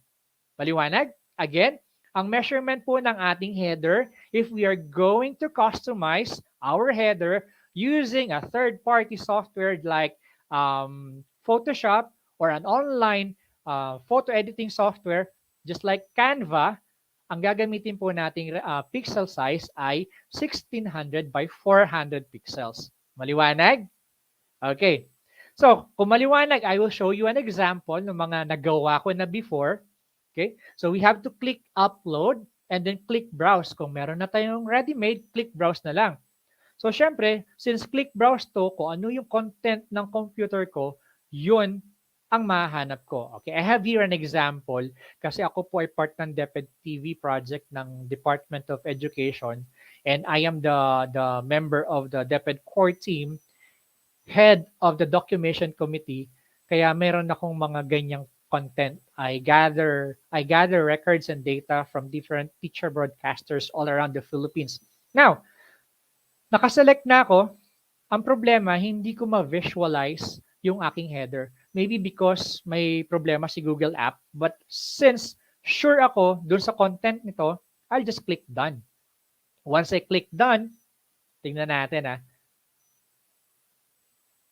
Wait lang. Ayan, napalitan na yung ating header or yung ating banner, including yung ating theme color. Yung theme color ng ating form ay bumabagay kung ano ang nakikita sa ating header. Automatic yan. Maliwanag? So kung na-try nyo na yan, kailangan lang natin na-explore pang maigi. Kung hindi pa natin na-explore, kung hindi pa natin natatry, it's never too late. Okay? Napakasayang gumamit ng Google Forms. Pwede na kasi natin siyang paglaruan, pwede tayong mag-experiment, tapos pag nagkamali tayo, repeat the process lang. Alam niyo naman yun. Pag nagkamali tayo, ulit lang ulit. Di ba? Ibabalik na natin to sa dati niyang pwesto. I-undo. Pwede mag-undo? Yes, sir. Pwede po mag-undo. Tingnan natin kung ma-undo ko pa. Yan, na-undo ko pa. Good job. Next, ano pa ba ang mabibigay sa ating benefit ni Google Form? Another benefit ni Google Form ay yung tinatawag nating Q&A your way. Pag sinabi natin Q&A your way, ako ang bahala kung paano ko magde-design ng sarili kong questionnaires. Tayo sa school, usually, if we are making questionnaires, o kaya answer sheet, o kaya test paper, hindi nawawala, what is your name, your grade level, and also, you are asking for the grade and section, di ba? Hindi nawawala yan. If you are going to learn yung advanced feature pa ng ating Google Form, papasok doon yung page branching. Yung bang tipo na pag kinlik mo tong response na to, mapupunta ka sa other part ng Google Form. Medyo advanced na yon. But sabi ko nga sa inyo, we are just talking about muna yung basic ni Google Form. Para po dun sa mga fresh grads na teachers dyan na nanonood sa atin ngayon, welcome po sa ating session ngayong hapon. I hope you're doing well and I hope you're doing fine. At I hope yung enthusiasm natin sa pakikinig at malaman pa yung features ni Google Apps ay buong-buo pa rin. Welcome po yung mga teachers, students, at kung sino man yung mga viewers natin sa oras na to. Welcome na welcome po kayo. And please don't forget mag-log po tayo or mag-register tayo doon sa ating registration link. Saan makita yung registration link? Just go to GEG Philippines. Tapos nandun yung registration link natin. Malay mo, may pa-premyo si Google. Mabunot ka. Di ba? Baka gusto mo din ng t-shirt gaya nito. Malay natin. Hindi natin masabi. Sabi nga, life is full of surprises. Paano to? Q&A your way. If we are going to make questionnaires using our Google form, pwede tayong mag-incorporate ng YouTube videos. Pwede tayong mag-incorporate ng pictures. Sometimes, kapag tayo ay math teacher, diba, ang hilig nating maglagay ng mga equations. Unfortunately, there are times na hindi lahat na equations malalagay natin kay Google Form. But if we are going to use yung alam nating equation editor, tapos i-incorporate natin kay Google Form, yung picture lang nun, pwede natin i-upload sa kanya. Ma'am Vina will tell us more about that. Okay? If you have questions, don't hesitate lang po mag-type doon sa ating chat box. And we will be very, very glad to answer your questions. Okay? Please post the link. Okay, Ma'am Charlene, later on, we will post the link po ng registration natin. Okay, now, meron tayong different types of questions option. Meron tayong short answer, meron tayong paragraph. Para saan yung dalawa na yon? We use short answer if we want to get responses na kasing haba lamang ng email, telephone number, your name, your address, ano pa, specific answer. Halimbawa, 1 plus 1 is equals to 2. Sino ang ating pambansang bayani? Okay, Jose Rizal. Kung gusto mo ng specific answer, kung gusto natin ma-practice si learner ng paano mag-type or magsulat ng mga letters and numbers, we use short answer. For paragraph naman, of course, from the word itself, we can use the paragraph form to put large numbers of letters. Okay? Now, meron tayong multiple choice, meron tayong check boxes and drop down. Ma'am Vina, ang bahala sa inyo. Okay? So, yan yung different question options natin na pwede nating gamitin sa ating Google Form. Depende sa type of question na gusto mong gawin.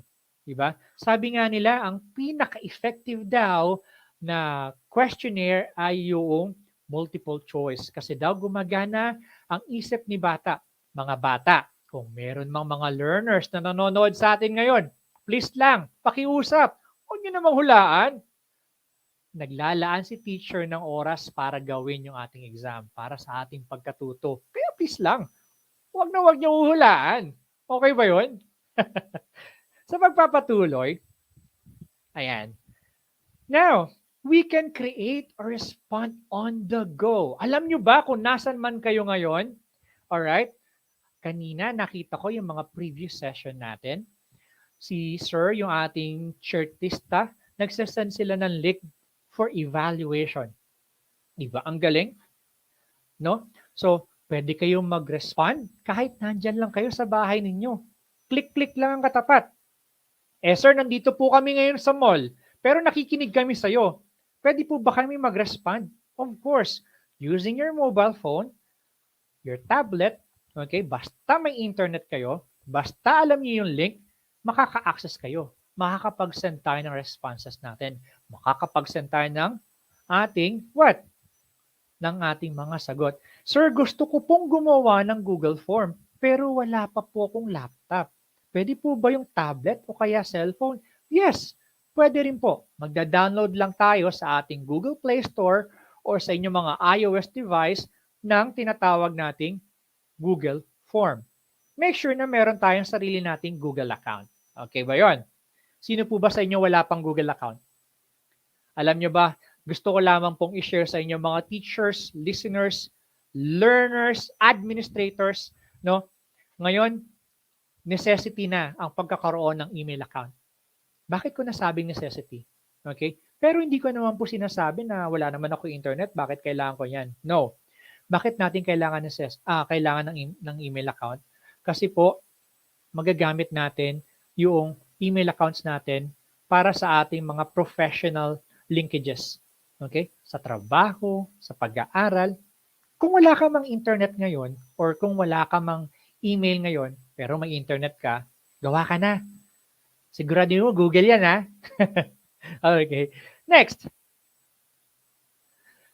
Ito ang pinaka-paborito ko sa Google Form. Okay, we can organize and analyze. Napakadaling mag-analyze ng data gamit ang ating Google Form.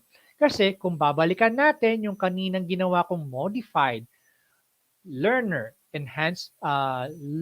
enrollment school form, titignan natin dito, meron ako ditong questions tab and meron akong responses tab. Sorry hindi ko po pwede ipakita ang lahat ng nilalaman ng aking form. Kasi po, meron akong ma-violate na Data Privacy Act of 2012. Pipiliin ko na lamang ang mga dapat ko ipakita. Okay po ba yon? Dito kasi sa form na ginawa ko, pang grade 7 lang. So, hindi natin mako-compare kung ilan ang grade 7, 8, 9, and 10. Pero, somehow, if we're going to check the responses tab, meron akong 679 responses.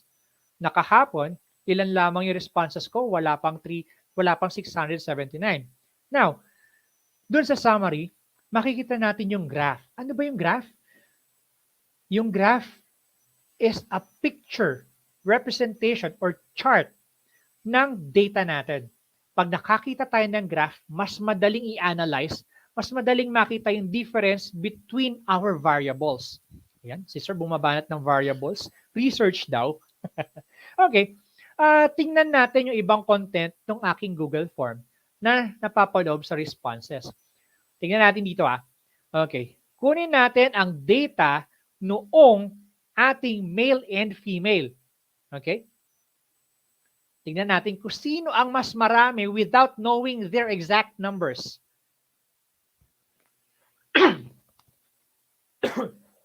Excuse me. Now, ito. Meron tayo ditong male and female. Tingnan natin. Sino sa dalawa ang mas marami? Mas marami ba si male or si female? Without looking by the numbers. Kung titignan natin yung graphical representation ng ating chart, nangingibabaw si female. If we hover our mouse doon sa tapat ng ating chart, malalaman natin number. So therefore, yung aming grade 7 incoming ay merong 347 female at meron akong 332 males. Diba? Ang bilis ng responses. Hanggang kailan ang ating enrollment? Simula August 13 hanggang September 13. Alam niyo po, ang goal ko, maka 500 lang, masaya na ako. Pero lumabas dito na lumagpas pa sa expectations namin sa school namin yung data ng mga bata na may intent na pumasok sa eskwelahan namin. Okay? Ayan. By the way, ulitin ko po, i-format natin yung content ng ating MLESF doon sa actual DepEd MLESF form. Ano po? Ayan. May surprise pa nga to pero hindi ko lang alam kung ma-share ko pa kasi iniiwasan ko na baka mamaya mag-overlap yung topic ko. May mga sagasaan tayong topic. Pero sabi ko nga sa inyo, we are just talking about the basic. Okay? Kaya dito muna tayo.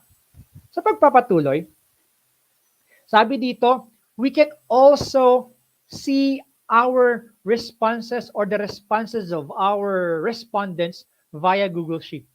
Gusto niyo makita yung Google Sheet ko? Kung gaano or ano nilalaman?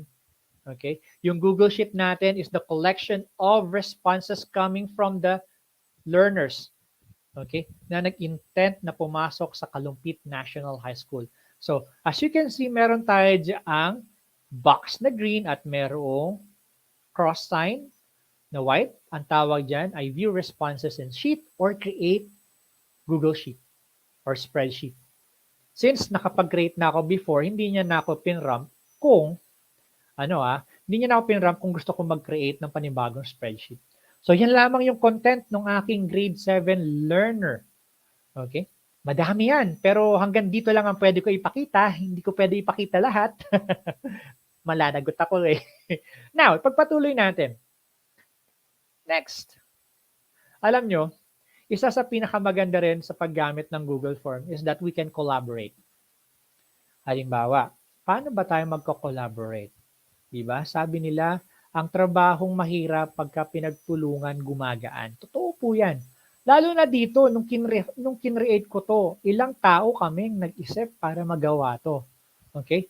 Sa paggawa natin na exam, kayo po sa school ninyo, for example, ilan po kayong teachers ng English sa grade level ninyo?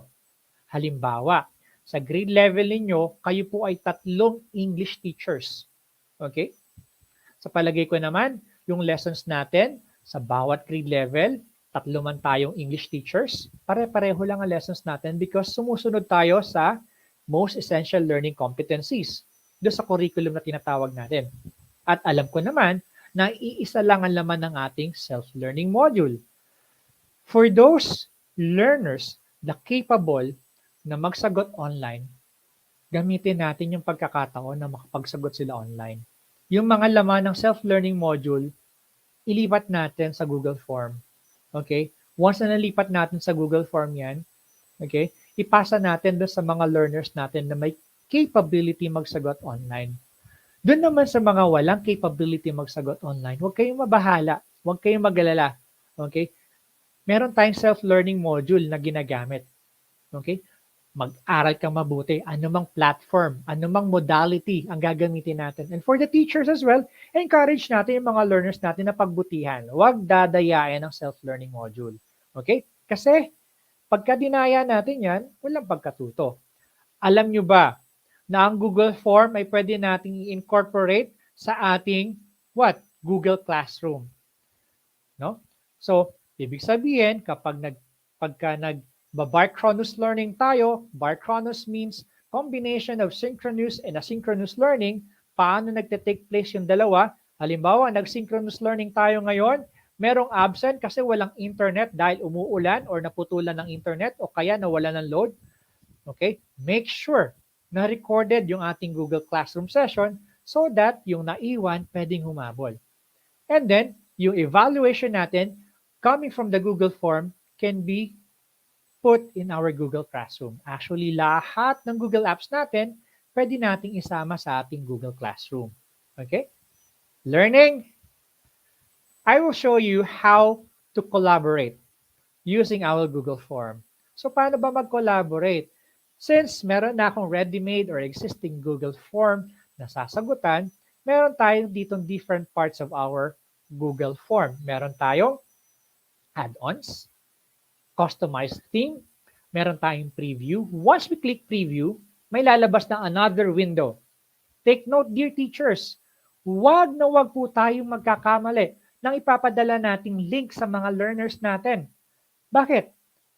Kapag yung dulo ng ating URL ay may nakalagay na edit, ibig sabihin, you are giving the privilege doon sa makakatanggap ng URL na yon na i-edit yung content ng Google Form natin. Pero kapag ang dulo ng URL natin ay view form, and make sure na we are accepting responses, okay, naglo-load, make sure that we are accepting responses at hindi naka-red. Okay? Dapat siya ay naka-white para makapag-send tayo ng responses. Itong view form. Okay? Ito yung kanilang sasagutan ng mga learners natin or ng mga gusto nating padala ng mga evaluation copies natin. Maliwanag. Now, there are several ways on how we can send our Google form na sasagutan. Yung view form. Click send. Okay? We can send the link via email. So, kung meron tayong 100 learners, make sure na yung learner natin, yung email nila separated by a comma. Kasi pagka hindi, magdudugtong-dugtong lang sila. Okay?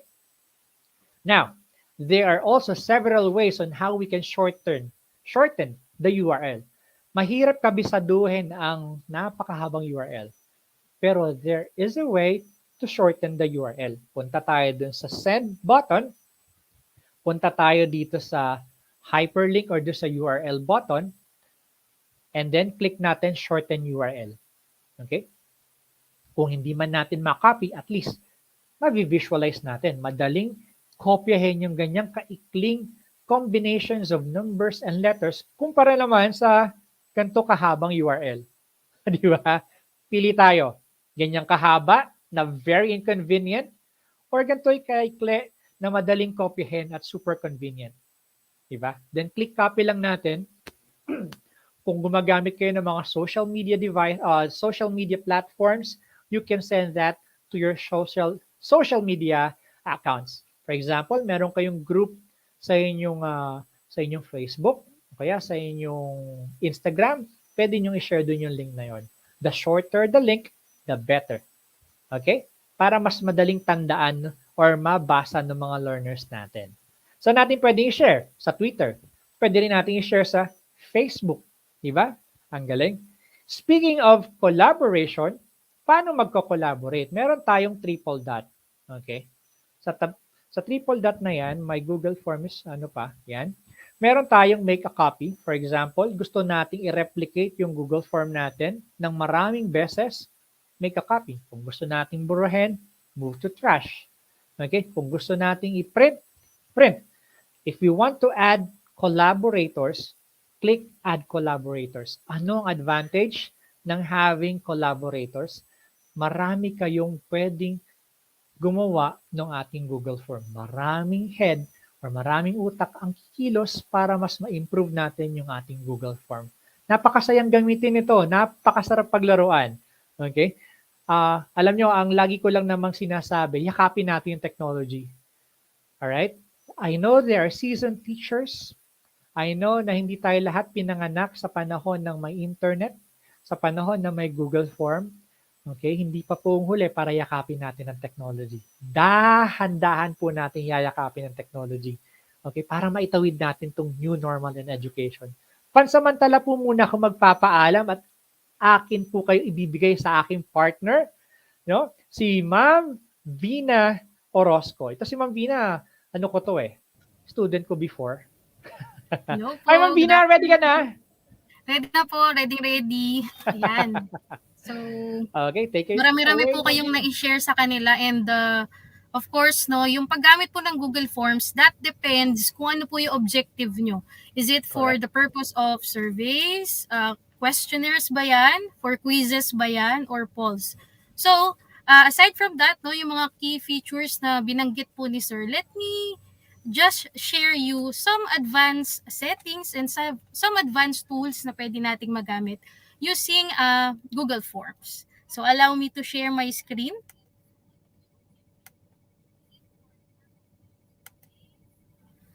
So just sharing my screen. Okay, I think it's sharing right now. So let's G to G forms, no? Aside from the basic key features nga po na nabanggit po ni Sir Paulo kanina, we have to mention, no, the other tools that we can use in Google Forms and of course the add-ons. Ano po ba yung add-ons? So nabanggit po yun kanina ni Sir Paulo with regards to dun sa some features at yung mga primary settings na pwede nating i-edit on the Google Forms. So let's G to G forms. So here are the key points on my presentation. So the following are Google Forms user interface, and I think na-showcase na ito ni Sir Marco kanina, and siguro i-glimpse ko na lang kayo about the different tools na pwede nating explore about the UI of the Google Forms. And also, I will be sharing with you the basic features of Google Forms, no? And as well as, paano ba natin i-customize yung Google Forms, no? Upon creating an auto-grading system in which na yung sagot or yung tamang sagot, no, may lalagay na natin on the quiz na gagawin natin, no? Especially to those who are watching, yung mga fellow educators natin dyan. And also, sectioning based on answers.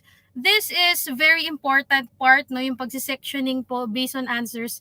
Since we could link, no, the following answers, depende kung ano yung simple answer niya, mapupunta siya dun sa particular na section. Let's say, for example, we have to identify the section of or the department. Let's say, for example, on our part, we have a lot of department in our college. So, kung gusto kong malaman kung anong particular na departamento itong bata na to, they have to answer anong department sila. Say, for example, computer. And after answering that particular part, no, may another section tayong ilalagay. So, I will showcase that later so that mas magkaroon tayo ng insight with regards to the usage of sectioning. Ano yung, kumbaga, ano yung logic behind that. And of course, I will showcase the different question types. So aside from dun sa face-to-face na ginagawa nating quizzes, we have a matching type, paragraph or essays, short answers. We can also do that on Google Forms. And of course, using add-ons. Sa kahit ano namang Google Apps, there are a lot of third-party applications that could help the specific Google application na mas maging better, kumbaga, yung ino-offer na services. And as well as yung pagbibigay natin ng links, no? And of course, I will showcase some of the must-have Google Forms add-ons. Okay? So, next is, why do we use Google Forms, no? I think na banggit na to ni Sir Marco kanina. We use Google Forms a lot, no? in quizzes, in polls, in Q&A, no? Sa mga nagre-research, we use that, no, to gather information. So, napakadami niyang usage aside from napakabilis na nung information gathering, no? So, madali nating ma-retrieve, madali tayong makapag-create ng reports. So, of course, tama din po si Sir Marco kanina. It depends on what particular objective, bakit natin ginagamit si Google Forms. So, that means, saan ko ba ito gagamitin? For my part as a teacher, I will be using this as a quiz. For my part as a researcher, I will be using this as a form of questionnaire, no? So, napakadami niyang, kumbaga, benefits. Yun. So, aside from it is, yun. Aside from we can gather information easily, it is customizable. So, that depends kung ano ay objective. Pwede natin palitan yung header sa pinakita nga po ni Sir Marco. We could edit or customize the theme, the color, no, even the fonts. And basically, we could generate reports if needed. Okay, so that's the basic usage of Google Forms. And how can I start? I think na-showcase na din to ni Sir kanina. But you could set up a new form or quiz by simply going to forms.google.com. So, syempre kung bago kayo, pag magsa-search kayo via google.com, forms lang, maraming lalabas. So, if you want to direct on Google Forms, you could just type on your Google Chrome forms.google.com and click mo yung blank na plus button. So that would definitely create a new form. Okay? And this is the basic G-form user interface or UI. So ito yung itsura niya once you get or once you open a blank form. So basically wala pa siyang title, as you can see on the leftmost part, no? Untitled form siya. So you have to specify what specific title, para saan ba to, questionnaire ba to, quiz ba ito. Okay? And aside from that, we have the themes, no, that we can see here, no, yung parang paint dito. And you could customize the theme na gagamitin natin for the Google Forms. And aside from that, another icon here is the eye, no, which is yung preview, kumbaga. Ipi-preview natin kung ano yung, kumbaga, sa part ng user, ano yung pinaka-itsura nung ginawa nating forms. And this is part of quality assurance, kumbaga. Bago natin i-distribute yung forms, tama ba yung mga questionnaires natin, tama ba yung ginawa natin, and kung okay ba yung types of questions na ginawa natin. Okay? And also, we have the settings. So, for a while,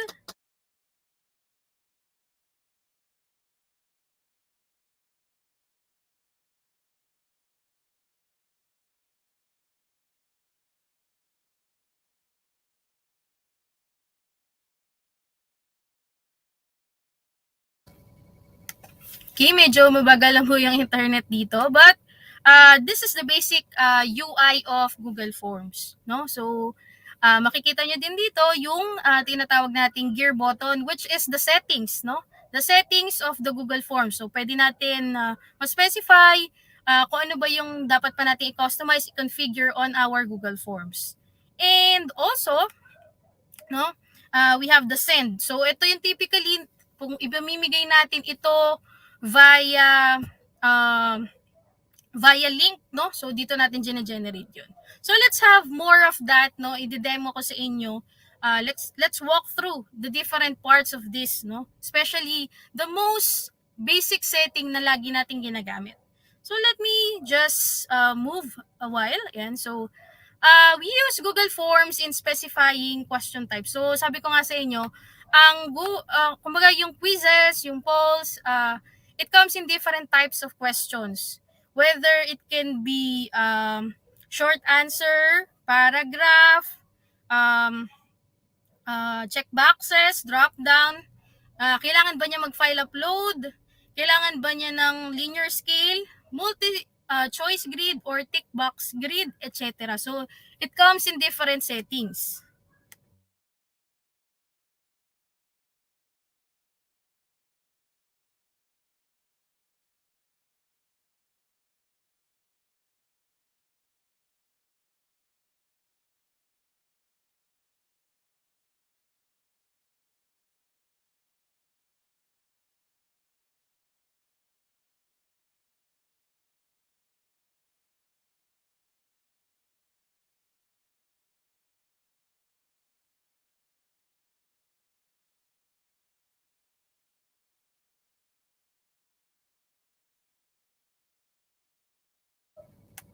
Sorry, medyo nawawala lang po yung connection ko, but I'm back. No? Thank you. Sorry for the data connection. But going back, no, we could specify question type. So depende nga yan kung ano yung pangangailangan natin. Whether the answer should be in a short answer or a paragraph or check boxes. So specify natin sila isa-isa, no? Ano nga ba ang pagkakaiba-iba nila? Okay? So, Google Forms contains a lot of different types of questions na depende kung ano yung needs natin. So, for multiple choice, we could use that as a form of, kung may choice, no? Kung ilan choice lang, A, B, C, D, at least 3 or 4 choices lang. And the second one is short answer. So, kumbaga, pwede natin magamit yung short answer by typing their name, a short opinion, and of course, aside from that, we have long answer. So it can be used for leaving comments.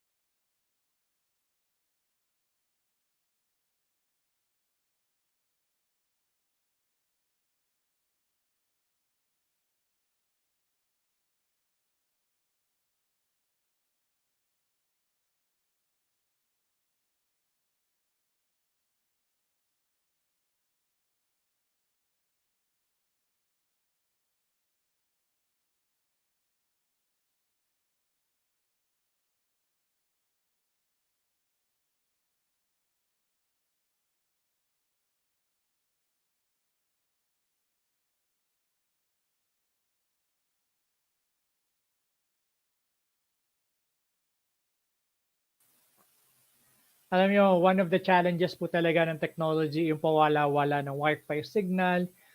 Pagpasensyahan nyo na po kasi medyo hindi maganda ang panahon sa iba't ibang parte ng Pilipinas. Pero balikan natin yung sinasabi ni Miss Vina. We are talking about the different Google Forms question options.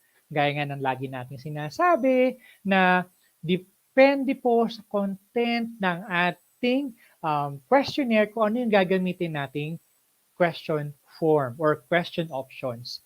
Now, to continue po, meron tayong mga tinatawag na Google add-ons or Google Forms add-ons. Now, sa atin, sa mga under ng deped.gov domain, magagamit natin yung form limiter. Okay? Tapos, may shinare sa akin si Ma'am V na kagabi na sa kanila daw, sa .edu domain, nagagamit nila yung Certify-M. Ano yung pinagkaibahan ng dalawa? Okay?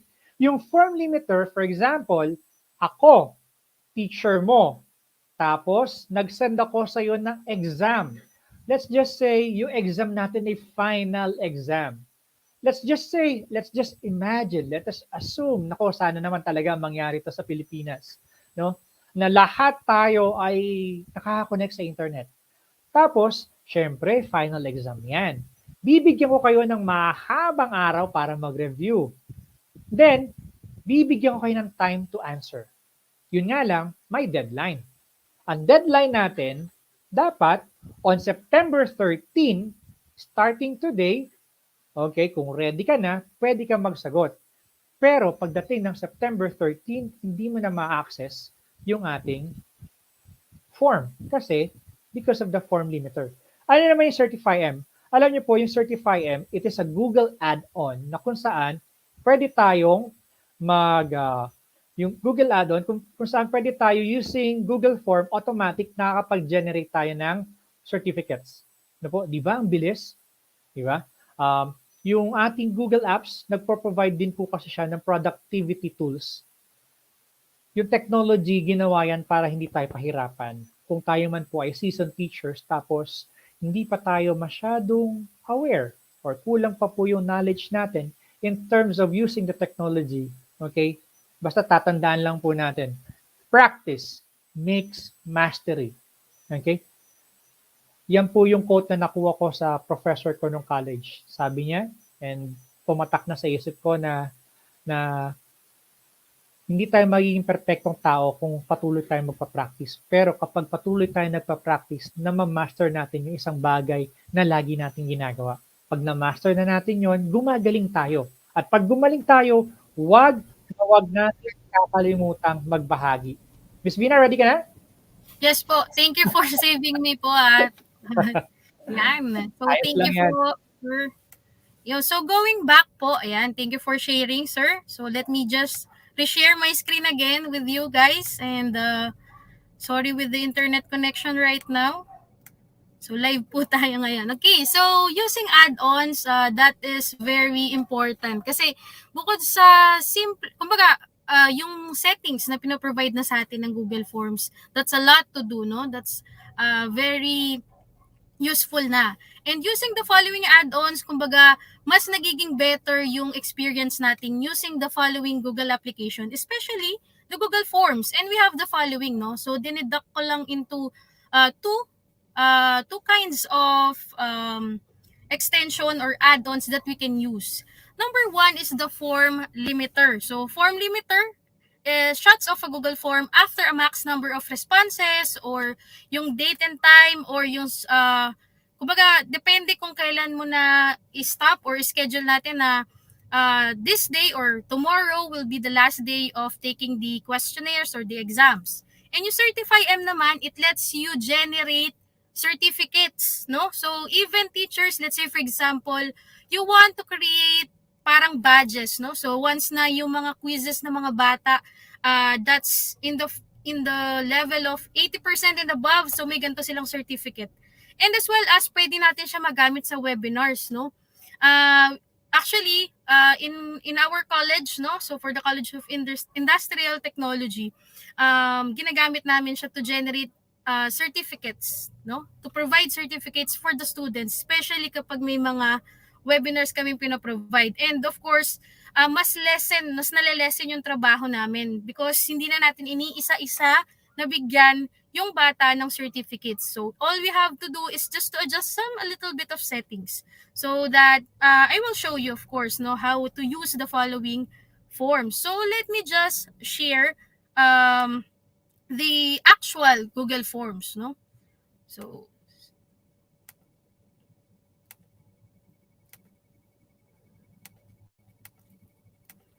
share lang natin ang Google Forms natin. So I have created, no, some of the question types, no? Hopefully nakikita niyo na po yung screen ko. And dito sa ginawa kong forms, basically I have specified the different types of questions. So multiple choice, yung mga nabanggit natin kanina.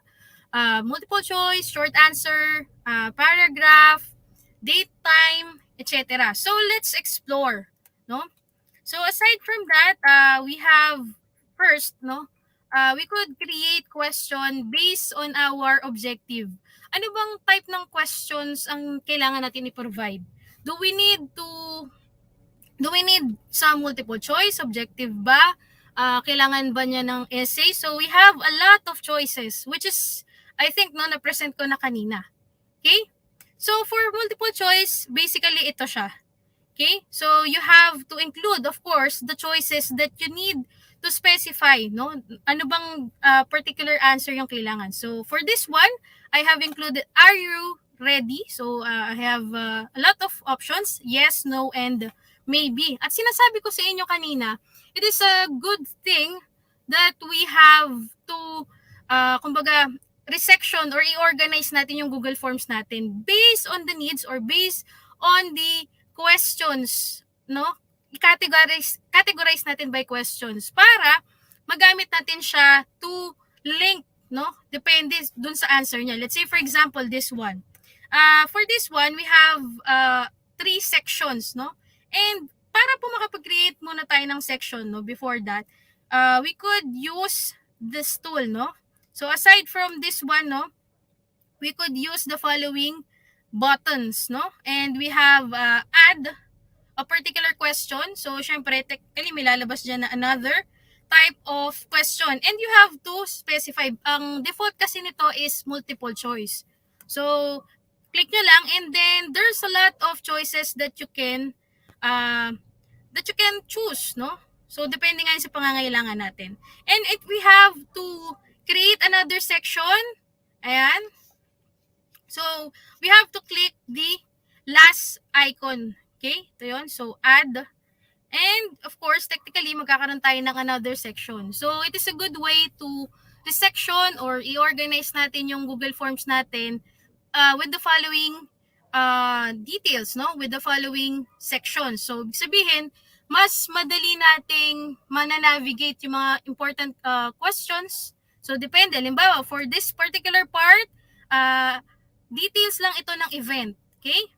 For this particular section, dito naman natin ilalagay yung mga questions about the information of the students or the guests. So, ganun yung purpose ng sectioning.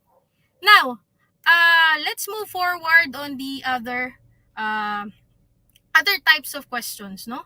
So, dito, I have used a paragraph. So, commonly ginagamit kasi natin si paragraph in the form of long messages, no? Yung especially kapag kailangan ng comments, kailangan ng mahabang sagot. So pag short answer, typically ginagamit natin yan to gather information like the name, the age, no? The contact number. So pwedeng yun yung gamitin natin. Also, we have what we call the check boxes. Ang check boxes, typically, ginagamit natin siya if we need a lot of choices to fill up, no? So let's say for example, kung nag-register po kayo on our Balik GEG Balik Eskwela, no? And I think lahat 'yan or some of the topics posted here is pinili nating pasukan or pinili nating attendance. So we use check boxes if marami tayong dapat piliin na choices. Okay? So that's check boxes. Also, we have the drop down. Ito naman, typically ginagamit natin to if we had a lot of choices at hindi na siya magkakasya dun sa mismong screen. So, karamihan naman sa mga students or even the teachers, minsan nagsasagot lang tayo sa Google Forms via cellphone. So, minsan, para maiwasan or kumbaga ma-maximize natin yung space on the part of the user, we could use the drop down. So, ito yung another choice natin to create question type, no? So, this is what we call the drop down.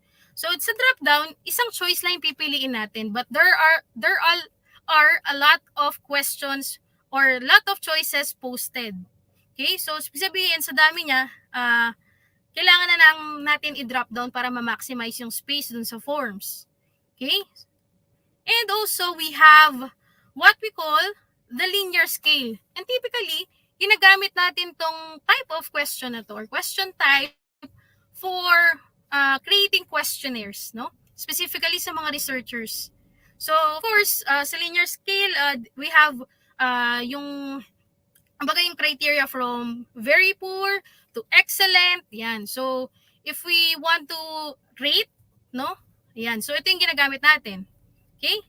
And also, aside from linear scale, we have what we call the multiple choice grid. Sa multiple choice grid naman, meron tayo specific na i-rate lang or lalagyan ng kumbaga rating. Let's say for example, the following: never, sometimes, usually, always. So dito, may mga specification kumbaga. So rate your instructor by means of is the topic presented is clear, is punctual, or is strict. So pag is strict, so you have to specify kung never, sometimes, usually, or always. So para mas ma-visualize natin tong mga binabanggit natin, I will be previewing the following question types, no? So multiple choice grid kung marami tayong kumbaga specifications na dapat i-rate, no? So ito, mas maganda to para hindi rin masyadong maraming time. So kung kaya naman natin pagsamahin lang dito lahat ng choices sa multiple choice grid, we can use this aside from using the linear scale.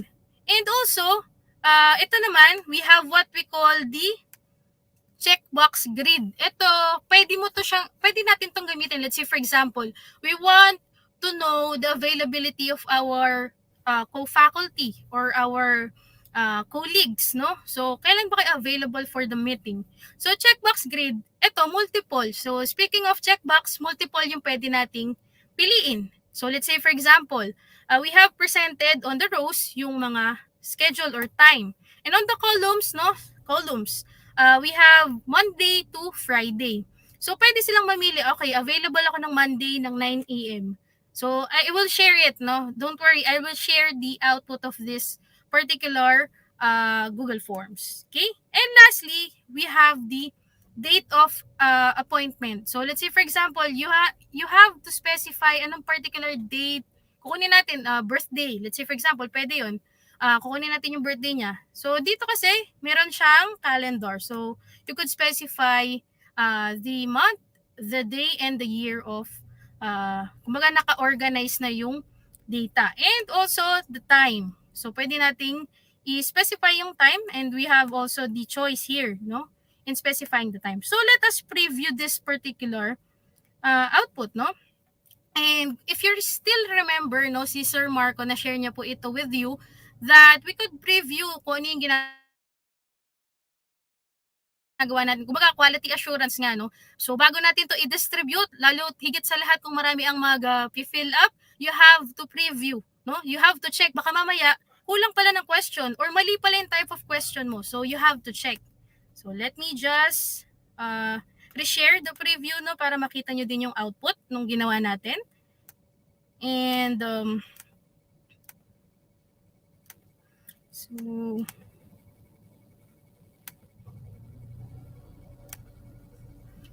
so I think ito yung edited natin. So, let me just reshare it again. Ayan. Okay. Ayan. So, ito na yung preview. Kumbaga, ito yung itsura nung ginawa natin kanina. So, we have here the multiple choice. So, let's say, for example, I have type maybe. So, ito, kaya tayo nag-preview para ma-double check natin if tama ba yung contents. Baka mamaya, napakadami nating questions. Meron palang sumobra na, katulad dito, no? May option 1 tayo na ilagay dito since we have presented or we have created another question. So, that's why we need to check, no, regularly actually, no, yung i-distribute natin na forms. So, let's take next. Ayan. So, for the short answer, yan, typically ginagamit nga natin siya for getting short information lang. So, like yung full name. So, let's say Vina Niña Orozco. Next is, ayan. So, ginagamit naman natin yung paragraph if we want to see the entire opinion or comment sa atin. So, pwede natin yung gamitin. Let's say, for example,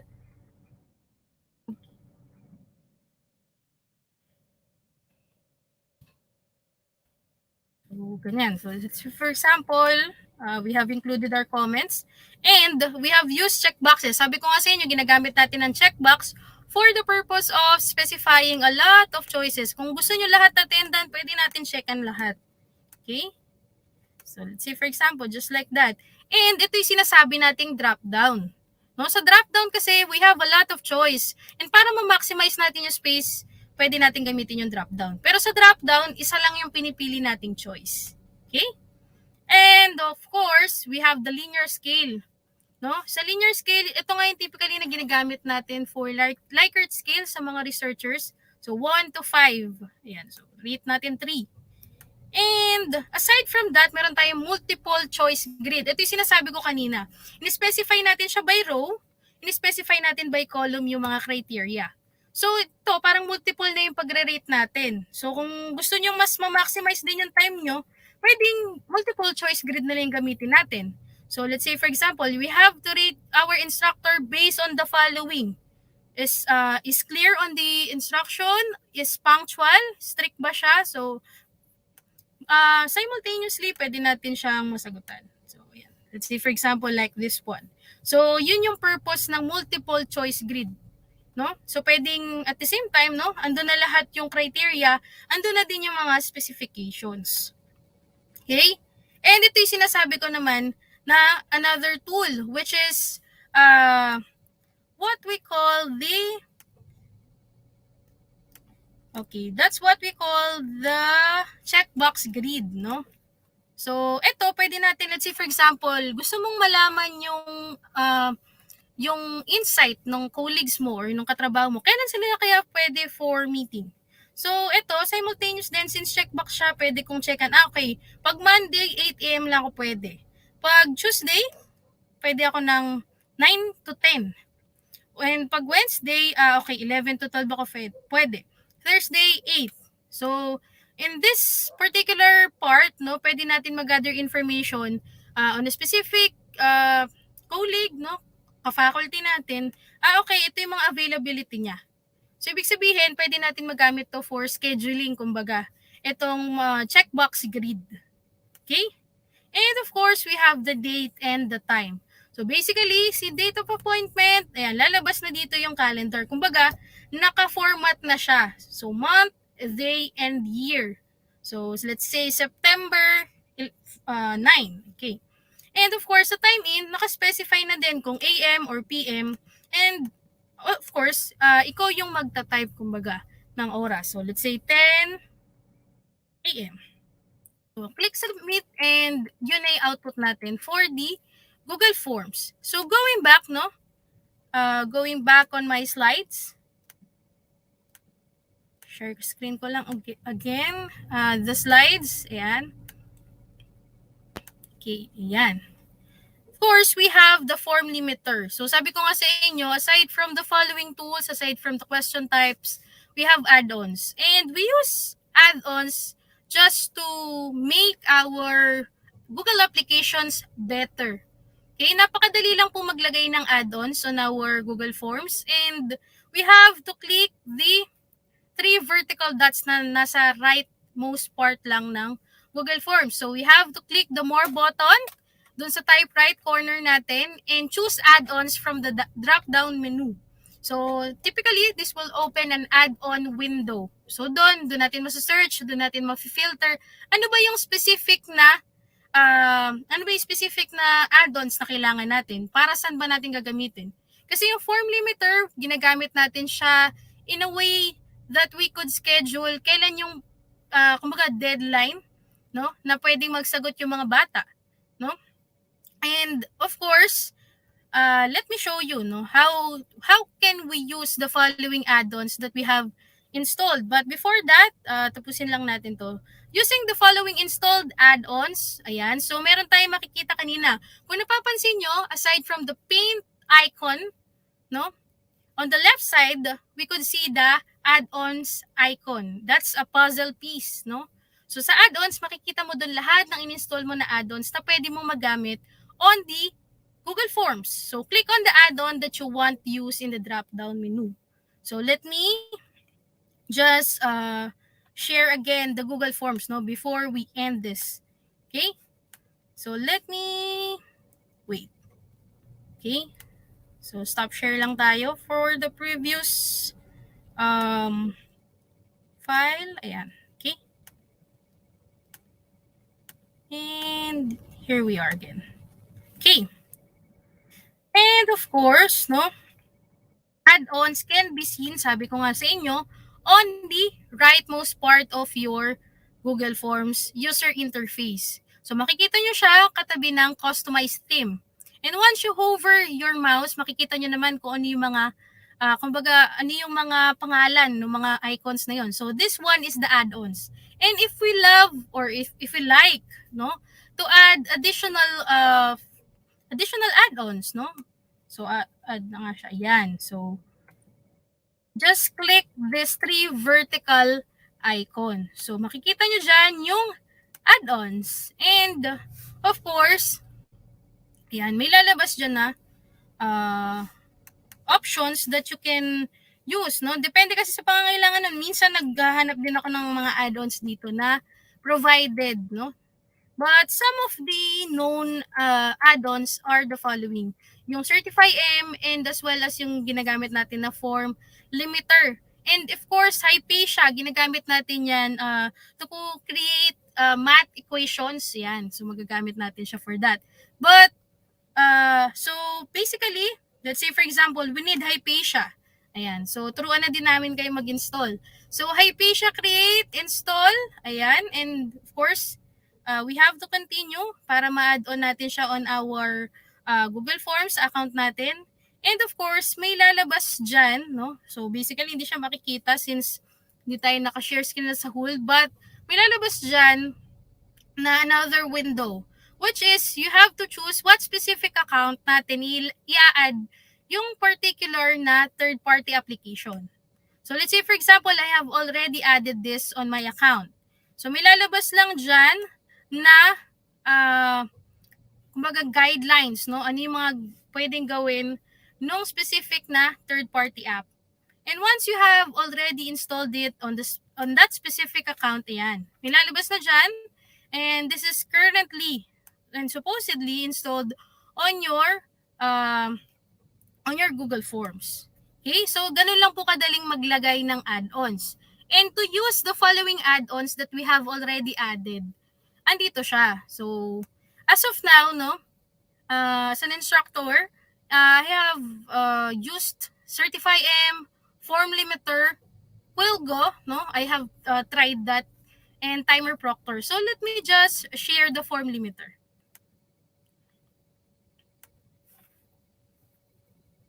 Okay? So, dapat may lalabas ditong configure. But as of now, siguro down yung ating form limiter. But let me just try the Certify-M first, no? Okay. So, ayan, I'm having a problem with the following add-ons. But right now, no, guys, siguro dito yun sa connection ko. You could use the following add-ons by just simply clicking the puzzle icon, and of course we can configure the following tools, no?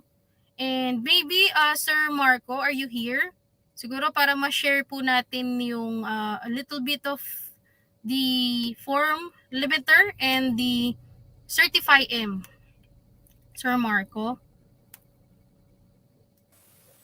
Hello, I guess gawin natin na lang na assignment nila yan. Okay. Let them discover as part of our learning engagement sa mga araw na to. Alam niyo po, madali naman pag-aralan yung mga yan. Alam kong kayang-kaya niyo yan. Bilang pagtatapos, iwanan ko lamang po itong salita na to. Quality education can be achieved when one is eager to learn and is innovative. This is Sir Marco Paulo Victoriano saying goodbye, stay safe, and yakapin natin ang technology. Ma'am Vina. And again, I'm Vina Nino E. Orozco, and I'm sorry we have a very limited time, pero I think we have more chances pa naman to share a lot of this. So thank you so much for the opportunity, GEG Philippines. Bye! Thank you, Sir Paulo and Miss Vina. Ayun. And for now po, since it's now 8:06, it's time for our next or last set of speakers for today's Balik Eskwela. And this time, kung nasa Bulacan na tayo kanina, let's go further up north to the city of Pines, Baguio City. Our next set of speakers po are Miss Christian Lynette Casem and Miss Caris Go, and they're here to discuss all about making interactive quizzes using Google Forms. Go ahead, Miss Lynette and Miss Caris.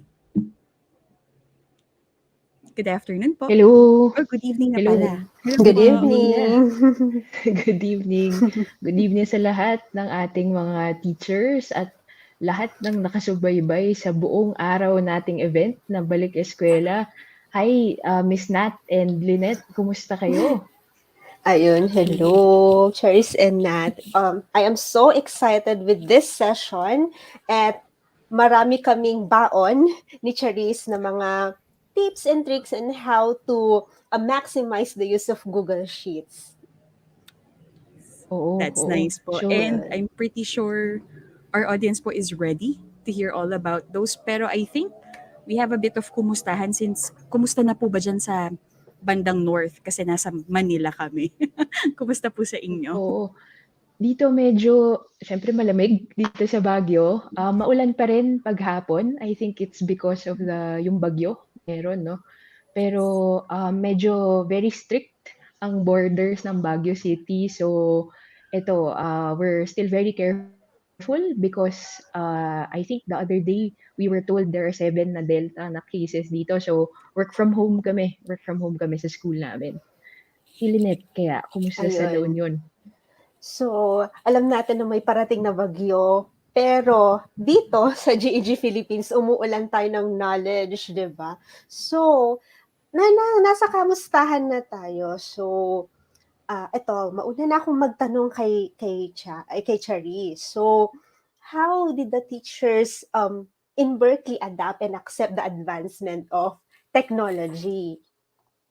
Ayan, so yeah, definitely Ayan. we were adjusted, no, to that reality. Pero maganda kasi meron na actually kaming Google Apps before pa nangyari 'to. So, buti na lang 'no, meron kaming a little bit of exposure using Google Apps.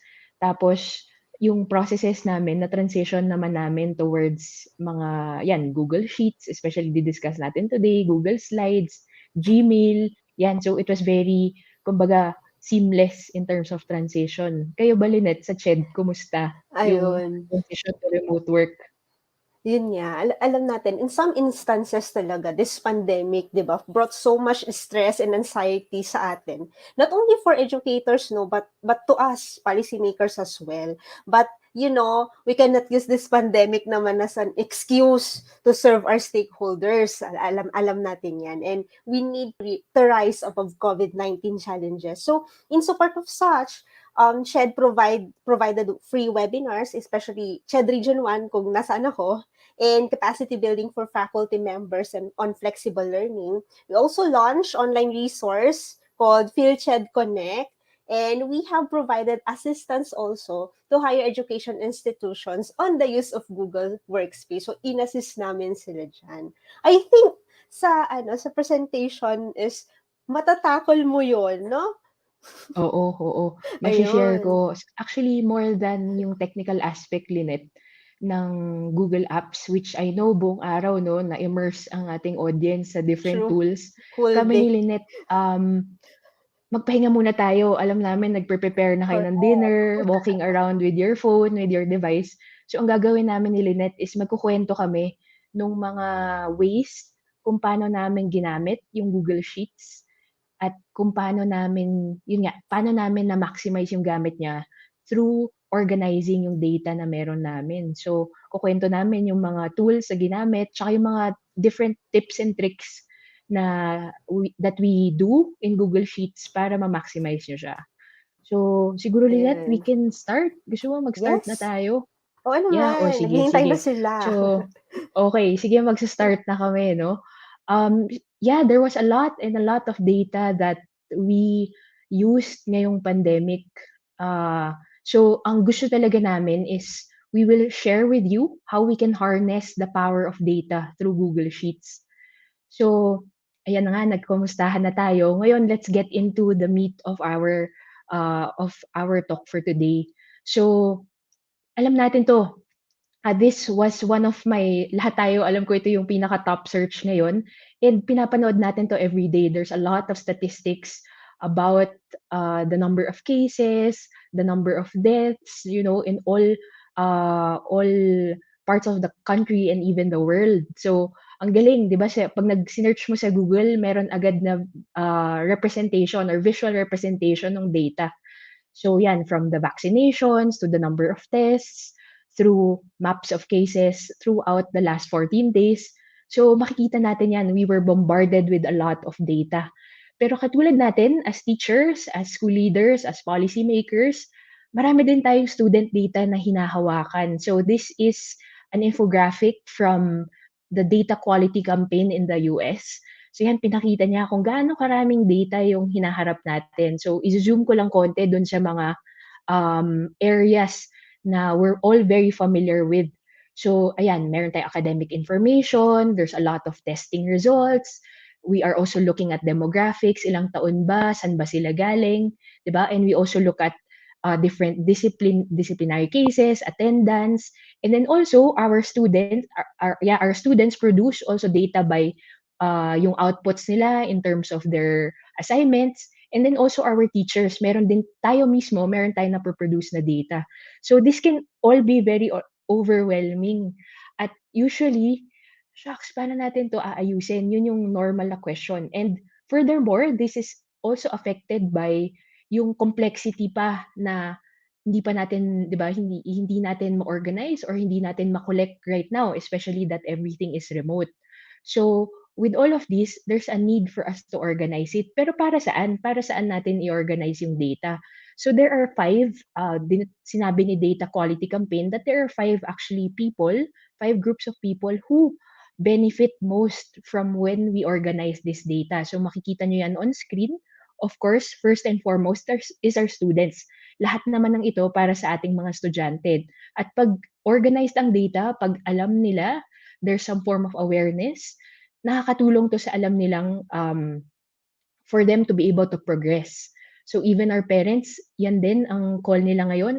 Paano ba namin malalaman kung nasan yung mga anak namin? At how can we help them be successful in their education? And then of course, ang teachers natin, tayo, we always look at how are our students performing. These are shown by our grades, their different behaviors, diba? So this is also how we help them grow. And also for our school leaders, ito rin, we always watch for data, kumusta na ba yung mga estudyante natin. So these five very important stakeholders benefit most from organizing our data.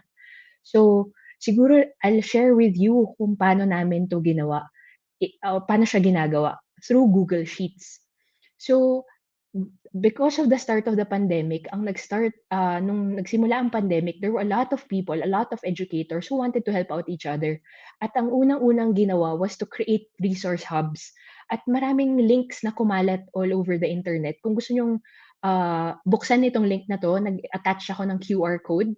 So, this is a list of many resources for our educators, different websites kung saan kayo pwedeng gumawa. So makita nyo, this link, this Google Sheets link is always being updated. So in a way, it's organizing the data, the unlimited websites, educational resource websites that you can find in the internet. So isa tong gamit, no?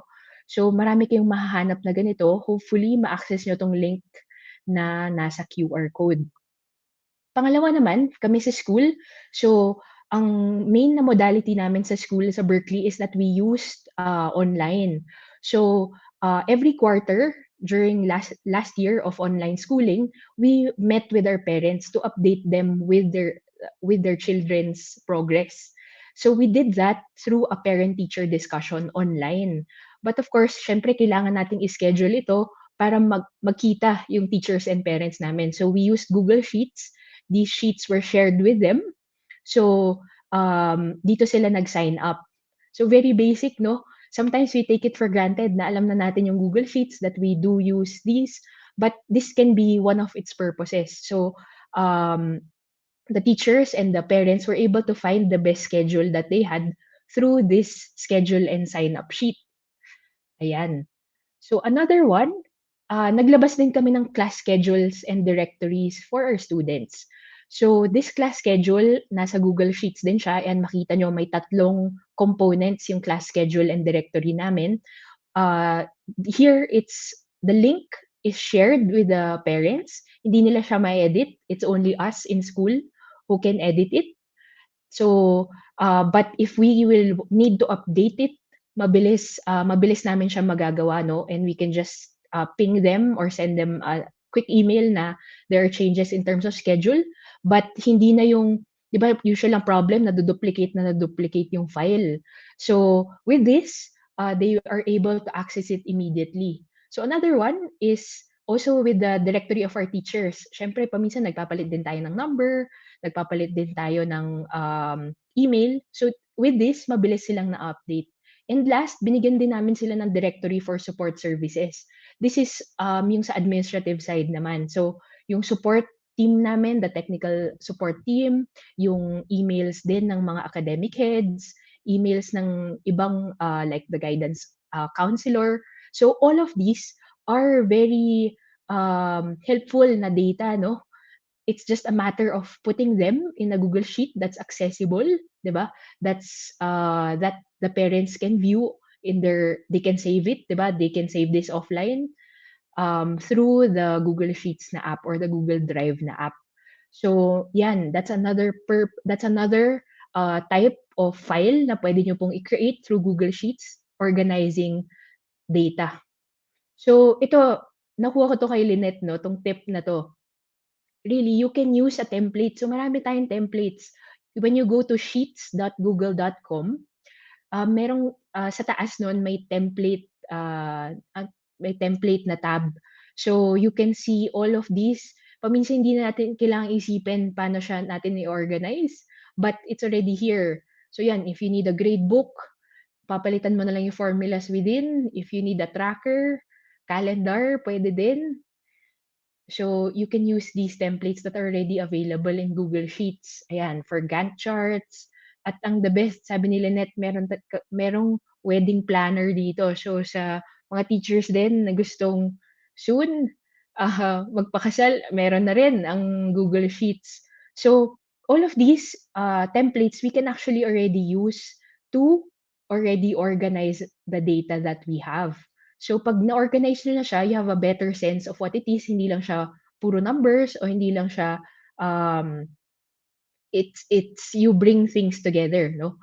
So yun. But more importantly, bakit natin siya kailangan i-organize? 'Di ba? Because we need to make decisions. We need to be able to react, or we need to be able to predict certain events, for us to be able to decide to make sound decisions as teachers as well as school leaders.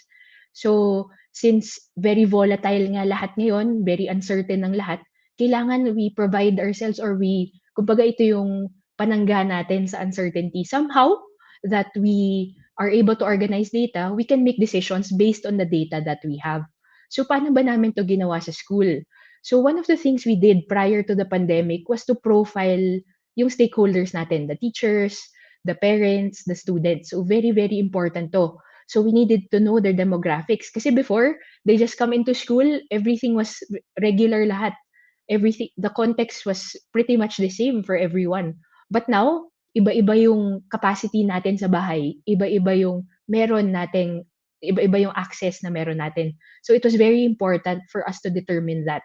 So we asked questions about ano yung work setting ng mga parents namin ngayon. We also asked them about sino ba yung mga adults in the household who is actually also going to be assisting the child.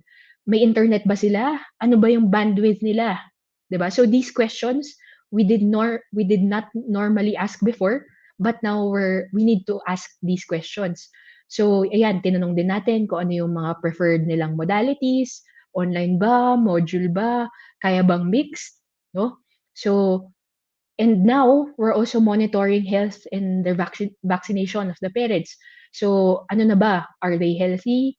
So pakita ko sa inyo no yung some of the results. So this one we were able to generate some charts based from the raw data na pinakita ko sa inyo kanina. So this is very doable as well in sheets. So ayan, nalaman namin na most of them pala have a wired na fiber already. They have these gadgets available. Yan. So ito yung pinakababang table, yung 1 to 5. Ito yung kung gaano kalakas yung internet nila in their homes. So it's very important as schools, as teachers, na alam natin kung ano. It's like knowing, 'di ba? Before, sabi natin, importante na kilala natin yung mga estudyante natin. So ito yung, ngayon, this is yung magme-mediate doon. The fact na we can't see them, we can talk to them, ito yung nagiging daan, the bridge for that to happen. So ganun din, this is for our counseling office, guidance and counseling office. Meron silang monthly survey for the students. So we check kung how much do they move at home? Kasi nga, hindi na natin sila nakikita. Or hindi na natin alam kung nakaupo lang ba sila? Are they just sitting? Are they just playing games? So, inalam din namin yon. Are they doing household chores? Are they attending synchronous sessions on time? Are they staying focused? Are they exercising? Do they get enough sleep? So, with these data that we have, si Guidance is able to create programs.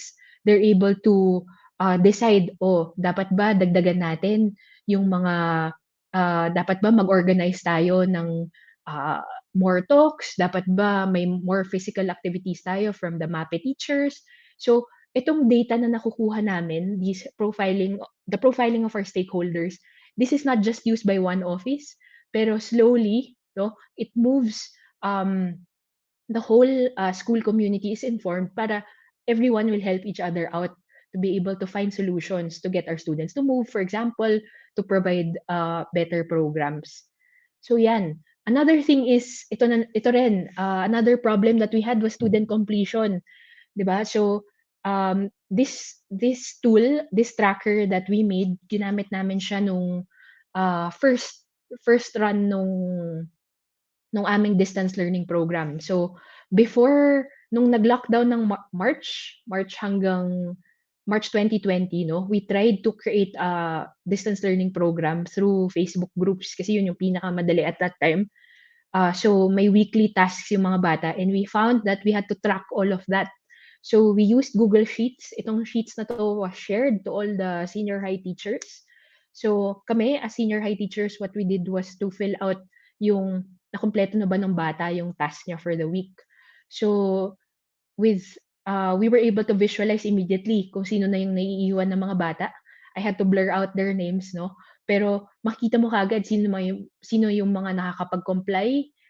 I think 60 tasks to at that time kasi we had 8 subjects with around 10 subjects sa senior high at that time with 6 weeks worth of work.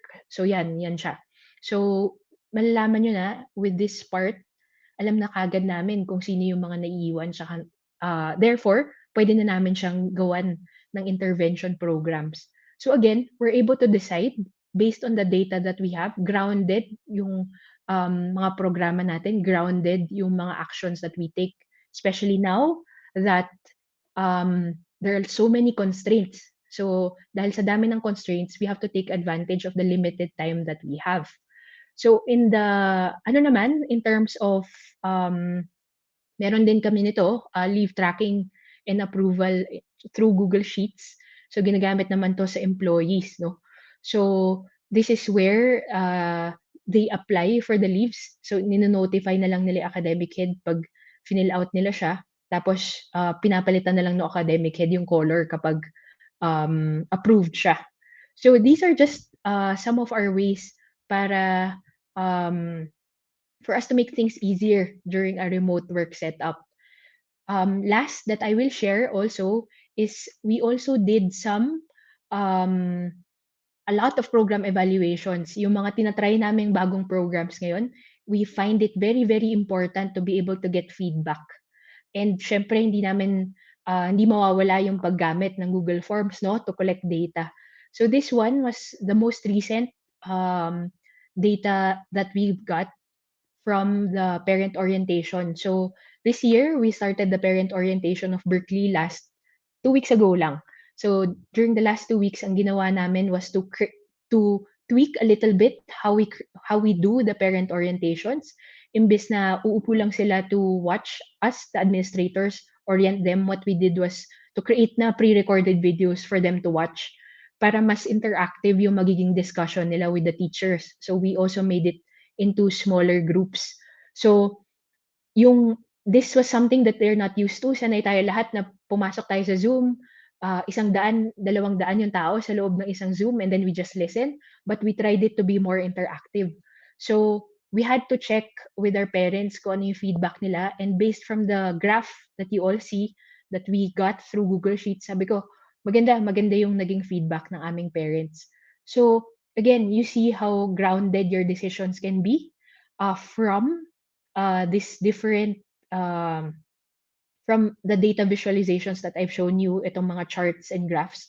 You're able to decide better because you're kumbaga may proof, may evidence ka why you do certain things.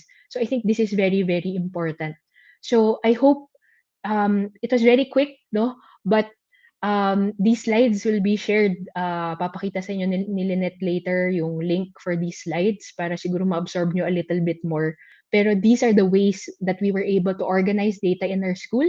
These are the ways that nagamit namin yung Google Sheets to be able to help us make decisions. So the last part of my very short sharing is this. This is a teacher in the States at gumawa siya ng spreadsheet tracking COVID-19 in the different schools. So, sinimulan niya lang, her intent was just to organize kung anong meron, kung anong data ang meron. So, dahil very overwhelming yung data online, very ang daming iba-ibang sources, she just wanted to organize it. But what she did was to share it with other teachers. And ang nangyari, sobrang daming nag-populate nung Google Sheet na na-create niya. And eventually, the best thing that happened was it was turned into how many COVID cases na nga ba ang mga nasa schools. So I think this is important for us to also be thinking about already. Since this year, yes, it's still distance, but in a year's time, sana, no, blended na.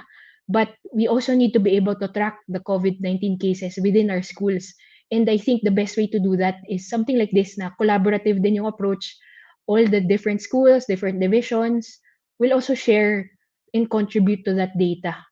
So, yun, I hope that this inspires us somehow to innovate and to be able to organize, use sheets, to be able to use the data that we have, the enormous, gigantic amount of data that we have, and then use it for us to make decisions, for us to better yung programs na meron natin. So siguro I'll call back si Lynette para i-share sa atin more about how we can use sheets for how we can use sheets para sa for us to be able to harness more the power of data. Lynette? Okay, thank you so much, Charis. Ang ganda nung pagka-present mo. I mean, siguro na-fire up yung desire ng mga teachers to use Google Sheets kung paano nila patakbuhin yung admin task nila. So, ngayon, I will be explaining some things Google Sheets can do. So, allow me to share my screen.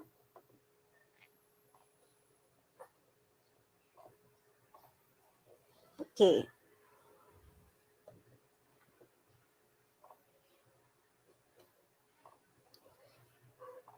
So, dito na tayo sa awesome things Google Sheets can do. Kung kanina, paano mo na-utilize ang Google Sheets sa admin task mo and overall teaching mo, ngayon naman, beyond that, marami ka pang pwedeng gawin sa Google Sheets. So, basically, it allows teachers, yung Google Sheets, it allows you to create useful spreadsheets for planning class, for marking, for grade marking, for student editing, and resource organization as well, activities, quizzes, and a lot more. So, simple lang. If hindi mo pa na-try ang Google Sheets, just go to sheets.google.com.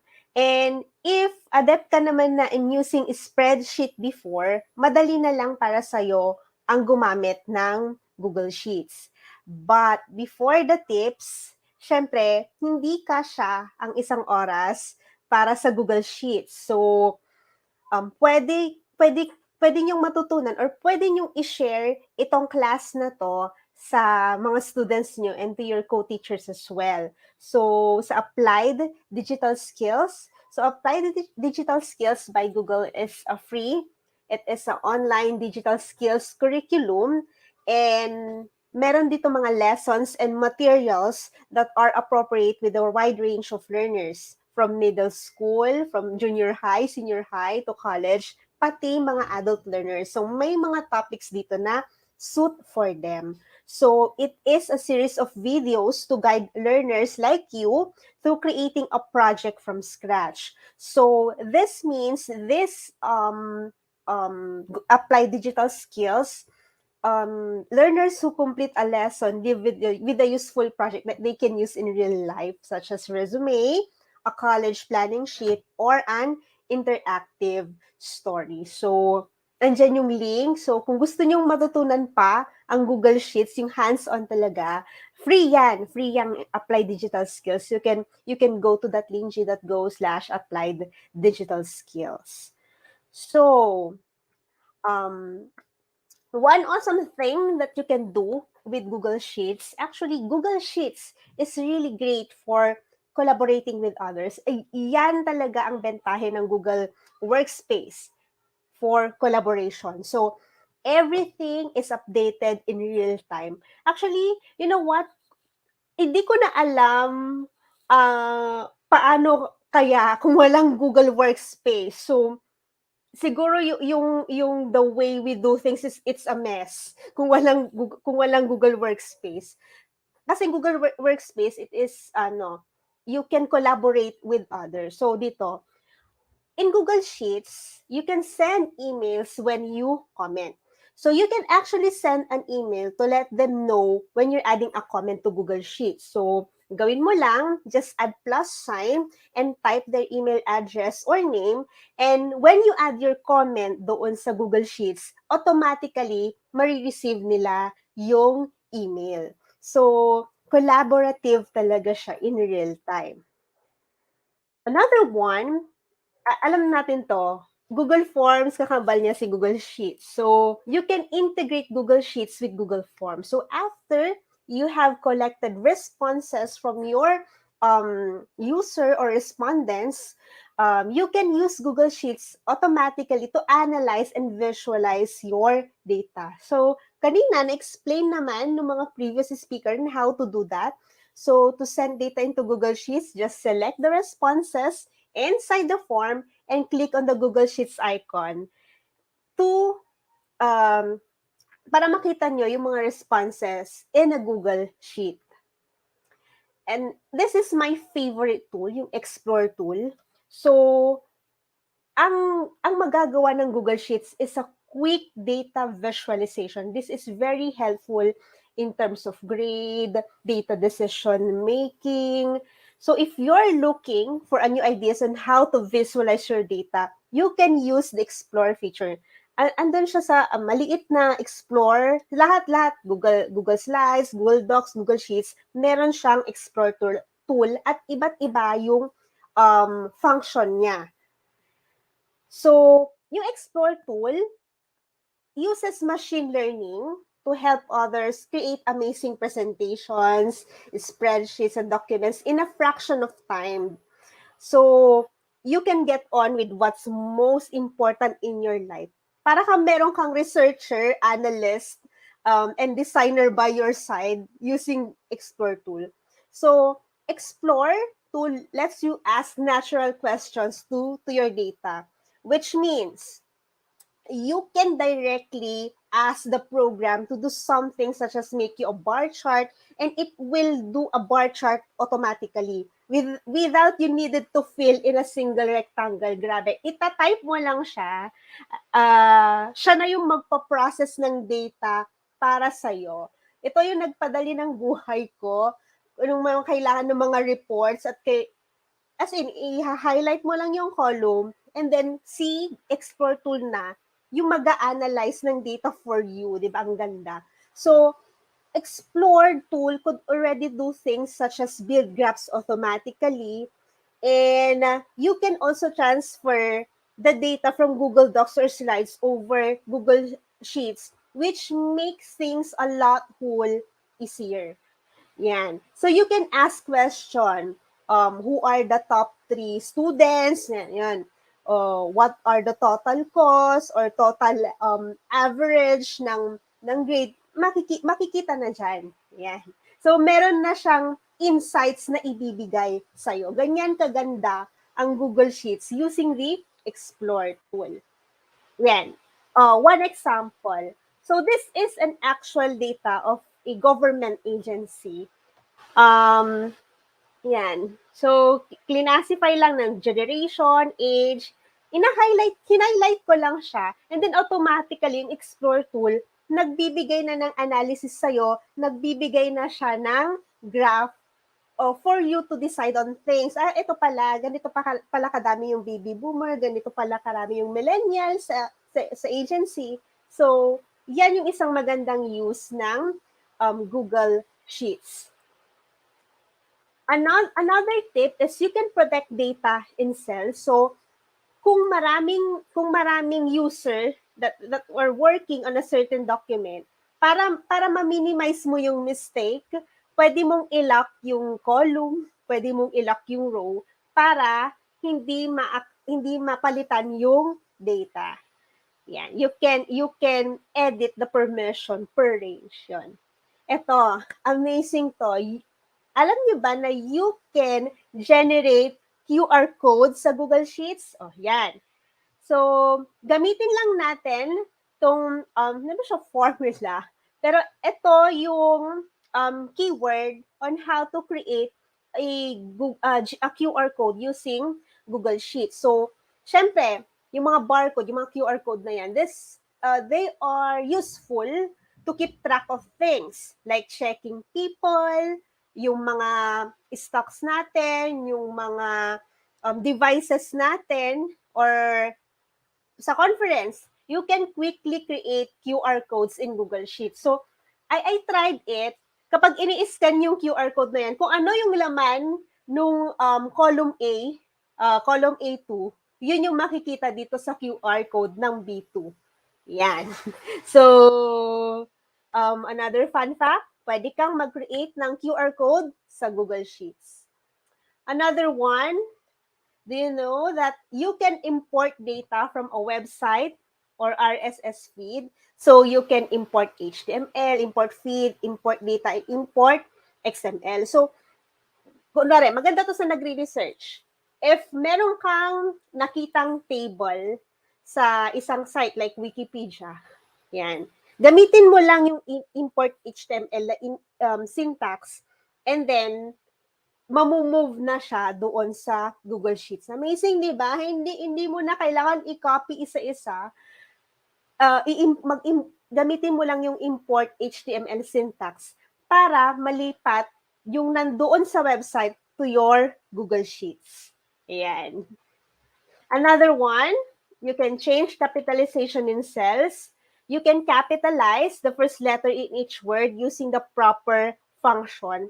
Maganda to kasi minsan may mga sumasagot sa Google Forms na hindi pare-pareho yung format. May naka-caps lock, may naka-small caps lahat. So, using proper function, you can clean up the values to make them more consistent. Another one, you can clean up values with clean and trim. Sabi ko nga, may namimiss yung nadadagdagan ng space, ganyan. So if you find unwanted characters in your cell, you can always use the clean function to remove any non-printable characters and trim function to remove the white spaces. Another one, this is one of my favorite. Once you've created a chart inside Google Sheets, automatically, pwede mong i-copy yon papunta sa Google Docs. So kapag nag-update sa Google Sheets, yung graph mo, nag-update din siya sa Google Docs. Yan.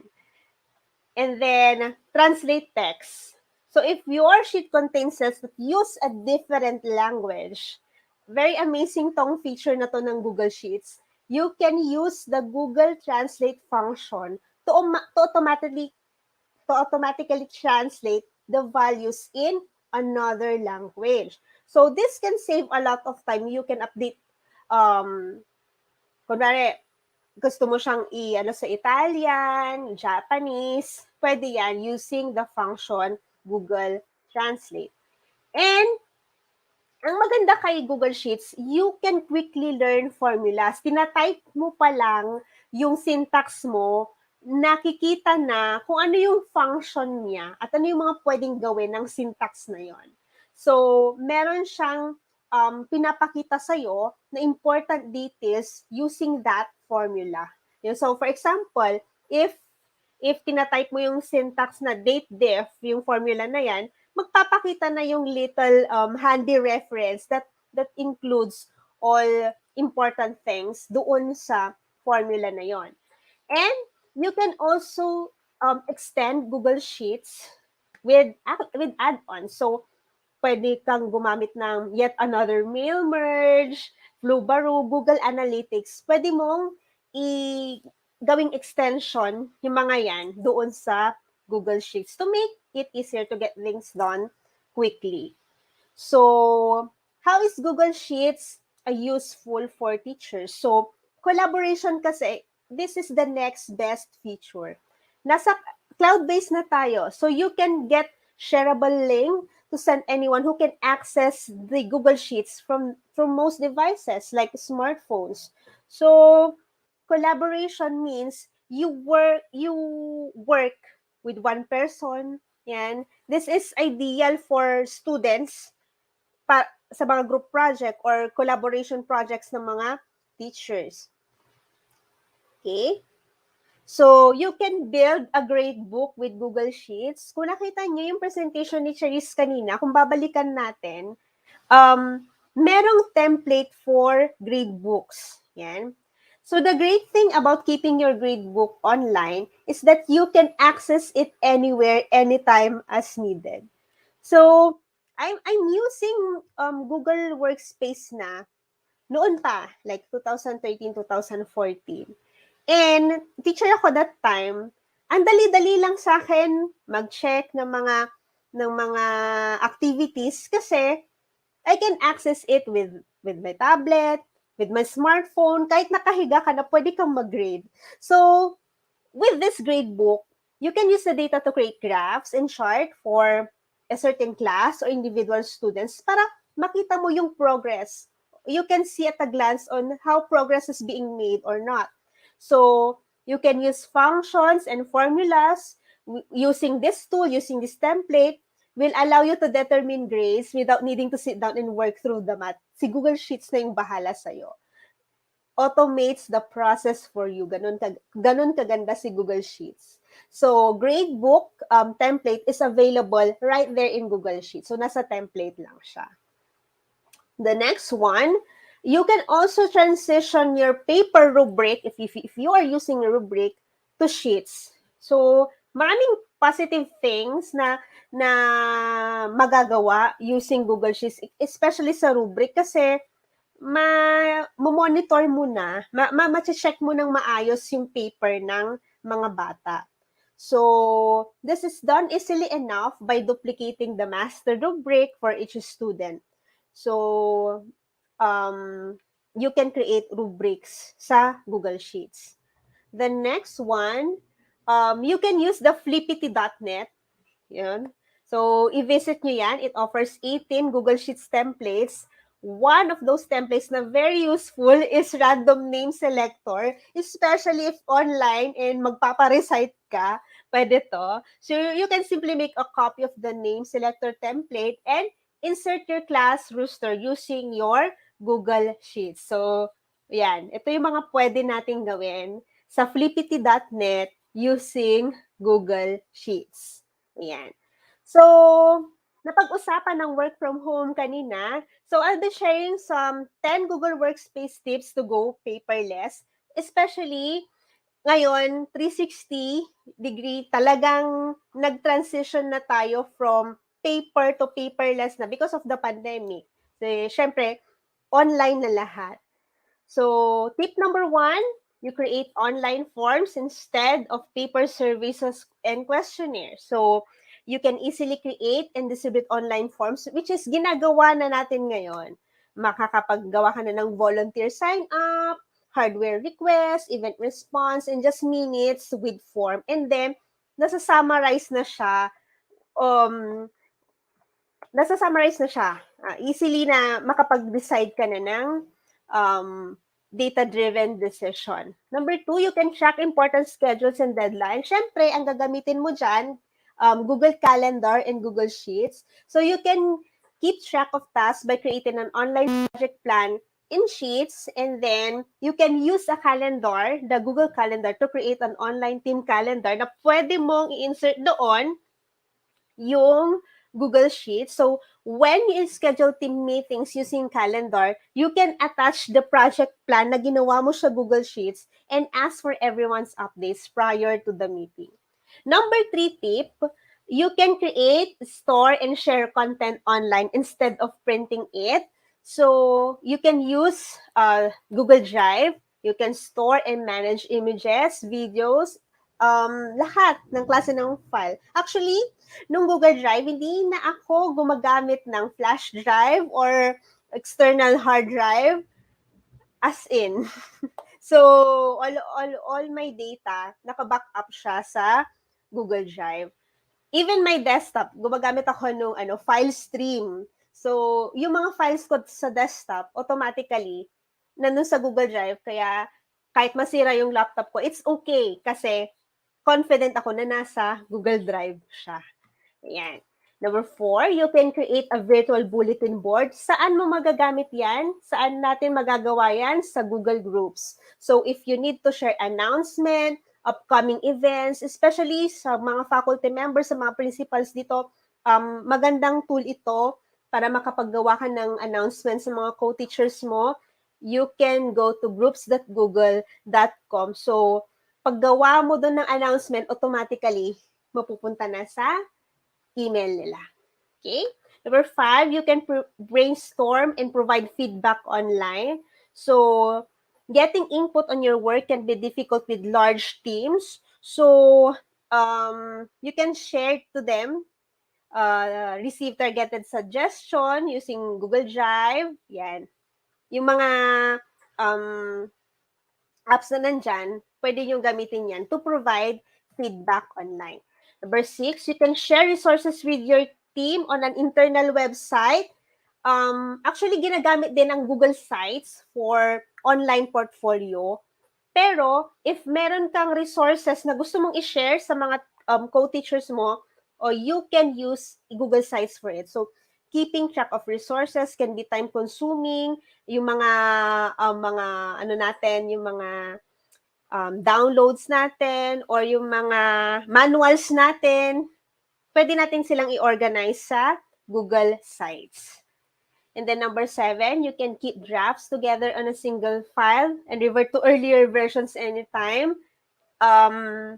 Magagawa natin yan sa lahat. Google Sheets, Google Docs, Google Slides. So, if para sa'yo, mas importante yung mga earlier version mo, actually, you can duplicate it. So, if you create new items in docs, sheets, and slides, all drafts are automatically saved at the same file. So, you can just use the revision history. Tandaan natin na lahat ng yung Google Docs, slides, and sheets, meron siyang revision history. So, we can easily switch to earlier version. Number 8, you scan physical documents on the go and store them online. So, instead of keeping paper receipt or documents, you can scan them using the Drive app on your mobile phone. Kung meron kang Android phone or Apple, iOS, merong scan feature ang Google Drive doon. So, you can have instant PDFs of any transaction at your fingertips. Tip number 9, you can send a PDF version of your document or spreadsheet. So, pwede nating ma-download yung mga documents natin ng PDF and then you can share with them anytime. And you can train with teachers anytime, anywhere. Kung meron kayong distributed workforce that needs timely training, you want to reduce on-site training, especially this pandemic, you can use the Google Meet and Google Sites to create a web page with all your onboarding and training resources so people can easily find important reference materials in one place. So, ayan yung aming mga tips and tricks on how to utilize not just Google Sheets, but the whole Google Workspace for education as well. And I hope marami kayong natutunan sa amin ni Charisse. So, syempre, hindi namin kayo iwan na walang baon. So, you can view our presentation at tinyurl.com/GEGPH Google Sheets. So, happy learning, teachers, and thank you so much for being here. So, Charisse, nasaan ka na? Yeah, I'm back. Hi, Lynette. Salamat, no? Ang ganda, nakakatuwa. Nakita ko sa comments, tuwang-tuwa yung mga teachers finding out yung mga awesome tips na meron. 'Di ba, Nat?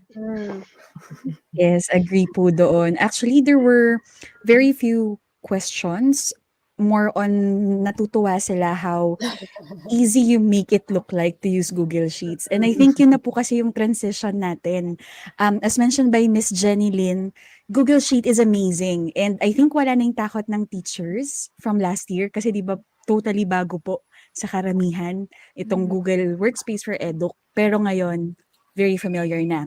And from Miss Charlene po, she's clarifying that we can also import grades from Google Classroom to Google Sheets. Tama po, no? We can Ay, do that. yes. We have that So, functionality. nandun na siya sa Google Classroom and then you can import actually, automatically, once na naggawa ka na ng assignment, automatically, meron ng folder and meron ng Google Sheets for it. Ayun. So yes po, Pinadali na. confirming. Meron na daw po. And from Miss Violi, never thought a lot of magic can be done. Ang galing. A lot of magic can be done in Google Sheets. So yes, there is a lot po and pahapyaw lang po yata. Overview lang yung na-discuss ni Yeah. Miss Lynette and Miss Charis kasi Oo. hindi yata Yeah, enough kasi ang 1 hour for oo, them. nag-a-update 'yan, 'di ba? Yung updates almost every Tama. hindi ko nga alam, parang every week, every day may something na bago. So, siguro 'yun yung challenge sa atin teachers, we just continue, 'di ba, to be open, we Keep on continue to learning. keep learning. Kaya happy learning yung last na statement. Kasi tama 'no, yung na-mention mo kanina na at this point, 'di na tayo gulat. Kumbaga may 1 year na tayong na-experience, may 1 year na tayong panghuhugutan kumbaga. So, let's take advantage of that. Ayun. Salamat din, Ayun, Joseph. so happy learning daw po and thank you for sharing your Thank you. expertise. Yun po. Thank you so And much. we're always glad to have Miss Annette and Miss Charis for our talk today. And as you notice naman teachers, no, sabi nga nila you can always explore. Just like the explore function po in Google Sheets. You can always explore your way around in Google Workspace for Education. And gaya po ng nasabi kanina ni Miss Charis, almost every week or every month po may bago. May bago po sa Google Workspace for Education since we continually innovate. So kung yun po yung fear nyo na parang nag-attend ako nito tas may bago na naman, it's actually okay po. We encourage it in the GEG Philippines na you keep exploring. May bago po talaga every week. So it's okay. Ayun. So I see a lot of thank yous po from our audiences both in Facebook Thank you and din. Thank you YouTube. din. Tuwang-tuwa po sila Lalo sa yeah, inyong oo, lalo discussion. yeah. Ayun po. Actually, maganda Okay po. yung shinare ni Ma'am Mary. Nakita niyo ba? I use Google Sheets for my parents to fill out the table they prefer for their child's assessment. So, hindi na lang tayo actually yung gumagamit, pati yung Pati parents natin. parents. Meron na ring, I mean, ginagamit na rin nila yung Google Workspace na mga That's apps. true So, po. nakaka-excite, 'di ba? Ayun. So not Na hindi just lang tayo. teachers po. Even the parents and the students talagang kasama na natin sila for Yes, yes. utilizing the Google Workspace for Education. Ayun. Tsaka, So tsaka may transparency kasi sa Google Workspace. So, pwede mo siyang i-share sa parents, especially sa Google Classroom. Para sa gano'n, hindi nila isipin na nag-a-assume ang teachers sa mga grades ng anak nila kasi evidence-based, 'di ba? Ayun. Pwede nating i-share totoo sa po. kanila. Ayun po. So, I think that's a great highlight, no? The transparency. Kasi nga, di ba, before po, the old setup was yung literal na class record ni teacher. Tapos may takip pa yung pangalan ng ibang students kasi bawal makita. So, ayun, it kind of creates nga naman the impression na parang bawal kong makita. Pero this time, personalize ng teacher na if you wanna see po, here's everything. So, oo nga naman. Never thought of it that way. That's a good Yeah, realization. tsaka yung updated ka all the time, hindi lang at the end of the quarter. Hindi ka magugulat, Right. yung grades sa anak ko, ba't Yun na pala. or bakit, 'di ba? But every activity in Google Classroom, alam mo kaagad yung results once you're given feedback. So yun din yung Yes. Tsaka instantaneous. nare-return mo agad sa estudyante. At tsaka bilang teachers tip din, kapag i-return nyo yung tinurn in ng student nyo, sabihin nyo, great job. Ayun, mga ganon. Para yung Oo. estudyante, ma-lift din yung experience nila. So, yun yung kagandahan ng Google Classroom and Google Sheets and in general, Google Workspace in general. Pwede tayong maka-feedback sa mga estudyante natin ng mga observations natin sa kanila. That's true po. Right. It's for the other teachers po na siguro you haven't tried that. It's the same po if you were leaving notes on your students' output dati. Meron po kasing teachers na masipag magsulat ng good job or may star or may stamp. Yun po yung virtual counterpart niya. Yung simpleng good job means a lot po sa estudyante nyo. Promise po, I could It's true. attest to that one. Ayun po. Yeah, So, I especially see a lot ngayon, 'no? of totoo po 'yan. Actually, I see students or baka senior high po kasi ang hawak ko. They screenshot yung mga sweet comments ng teachers Tama. nila. Yun, Yeah. tuwang-tuwa Pino-post sila nila ta's yan. i-post it in social media na parang, Oo, "Uy, mina-my day napansin ni nila. ma'am or ni sir." Parang gano'n, proud na proud Oo. sila. Malaking bagay yun sa Nakakatuwa kanila. lang. Totoo, Yes po, totoo. that's true. So, I actually don't see anyone feeling afraid of Google Sheets based on the comments. They're all Mm. excited.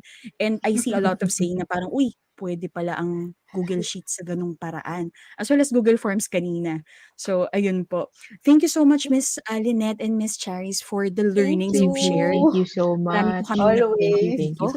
Not just the audience, but me as well as the chartista for this one. So we hope po there is a more in-depth training for Google Sheets. Mukhang Of kailangan ko rin course. po yun. Mm. Attend po kami do'n. So we'll definitely watch that po kung meron mang mai-offer ulit ang GEG Philippines. Now, this time around po, thank you so much for all your sweet comments, our dear viewers. I see others na I think from 1 p.m. po you were here sa start ng afternoon session and we really, really appreciate your presence po. I know we've had a lot of maybe challenges, baka po nawawalan ng kuryente, yung internet or yung panahon, but still you persisted to keep watching this Balik Eskwela series po. And with that being said, this is Nat, your chartista from GEG Mandaluyong. And thank you so much po for joining me for 2 hours for the last leg of our Balik Eskwela series. Pero hindi pa po tayo nagtatapos dyan. We still have the wrap-up session from 7 p.m. to 8 p.m. And I think kung magsistay kayo, may raffle. So baka lang naman interested kayo with what they have to offer. So let me turn over the microphone po to Miss Maan from GEG Ortigas so that she could go ahead and start the wrap-up session. Hi, Nat, Miss always Maan. hello, Nat. It's always a pleasure working with you. Sobrang natutuwa ako every Same time we po. get to collaborate together.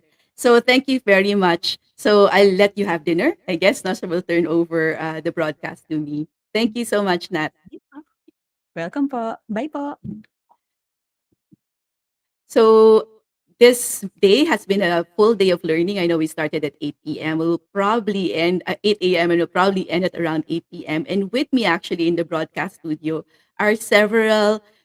We started, let's say, with Mark C, who's a GEG emeritus, and with Franco, who is, as you know, is the leader of GEG San Juan and the first Google certified coach in the Philippines. And tonight, I'm joined with several of the really famous names in the GEG community. No? So I'm putting them up one by one and introducing them, and then we have some news for everyone.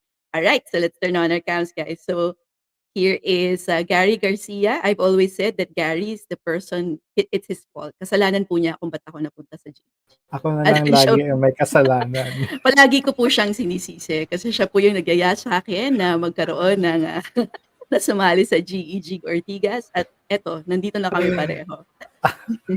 Say good evening, Gary. Good evening, everyone. I hope you learn a lot. Kahit po ako, matagal na akong gumagamit ng Google Workspace, but I learned from other speakers. That is why it's good to be updated by listening to our fellow educators. Katulad po ng sinabi nila Miss Charisse, we keep on learning and happy learning. Yeah, good evening, everyone. So let's welcome the other people behind Yes. this event. Yes, that's right. So yung next naman na papakilala ko, I met him through Franco actually. We shared a broadcast together in the Kaagapay channel. So sabi ko, sobrang fangirl moment yun kasi that was the moment I met all the GEG mentors in Asia Pacific. So let's welcome JD Mercado. Hi JD, good evening. Hi, Maan. Congratulations again for another success for the GEG Philippines. This is a very historic day for all of us, no? Talagang Oo. parang yung kulay ng mga damit natin, no? It's so happy. It's a happy color, no? Ewan ko, parang medyo dark yung dating sa akin ng camera, but it's a happy color because it's a happy day for GEG Philippines. Ayan, mamaya malaman natin bakit it's a happy day Bakit for us. happy day? Yeah. Yes. So, good evening sa lahat ng ating mga teachers who stayed until at the moment. Tapos yung next thing i-introduce ko, wait, I'm waiting for them kasi these ladies are so very busy, no? But Okay, so let's wait for them to be ready. I can see that they're not just yet in their cameras are still off. But maybe we can have like a few things that we want to observe. Gary, which talk did you think was really great today? The Nako ones that kasi you were ako, able to catch. Mm-mm. ang dami kasing ano, ang daming interesting. Pero I like, kasi ako mahilig sa Google Sheets. Kaya kanina pala habang nakikinig tayo kay Miss Cherise at kay Miss Lynette, sige, gawa tayo ng deep dive ng ano, ng Google Sheets kasi ito yung pinaka-backbone. If you want to put something in Google Sites, you can make use of an add-on na you can display kung ano yung data na nasa Google Sheet in a flashcard look like or a Mm. presentable way of putting the data that you have in Google Sheets to Google Sites. So, yun tinatawag doon, awesome table, ano, maganda yon. I think ready na si Miss. So, yun yung isa sa mga paborito ko. Plus, yung, kasi ang isa pang, ano, yung pwede natin ibigay din sa kanila yung paano para ma-prevent na yung ng transfer ng grades nila o yung score nila from Google Form, di ba may Google Sheets, yung Google Mm-mm. Form, paano maiwasan na yung pag-transfer ng score from Google Sheets to another Google Sheets. So, paano siya pwedeng gawing automatic? So, maraming pwede tayong gawin with Google Sheets. Kaya, ayun, siguro yung Oo last nga. natin, ano? Oh, was an interesting talk. JD, were you able to catch any of the talks? Anything that, Yeah, actually, the whole day, yung aking iPad ay nakatuon lang sa GEG mm, Philippines. But of course, may mga kasabay na meetings, so I have to lower down the volume. What's good about all the sessions, no, not just one particular session. All of the presenters today are new presenters, no. Talagang parang sila yung talagang nung nagme-meeting tayo, let's have the new people to share and to present in the GEG Balik Eskwela kasi we want some fresh faces to share, no, to our fellow teachers na mga nanonood. So that's one thing na ang saya lang isipin. And second, mga classroom teachers talaga ito. No? Lahat halos ay classroom teachers, and it's really good to have them in the sessions kasi parang the teachers watching parang makaka-relate sila. No, ay parang may realize nila, ay gusto ko din yan i-try this school year, no, kasi nagawa ng kapwa ko teacher. So yun yung mga something na I like about the sessions today. That's right, JD. Actually, I was very pleased na we were able to yung wide, yung geographically from Ilocos all the way Right, to right. all like we one of our chartistas is in Zamboanga. So talagang parang very representative yung araw na to for everyone. All right, let me introduce the girls that are joining us, no, the ladies actually that are joining us. The second one I actually met through an EduTech webinar, also through Google for Education, no, and she's invited me to siya yung may kasalanan kung ba't ako nasa DepEd Vincent the other day. Well, let's welcome Miss Weng. Hi, Miss Weng. Good evening po.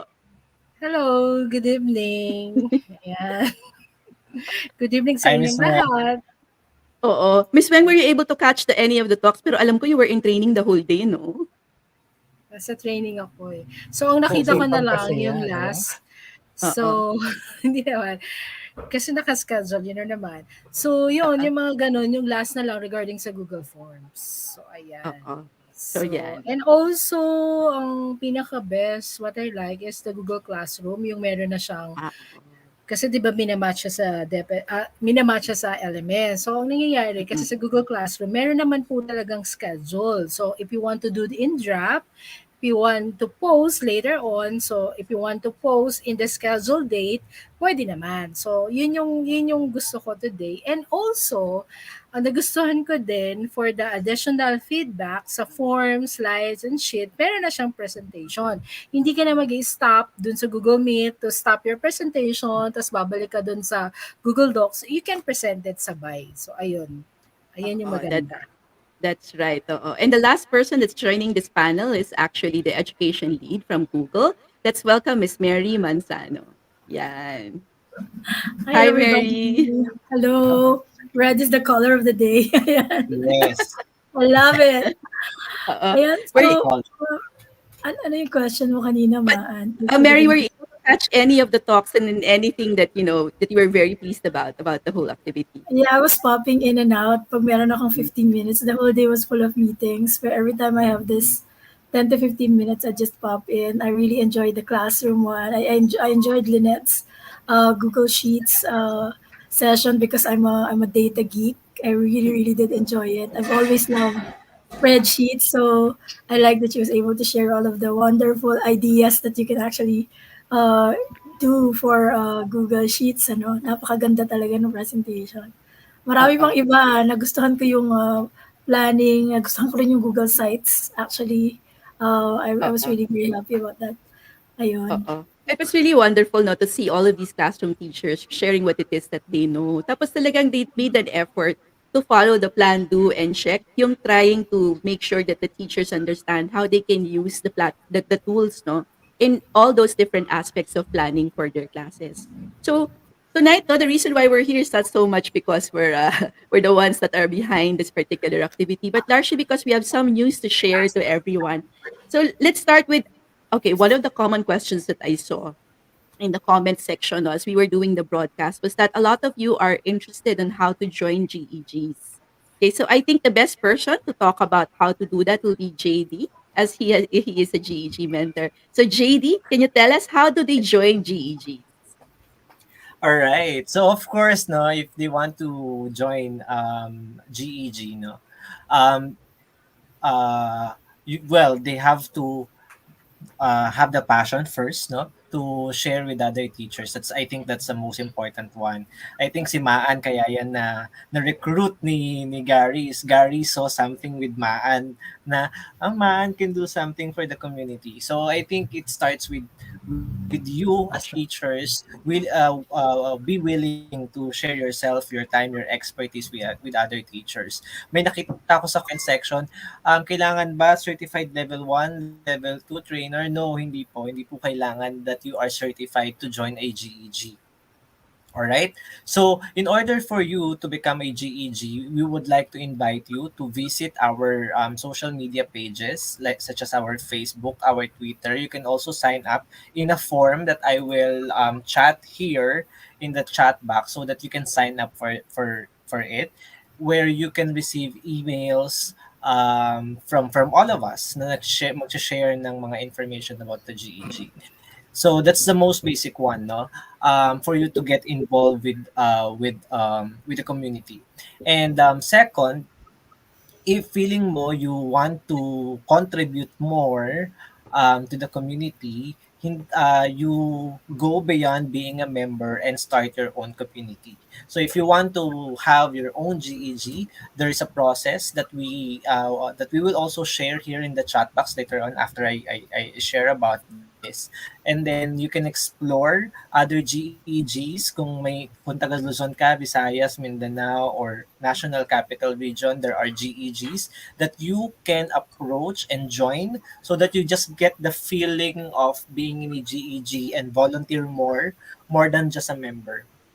And then if you are ready, and you think you can lead your own community, we will be there to support you. So basically yun yung parang cycle of how you become a GEG. So just to clarify, there are no requirements for you to become a GEG. Wala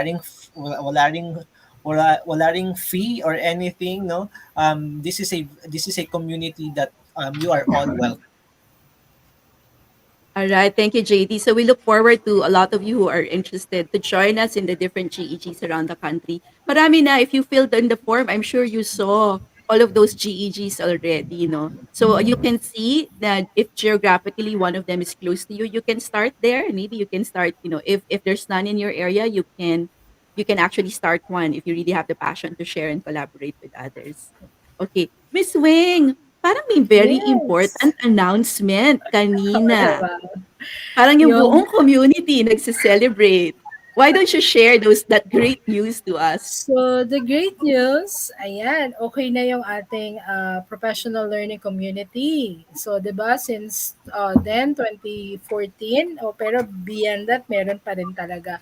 So, ayan, kinikilala na tayo ng ating DepEd as part of learning community. Everyone can join. Tapos, dun sa memo, meron pong nakalagay na mga link. So, we need to follow that. Mag-join lang po tayo. Sabi nga ni JD, this is voluntary, community work. Dapat meron tayong heart to teach, heart to mentor those teacher na talagang gusto nilang mag-aral ng another platform to help those teachers. So, ayan. So, wag po tayong matakot mag-form ng group. Ito po ay official na, kinikilala na ng DepEd. So I'm grateful na talagang in-honor ito, di ba, JD? Pinag-uusapan pa lang natin to with Miss Mary. Ayan. So Oo. I'm grateful kasi alam niyo na, ginamitan ng pagpapakabay. Hindi naman. Okay. So kanina, share ko lang, habang nasa training ako, mayroong tumawag na EPS. So sabi niya, akala ko kung sino, nakita niya yung memo. Siguro naka-receive na ako ng 5 calls dahil dyan. Sabi ko, ma'am, kasi parang the issue is gusto niya piliin yung mga best teacher. You can go, ma'am. You can choose best teacher na kung talagang alam mo meron silang heart to serve, heart to help those teacher.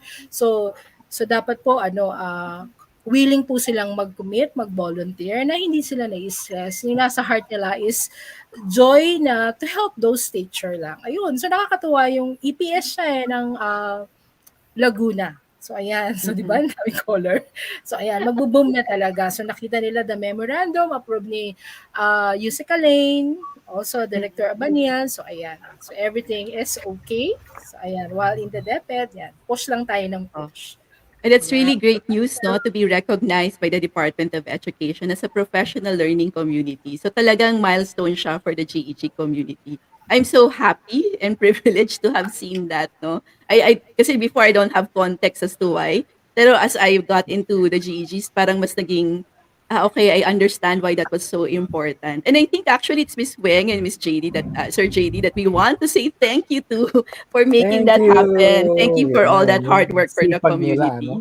Oo, So that sobrang is the sipag. example of collaboration. Yes. Yes, and clarify ko lang kasi marami rin talaga nag-PM na may mga dalawang klase na nag-PM. Yung mga GEGs na hindi na isama sa list at yung mga Oo. yung mga gustong magkaroon ng GEG. So i-clarify ko lang na that list is a growing list, no? Yes. So Yes. maybe in the future after 6 months we can release an additional list of GEGs established in the Philippines. So Mhm. relax lang kayo, you will be added in that list and you will be recognized. I think that's the initial list that we have na minomonitor naming mga active GEGs. And Mhm. if you feel na your GEG, your existing GEG needs to be added there, we will do, no? We will do. Maybe in the next memorandum. Yes. Okay, yan. But Oo, for and it's right. inclusive, sorry, go ahead, man. It's okay, go ahead, Mary. Yeah. So, ang addition ko lang doon is that GEGs are very inclusive. I understand now we did this initiative with the Department of Education, and it's because it's the largest workforce in the country. So, kailangan talaga, napaka-importante talaga ng recognition na ito. Pero, kung na member po kayo ng isang private school and you're a private school teacher, it doesn't mean that you're not able to join GEGs. Tingnan mo si Miss Maan over here, di ba, Gary? Ayan. So, members of private schools are definitely welcome.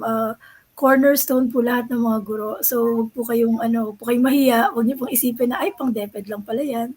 Hindi po yun. Tulong-tulong po tayo dito, no? Tulong-tulong. That's right. Oo. Ako, sa private school ako, actually, kaya I was telling you guys, di ba, parang wala akong context masyado. Pero working with these people really just, palagi ko naman sinasabi, just expanded my world exponentially. Okay, before we move forward, no, after that such wonderful news, I think I need to introduce yet another GEG emeritus from the GEG South Manila. I don't think I actually need to introduce him. Parang sobrang sikat na niya. So, please welcome Mr. Adrian Luke Cruz. Hi, Hi, good Ian. evening, everyone. Thank you very much, Miss Maan. Hello, hello po sa inyong lahat. Sorry, I'm late. Hello po. Yeah, I was listening a while ago, no. Ako po ay galing din po sa private schools, no. So I remembered way back 2015 where especially with Sir Gary, no. Sir Gary kasi yung nag-introduce sa akin ng Kasalanan ko na naman. Kasalanan Sir mo Gary talaga. nag-introduce sa akin ng GEG way back in 2015, and I remembered I was really asking him how to set up GEG. Way back, hindi pa siya South Manila, Parañaque pa lang siya nun. So talagang tinry talaga namin mga talk sa mga schools, no, private schools, public schools, to at least entertain the GEG and know more about the Google apps for education. Noon, yun pa yung tawag. So I'm really happy to hear and to know nga yung news, no, na talagang na-welcome na po ang GEG sa DepEd. Ayan. Yan, oo. So thank you, Ian, for joining us tonight. So I think no, more than anything, no, there are other things that are happening, not just for in the Google Educator groups, largely in the Google Educator groups, but it's open to everyone who's interested in becoming an innovator. Gary, maybe you can tell us a bit about the Innovator Academy this year. Yes. For the Innovator Academy for this year, it is we are privileged because we belong to the APAC region, and there's only one cohort for this year, no? Since usually it is held 4 or 5 times in a year, but since last year it was held once lang, but iyon worldwide yung mga participant. This year it's only applicants are only accepted coming from the APAC region. So Philippines is one of the APAC regions. So we are very fortunate that we have more chances of getting in the Innovator Academy if you apply before September 17. So how can you apply for the Innovator Academy program or Innovator program of Google? So tapos kayo ng level 1 at level 2. And then you will look for a challenge. Hindi po problem, kundi challenge. Kasi po lahat ng challenge ay may solusyon. Kaya hindi po tinatawag na problema. Kasi ang problema parang dead end tayo. When you attend the Innovator program, you will be introduced to a design thinking process wherein you can look for solution to the challenge. Kaya challenge ang tawag. So you will pass a challenge that you want to solve. Wala pong maliit or malaking challenge. Lahat po, at mas maganda po, I usually suggest you start with a small problem because this small problem will address the bigger problem. Kaya po, kung ano man yung need niyo, yun po ang igawin yung challenge when you apply for an innovator or apply for this cohort. So aside from the application, you will be needing a 1 minute video to introduce yourself and your challenge. Ay, 2 minutes yata. To introduce yourself and then the challenge that you want to solve. And then you will attend last year kasi last year was the first year of having a virtual innovator academy. So it was held for 8 weeks, ano. So for 8 weeks you will meet in a plenary and a small group. Yung plenary, nandun po yung lahat ng mga kasama ninyo around the APAC region for this via 21. And then another hour for small groupings wherein you will meet your group mates, yung inyong coach at saka yung depende kung ilang teachers ang meron sa isang grupo. So you will have a plenary session, and then after the plenary session you will have a follow-up session with your coach to guide you with the design thinking process. So yun po ang mangyayari sa via 21. So what's good with joining a virtual innovator academy or the innovator program is that number one, you grow your professional learning network. That's one. Just like what we're doing with GEG. But this time, it is hindi lang po yung konteksto nito sa Pilipinas, kundi matututo din kayo sa ibang guro mula sa iba't ibang parte ng Asia Pasifiko. So you're growing your network. At the second is you can get a different perspective. Kasi baka masyado tayo nakafocus dito, makita nyo, ay, okay, meron palang ibang pagtingin sa isang challenge. You know? So that's another reason. And third is, you are opening yourself to more suggestions. So I learned a lot from different innovators that I met during the SEA 19 last year and with GEG. You know, so yan po. The deadline for Virtual Innovator Program 2021 is on September 17. Tama, Miss Mary, you know? September 17. And ayan po, privilege tayo kasi sa Asia Pacific lang po siya ino-offer. So, nandyan po ang Indonesia, Malaysia, Philippines, Hong Kong, Japan, Bangladesh, Thailand, ayan, sino pa ba? Australia, andyan din sila. New Zealand, yeah. New Zealand, ayan, no? Yeah, so India. Singapore and Japan, yes. So ito Napakadami niyang nag-apply na taga-US, taga-Europe, taga-South America. We've rejected them all. oo, So, Oh kasi my God. dapat nandito ka sa Asia Pacific, ano? oh. So, How yan. many are we go? How many will be accepted? Usually kasi for every Google Innovator Academy, we only really accept 50 for every cohort. Yun talaga yung typical limit. We're hoping that we can extend the limit a little bit more, pero we'll see. It will really depend on the number of applications we get. Kaya Oh, you have to be level 2, everyone. So if you're not yet level 2, now is the time. Alam nyo oo. na to actually go through that process of certification. Yung last year, Oo. no, 78 participants or It teachers was ang supposed to yan. be Pero that's 50 lang. global, ano? Oo. It was Global. supposed to be 50 lang, dinagdagan lang ng Yes, 28. dinagdagan. Kasi So, parang people were clamoring talaga to join. yan. Isa pa nga pala na gusto ko i-mention sa Innovator Program, since this is virtual, it will be more uh, practical for some because you don't have to spend for your plane ticket and your hotel. Kasi in face-to-face program, yung nung hindi pa tayo nasa pandemya, you have to pay for your own travel expenses and hotel.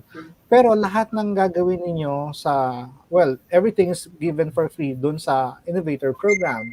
Food and everything. So, ang application is also free. So, this Innovator Program, wala po siyang bayad. No? So, kaya mas maganda kung makaka-join kayo ngayon, wala kayong gagastusin talaga. You just have to invest your time attending the session, the 8 sessions for 8 weeks. Ayan. So, ayan, Miss Man. Yeah, and thanks, Gary. Thank you for that information. So I hope that enjoys everyone or a lot of us who are already at level 2 educators to join the Innovator Academy. So meron pang 10 days para Habol makapag-apply, pa po. 'di ba? Pwede pang humabol. Okay, and I think one of the last parts of the program will be updates from Google for Education. So Mary, you have some updates for us? Ayan, napakadaming updates. Natawa ako dun sa last session because they were just talking about, by the way, if you don't see this or if you see this today at nagbago na siya, next week wag kayong magtaka kasi palaging may updates. Update. Just for this year alone, just for 2021, I actually have a very, very big slide, about 152 slides that contain all of the updates only for 2021. So that means about 150 updates na ang nangyari at nadagdag sa ating Google Workspace for Education. Kung gusto niyo pong makita isa-isa yung mga updates na yon, ito po yung ating link. Just go to bit.ly/what's new and then capital G. Yan po. Huwag pong kalimutan, dapat po capital G. Kasi pag small g, hindi po siya papasok. So, bit.ly/what's new capital G for the presentation of everything that is what's new for 2021. So, what am I excited about? I'm actually excited about so many things that are gonna come in this year, lalo na ngayong coming Q4. The first one is Google Classroom Offline is coming up sa inyong Android phone. Sa Android muna po siya, hindi pa po sa web at saka sa iPhone. So for Android users, tablet users, magkakaroon na po ng classroom offline. So that means kahit na hirap yung bata sa internet, ang kailangan niya na lang gawin is i-download yung mga resources or i-download yung mga assignment na kailangan niyang i-download and ma-access niya na to kahit wala siyang internet. Sabi ni Gary, iPad daw. Hindi daw pwedeng iPad kasi iOS yun. So, para lang po sa Android, pero as you know naman, mabilis naman si Google mag-update. Another thing that I'm very excited about, and these are all in education fundamentals or the free version of Google Workspace. As you know, meron na ring paid version ang Google Workspace. Pero itong updates na to, dito po sa ating fundamentals edition or yung free version, is yung student engagement statistics na makikita sa Google Classroom. Isa yun sa mga kinaaabangan ko kasi gusto ko talagang makita kung paano yun mag-work sa klase. So yung dalawa na yun ang dalawang pinakaaabangan ko.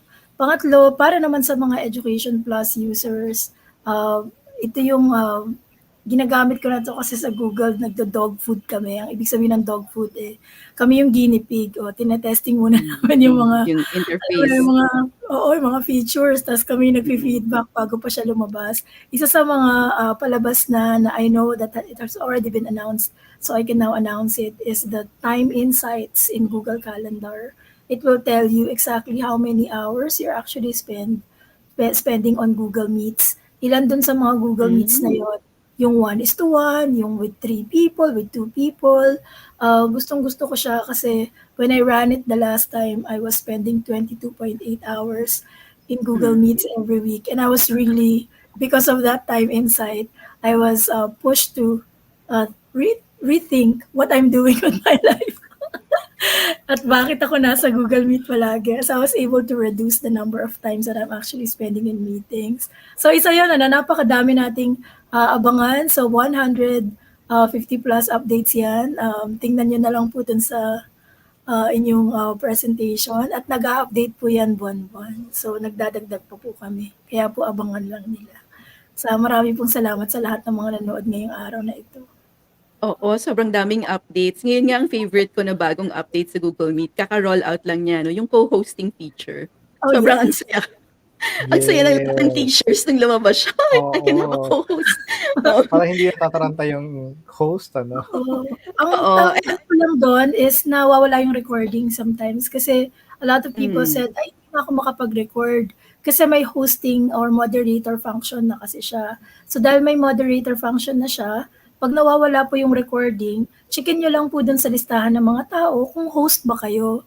Kasi baka hindi po kayo host. So you have to look at the host, look for the meeting host, ask the meeting host to make you as a moderator para po maibalik yung inyong Correct. recording feature. Ayan. Oo. Pero ang Okay. gusto ko doon kasi like for example, I teach young kids, di ba? Oo. So, dahil ngayon, the teacher assistant can now be a co-host also. So, pagka na-unmute nila yung sarili nila, we can mute them. Oo. Anyway, Yeah. so I guess going to the next part of the program, alam ko parang medyo choppy ako kasi rainy dito. So alam nyo naman, pag Oh. umuulan, nawawala. So sana kumapit pa yung internet ko, no? So konting tiis lang, friends. Anyway, Sandali na lang naman tayo, no? sandali na lang. Okay, anyway, so I guess the next part of the program, no, before we get words is, ang hinihintay ng maraming tao, comment section, yung raffle, yung Yes. vouchers. Oo. So, okay, so I'll share my screen. Sana hindi kayo magulat, tapos pag nakita niyo, huwag kayo ma-dishearten, ha? Okay, so we will raffle off 10 vouchers now. Oo. Ayan. Yes, okay. Sige. So, ito yung wheel of names natin. So, kung di pa kayo nakakita ng mga 1,000 tao in the wheel of names. So, yan yung itsura niya. Hindi. So, ano na namin yung unique feature niya. So, na-weed out na namin yung double entries. So, we will click this 10 times. Yan. So, ready na kayo, guys? Okay, so we're raffling off. Ready. Sobrang swerte po ng mga mananalo. Oh, ito yung Okay. percentage of chances of winning. Oo. Huwag lang tayo discarding kasi wala kayo nakikita, as you can see. Pero Miss Mary, meron ba tayong swag na ipapa-raffle din? Yes. Ilan po? Siguro try natin kahit na 10, pwede. 10? Okay, so We will have 20. 20. Kaya ba? May oras pa 20. tayo. Kung kasi iniisip ko, Ayan, let's start very na. Go na. Okay. Habang may internet pa ako, guys. Hindi, okay. So, sige, let's start with the swag. Kasi mukhang, okay, let's start with the swag. Sana yung mas gusto nyo yung voucher kesa yun. Sana Alright. tama yung decision point na yun. Let's Who start will with the take swag. So, note? I'll take Sige screenshots na. of the winners. Recorded naman, JD. Kaya, Alright. Oo. So, we can always go back. Pero may mabilis lang natin siya mabalikan dito. I'll take screenshots. Yes, sige. please, JD. Thank you. Okay, so these are the 10 winners of the swag from Google for Education. So let's start. Yeah. We have the Okay, first alright. winner. Let's have the first winner. Yan. Umiikot na ba, Miss Maan? Hindi ko na ma-recognize na umiikot siya. Napakadami niya. Alright. Ayan. Congratulations So, Mary i-remove na kita, Sir Romel Rosita, winner of GEG, Google for Education swag. So, 1. Okay, Swags. that's isa pa. Yan. Let's have the second winner for the swag, Google swag. Yan, courtesy of Miss Mary. So, swags pala muna. Yes. Yes. Winner. Congratulations, Shushmita Albaytar. Miss Oh, Miss May Universe parang yung gusto ko, pangalan niya. parang gusto ko Yan. pangalan ko Miss next life Universe. ko Sushmita. Gandang name. Malinis. Congratulations for the Yeah. swag. Okay, here's the third winner. Okay. The third winner is, so ito po ay Google for Education swag po, ano? Third winner. Ayan. Let's have Carrie Geronimo. Congratulations. Okay, here's the fourth. Geronimo.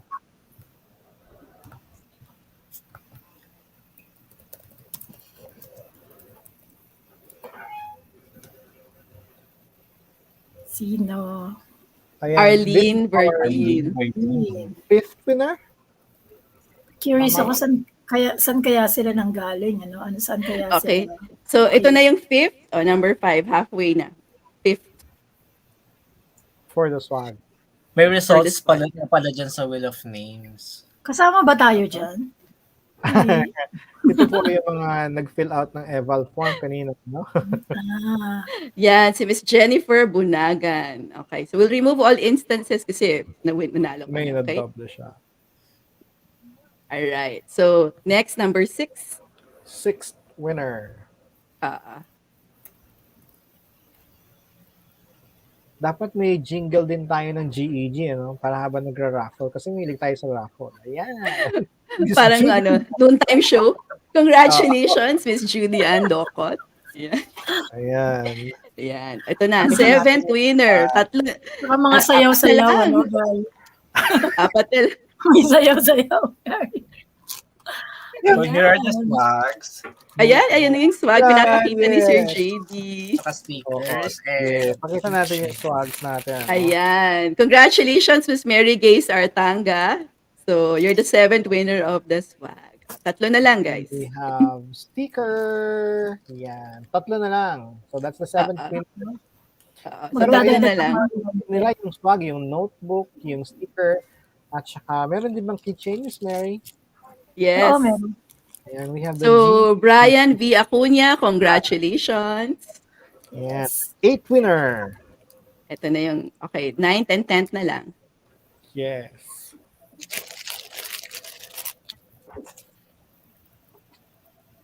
The 9th winner is Rosalinda Bernabe. Congratulations po, ma'am. Okay. Yes. And the last winner of the swag, ito na yung last. Okay, 10th last. winner for the swag. 10th.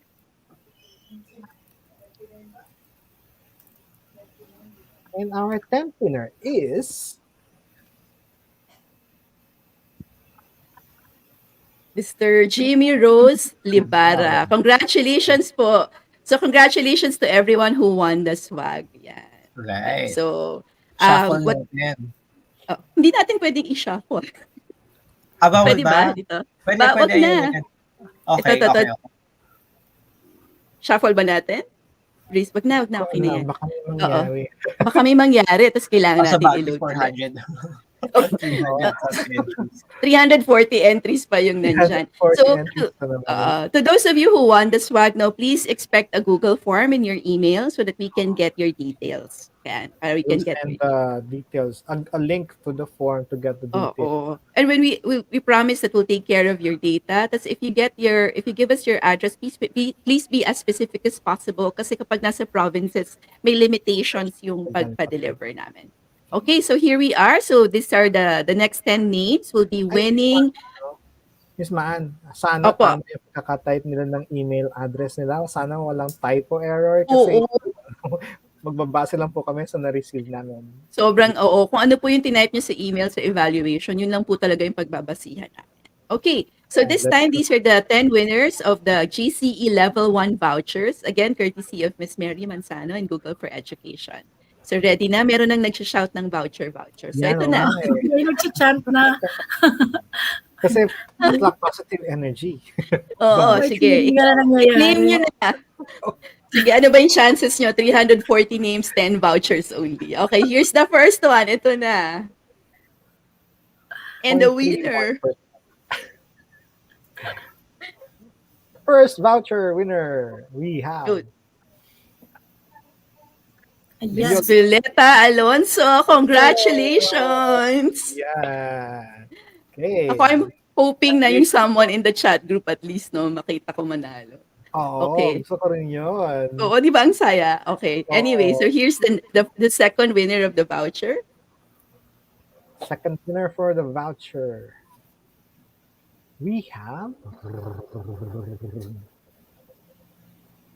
second winner. We have Miss Andrea May Daja. O Dahak ba? the Hako. Congratulations! Yeah, Okay. second winner, Andrea. Okay, Let's have our third na. third winner. Third. Our third winner, voucher code for the voucher for GCE exam. We have Ayan, Nicole Rose Malapo. Congratulations to you. yan. Okay, 6 na lang, guys. Ay, 7 pa pala.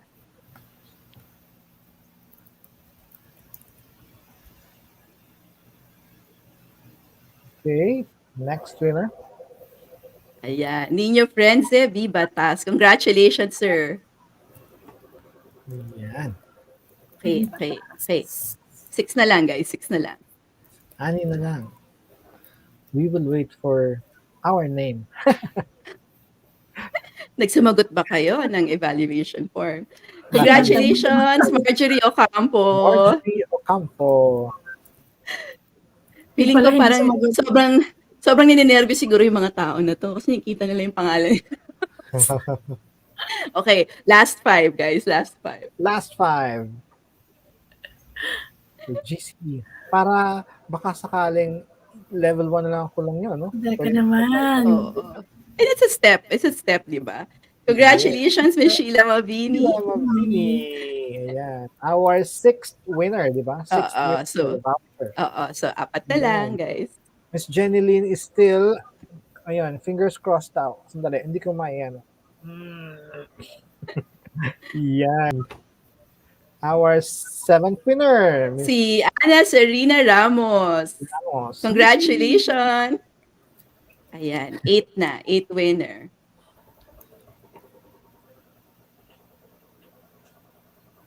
Ayan.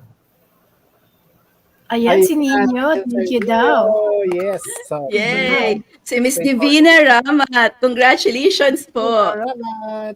Ayan. Our 7th. Tama ba? 7th. Hindi, 8 na yon. So, 2 na lang. Okay. 8 na. 2 winners. 2 na Okay. lang po. Ayan. Sana daw may pa-special prize sana kompleto ang buong webinar. Naku, you will have to. Yung back Meron end ba tayong way? Congratulations to Miss Lucia Resultay. Ayan. Our 9th winner. Oo, ito na yung last. Last na, guys. Uy, andyan si Ana Serena. Congratulations. Yan. Last na. Isa na lang. Our last winner for the voucher. Isa na lang, guys. Isa na lang po. We have Natutuwa ko kay Carol for the energy. Congratulations, Miss Michelle Lobos. All right. So if you want a GCE level 1 voucher, we will be emailing you the voucher directly since we have the email already. Yes. Okay, yan. Yan. Thank you, Miss Mary, for the vouchers and the swags. Yan. No? Meron lang po kaming kung taga DepEd po kayo, nandito si Miss Weng who's actually responsible for doing certifications para sa DepEd. Meron din kaming binigay na isang set na voucher sa DepEd pero abangan lang po natin yung mga magiging training. Tama po ba, Miss Weng? Yes, tama yan. Nagsiset up lang siya ng schedule. Baka kasi meron magtatanong na rin kasi sa akin, paano daw ba makaka-avail ng voucher from DepEd? Meron bang process yan? Meron bang kailangan mag-email sa inyo? Pwede naman siyang mag-email kasi ako, gumagawa na ako ng list today. Aha, So, okay. unti-unti kasi by batch siya. So, may strategy tayo dyan. So, ayan. Pagka may inquiry lang, email lang ako. So, ini-schedule ko na po siya. Ayan. Tinatapos lang namin yung mga panahon na dapat tapusin. Ayun. So, Ayan. congratulations. Congratulations to all the winners. Sana po natuwa po kayo sa pagkapanalo ninyo. So we'll be in touch shortly para po makuha ninyo yung prizes ninyo. Okay, so I guess before we end, I'd like to go around the panel and just really ask for last words of advice or maybe words of encouragement for our teachers. Siguro let's start with Miss Weng from DepEd. Ayan. So, since official ng ating professional learning community, I suggest that every opportunity na binibigay ni DepEd and partnership with Google, i-grab nating opportunity na yan. Kasi nung time namin, we pay for that certification. Plus, may mga event pa na nagbibigay si Google ng raffle. So, promise, you will experience the happiest moment of your life pag nakapasa kayo ng Yes certification. talaga. Diba?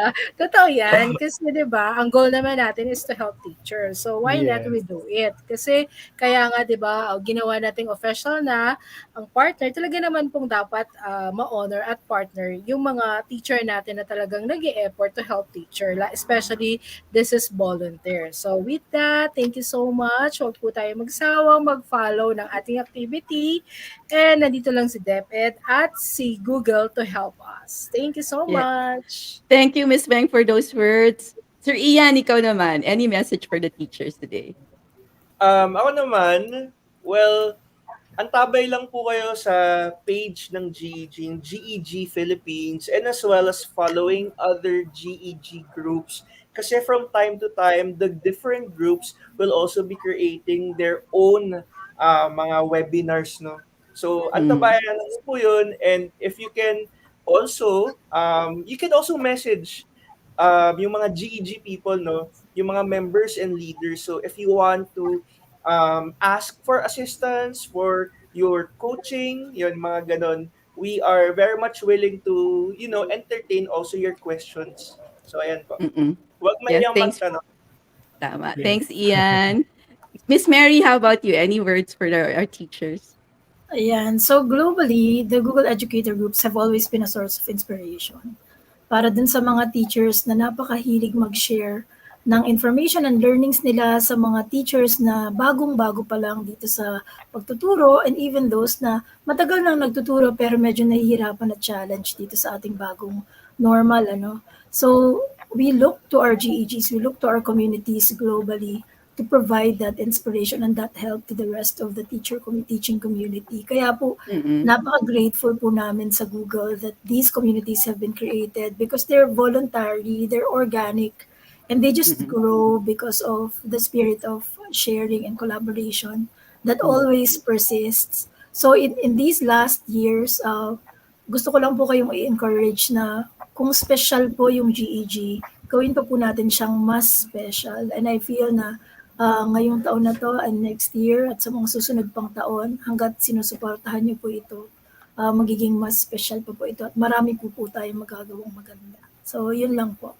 Thank you. All right. Thank you, Miss Mary. JD, how about you? Any words for our teachers tonight?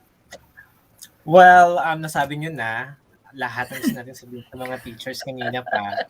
But I just want to have a special shout out to Miss Maan. Let me just get out of this trip.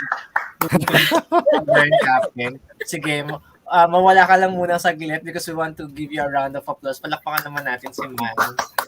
Yan. Welcome You're natin siya doing this ulit. welcome back, Miss Maan. Wala kang choice, no? Thank you, sabi Miss ko nga, Maan. Ikaw na sabi ko talaga nga ang sa- Reyna. Correct. Sabi ko nga sa tawag ko nga lagi sa kanya, no, Dean. Kasi he's in charge of the learning learning opportunities for our teachers. And so sa atin pong sa lahat po ng nanonood at manonood pa nitong video na to, we want to have more Maans in our community. We want more teachers to contribute, and we will give the spotlight to you, no? Ayan, if you need it.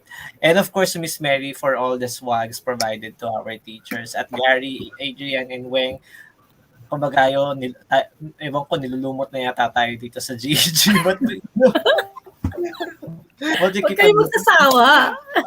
Oo, no, na Hindi kami talaga, no? nagsasawa Of course, mag-volunteer. hindi naman tayo nagsasawa. But we love this job. We love this, we love this community work. Community. And we will keep on supporting more teachers to the GEG program para sila naman in the future yung mag-lead ng Mm. mga events like this. So yun lang. Thank you so much and Oo. have a good night for the rest of your day. Okay, thanks JD. Feeling ko dapat sumunod na ako kasi 'di ba ang weird naman na hindi ko Oo. i-acknowledge yun. But thank you JD for shedding light to that, Pero moving forward, but really I joined GEGs because it was really an empowering group for me. I think I explained that. I always repeatedly said that sobrang lumaki yung personal learning network ko just by being part of GEG, not just locally but internationally as well.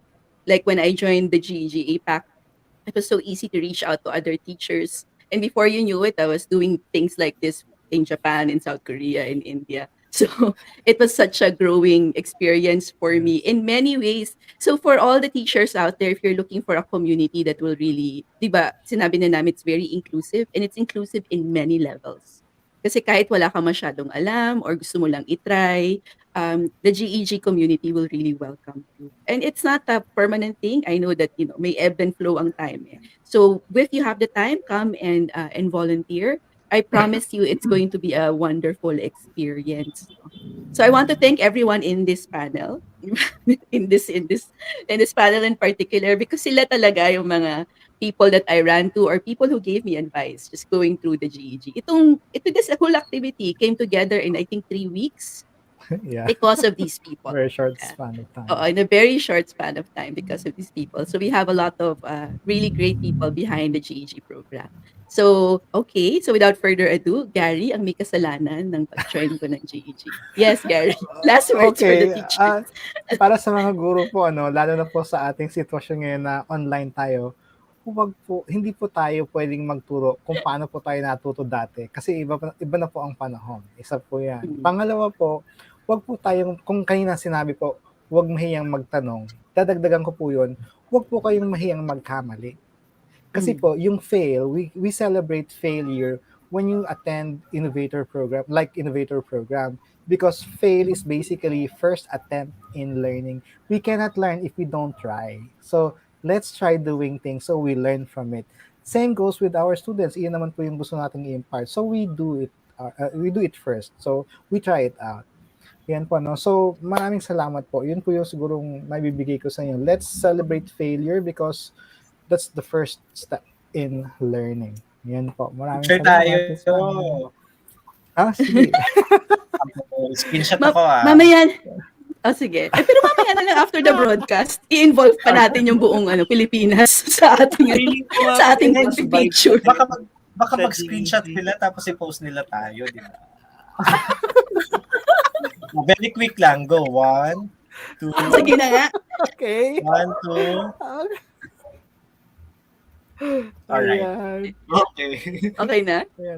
Alright. Salamat So, po sa lahat, Ayan. yes, so in behalf of everyone who is organized Balik Eskwela, we want to thank all the teachers for participating. I know it was not easy. It was like 8 hours of professional development, but I hope that you found that it was worth it. So in behalf of everyone in this panel, we want to say good night to everyone and a happy National Teachers Month. And that we hope that you are in a safe place and that you're watching us in a place of joy. So have a good evening, everyone. Bye. Paalam po. Bye.